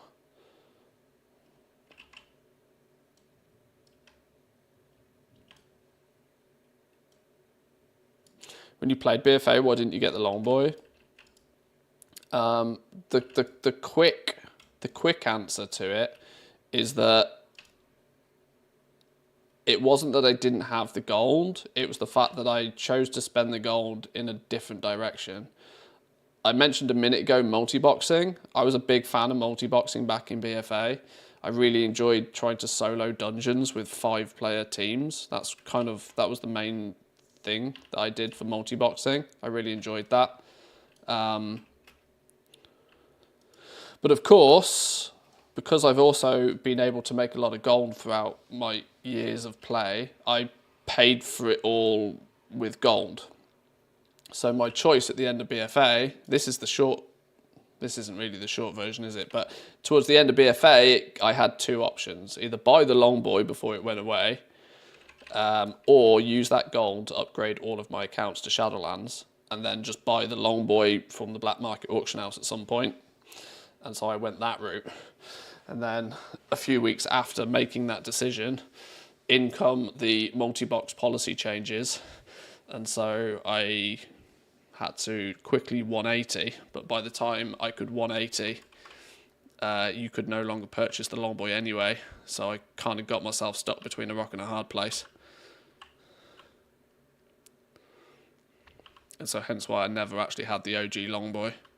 I also foolishly assumed it would be far more easy to get from the black market auction house. I was also more than willing to pay 10 million gold for it from the black market auction house. But little did I know it would be nearly impossible to ever even see in the black market auction house, especially considering it was bugged for about 12 months, so that it just flat out didn't ever appear. So yeah, a calamity of errors basically is the reason I'd never had the original one.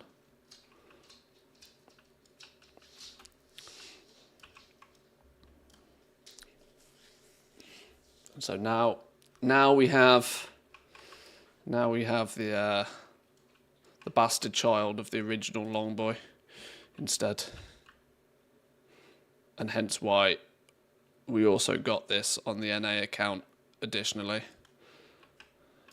just so that as and when I actually do spend any time playing on the NA realms, I have it there as well.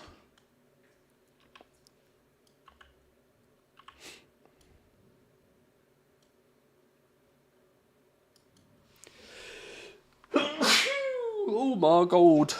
Whoa, that's a big dinosaur. Hello.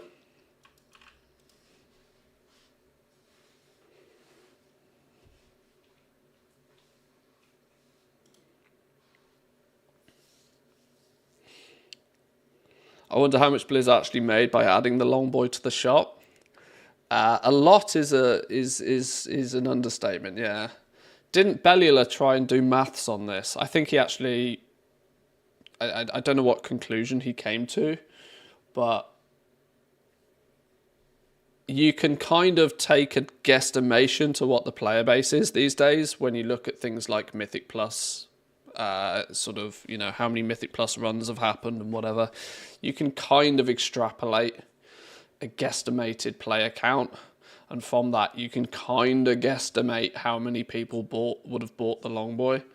There's a lot of guesswork, but even like a relatively conservative number was just a disgusting amount of money.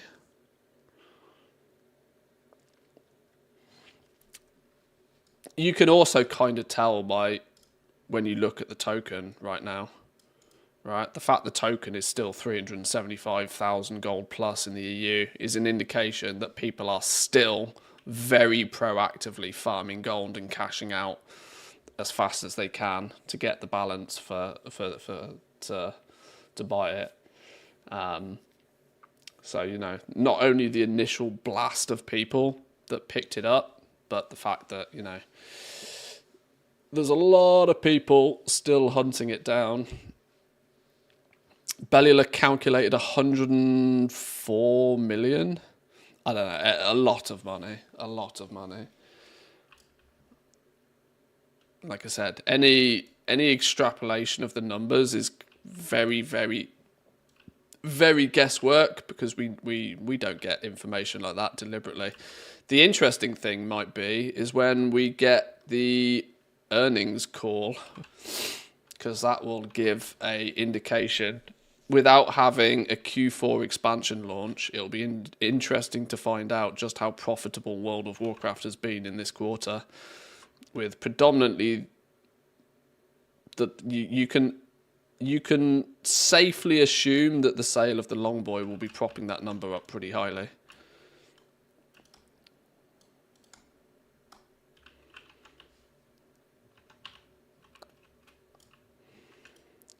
Token's gone from 270 to 370 since it hit the store. Yeah, it goes to show that, like, overnight, people very quickly wanted to cash out a bunch of stuff.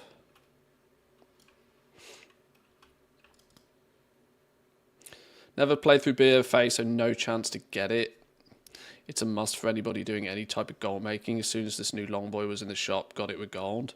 See, this is the thing, right? I've gone since BFA without it, and now I have it now. And I must admit, it's a bit of a fallacy, really, that you actually need it. It is nothing more than a slight convenience.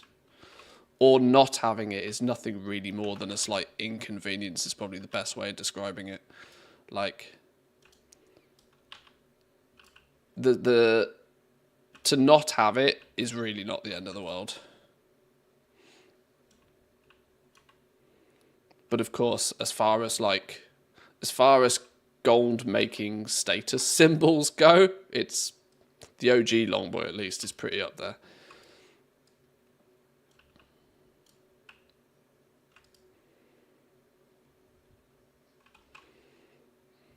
Profit should be up due to a lack of yacht down payments from Bobby. Maybe. Funny because it's true.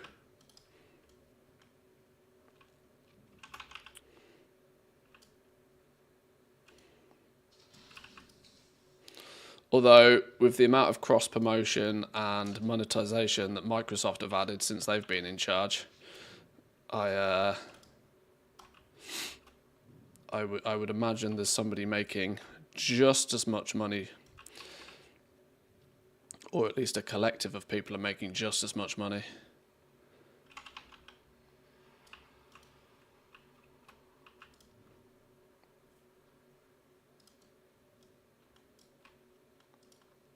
It's like when Thor said that the first horse on the shop made more money than the whole of StarCraft. Yeah, the first Sparkle Pony, a $15 store mount, I think it was back then, making more money than an entire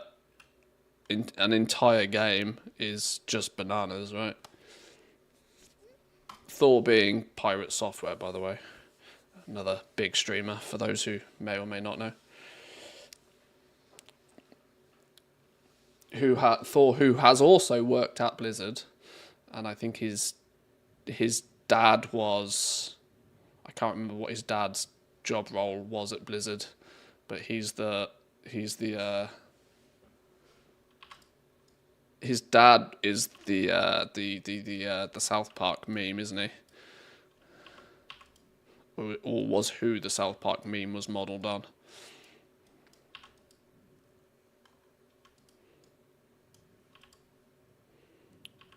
So Thor's claim to fame by association.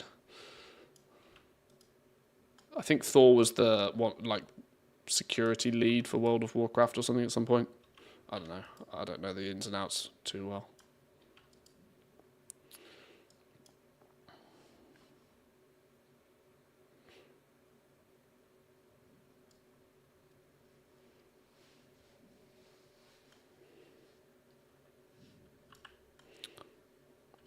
City of Gold. I like gold. Another very funny film. Austin Powers.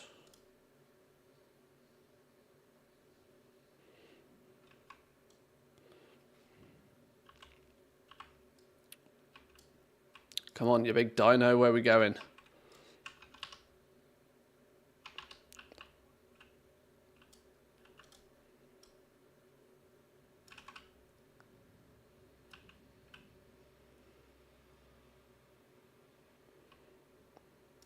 Oh, where's he gone? Let me in.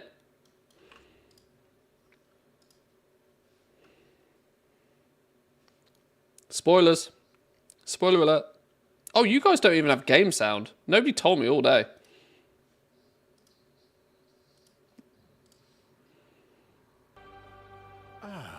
He arrives. The lower of... You've been listening to me and tunes in the background all day. Nobody told me there was no game sound. Find your tongue, traitor. Alright, spoilers alert.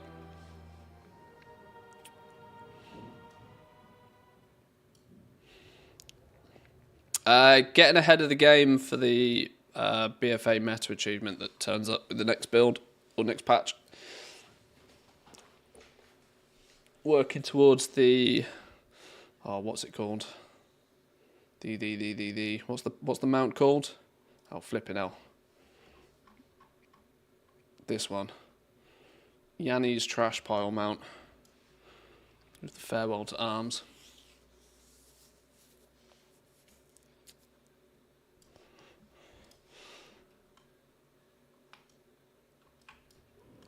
Click here once he does a thing. Click here, let's go. Retreat! Live to fight another day.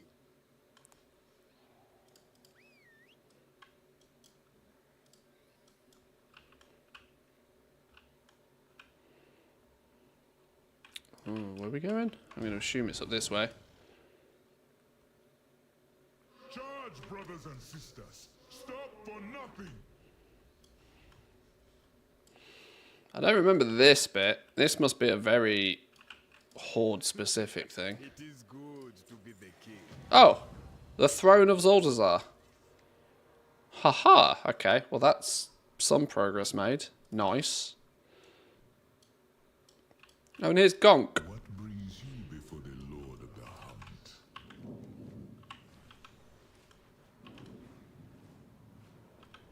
That should be Zoldazar pretty much lore mastered. Other than all of the quests I can still see on the map. Okay. Well, let's assume that is progress in the right direction. Use Zoldazar leveling guide to accomplish this. Completing this will unlock Paku and the Gonk boons. I think we have now done that. So let's skip that step. Complete Vol'Doon's quest line. Oh god, we're going to have to do the whole shebang. We really are doing the whole shebang.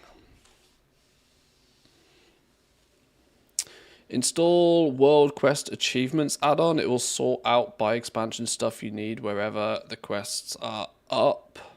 Great reminder for the BFA meta. I'll look into that, yeah, that could be helpful.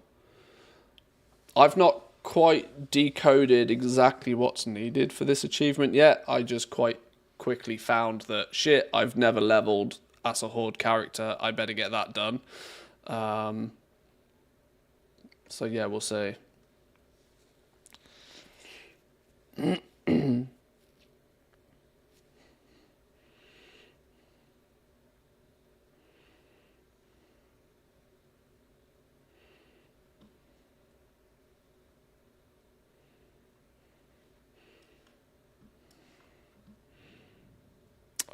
There's a couple of raids we're still going to need to go and kill, but they're just as simple as queue up, do an LFR, blast them once, see you later. I'm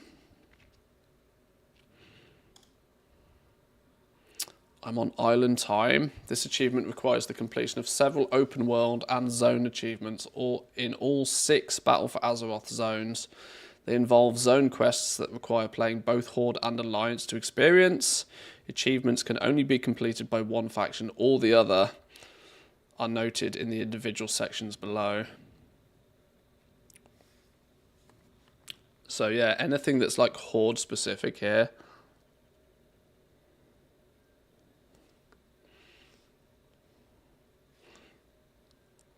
So where's my...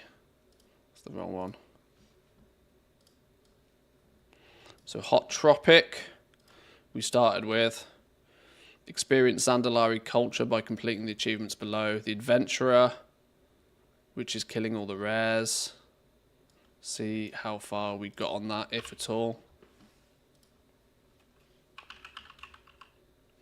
Adventurer of what? What did it say? Adventurer of Zoldazar. I think we said we'd done this one, didn't we?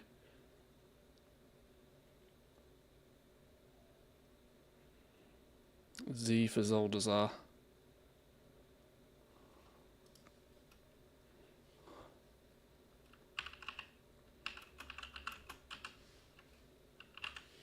Adventure of Zoldazar. Oh, well, luckily I've done this one.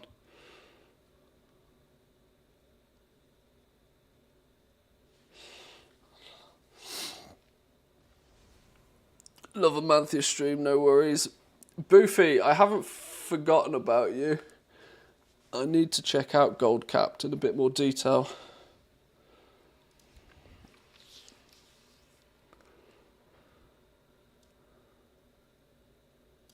That one's done. Lower expectations. Get hexed. What about this one?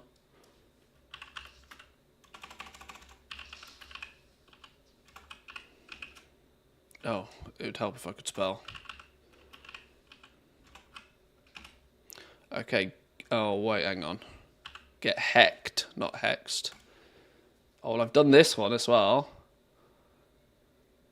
Complete the following tasks for Yanni in Zoldazar. Okay, nice. I don't know if we'd done that one recently. No, back in 2019. We've done that one a while ago. Eating out of the palm of my tiny hand. Eating out the palm of my tiny hand. Feed Brutosaurs their favourite food in Zoldazar. Well, we've done that one. Hey, this is actually... this is better progress than I thought. Treasures of Zoldazar. Ah, yeah, boy. This is good. Bow to your masters. Oh, well, it all had to stop at some point, didn't it? Show respect to the lower of the Zandalar. Good old Zygor guide. We can close Zoldazar leveling guide now. So that needs to go on the list. Complete quests up to a tribute for death in Nazmir. Huh, okay. Then what the Christ on a bicycle is this doing in the Zandalari section? Oh, is it maybe because we need to respect characters from... Oh, okay. Oh, Lord, we are going to have to properly lore master the entire zone, aren't we? Or the 3 zones. Okay. A lower of a tail. Is this this must be a new achievement then. A lower of a tail. This must be a new one. So what is this? Find and read the following volumes of Tales of Deloa. Added in 8.1. Well, that's clearly not new, is it? Why do I not have that? Why can't I even search for that?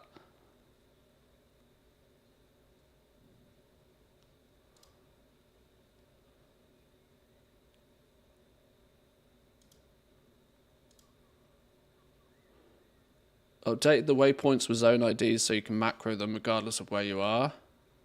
This will be helpful with the micro meta achievement Hot Tropic, which is part of the I'm on an island time and the new BFA achievement Farewell to Arms. Okay, love that shit. Why can't I find the achievement though?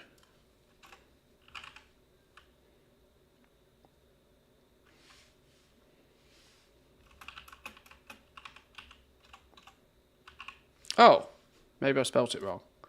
Oh, I've done it. Hey, love the fact that I've done some of these. This is going to make the process much easier. Raptari Rider.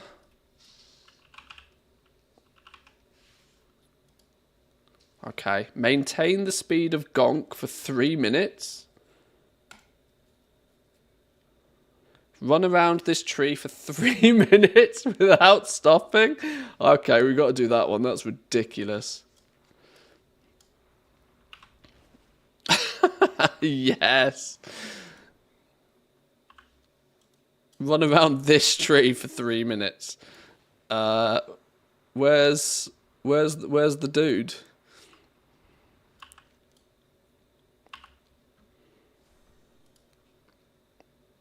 Choose Gonk to be your lower. Where's that meant to happen? Didn't we do that earlier?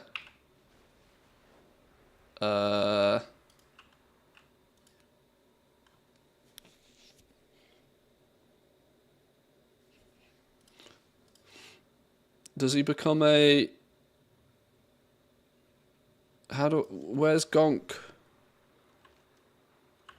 Mad confused. There's me saying Zygor never lets me down.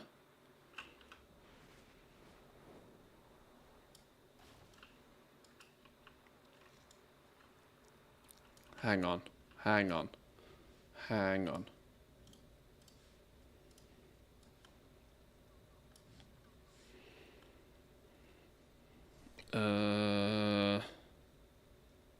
'An achievement that's only been obtained by 11% of profiles. That's funny. There are 2 totems to the left and the right of the totem. Just run in a circle around them for 3 minutes. You'll re-earn the buff as you run. Roughly at the 20-second mark, you'll want to refresh. Keep it until the achievement. Okay. Where's...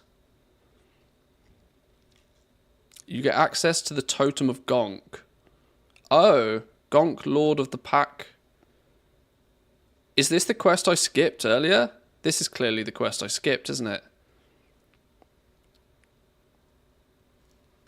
I don't have a Totem of Gonk. Or do I have a Totem of Gonk? General abilities, I would guess? Or is it...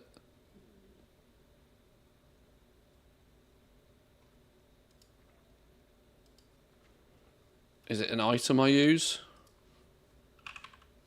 Oh, hello, what's this? No, Lucky Dragon Claw. That's got nothing to do with it. Did you choose Paku or Gonk? I think I chose Gonk. I think. That's a good question.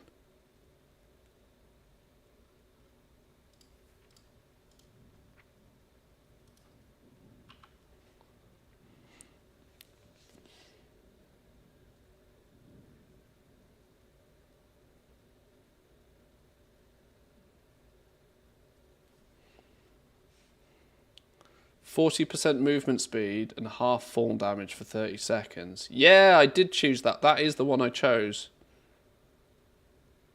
I don't have the ability to use the thing, though. Is it hidden behind one of my other UI elements somewhere?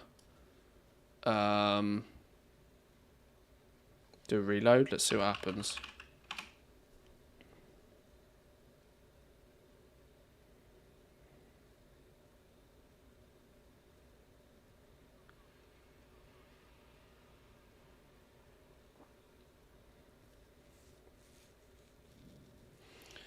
Speak to Chronicler Ashtari to switch lower.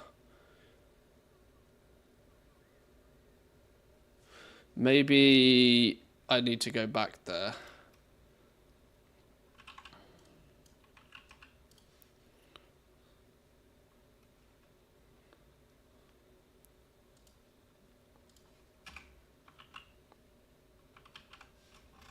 That's not the right paste.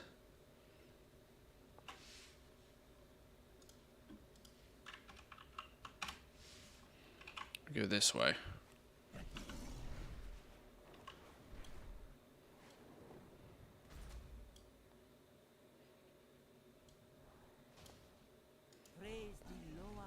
I would like to change the lower represented.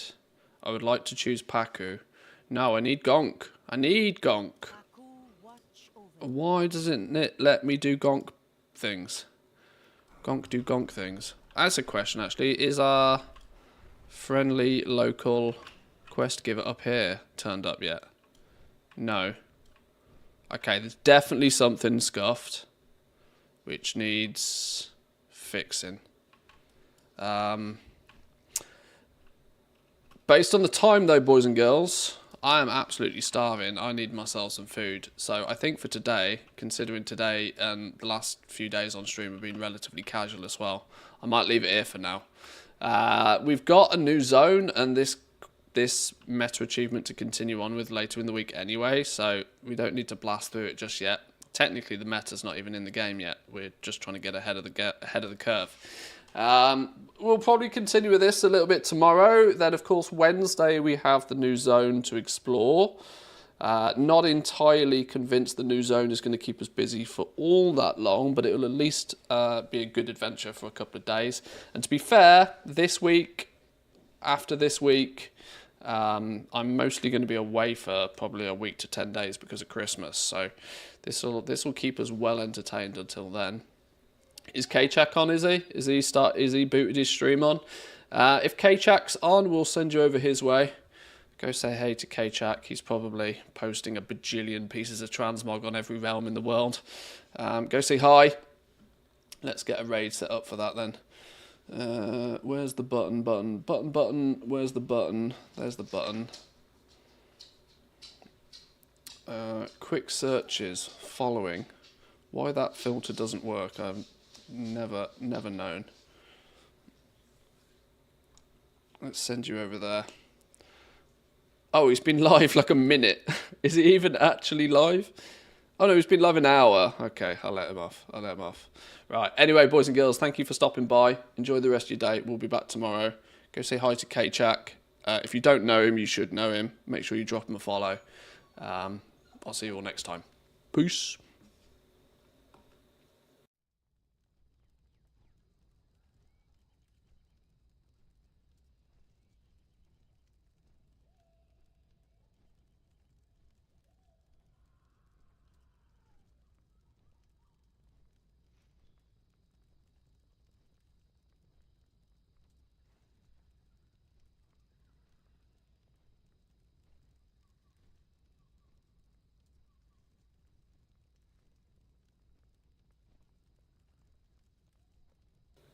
Okay, my raid button doesn't work. My Twitch dashboard is stupid. My Twitch dashboard wasn't working earlier. What's the command for raiding? Somebody knows this. /raid. Let's try that. Let's see if we get this right. I'm going to need to know K-Chak's actual... Is it K-Chak YouTube? Is that his actual... Is that his... Hang on. We will get this sorted. We will be a good goblin. Copy link address.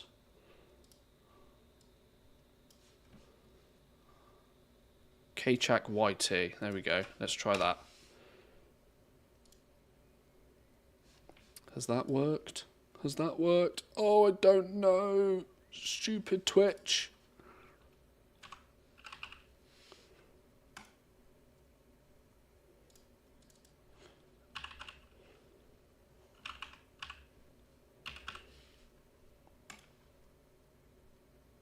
No, it doesn't work. Tell him I tried. My Twitch dashboard is broken. I tried, I honestly did. Enjoy the rest of your day, boys and girls. I'll see you next time. Peace.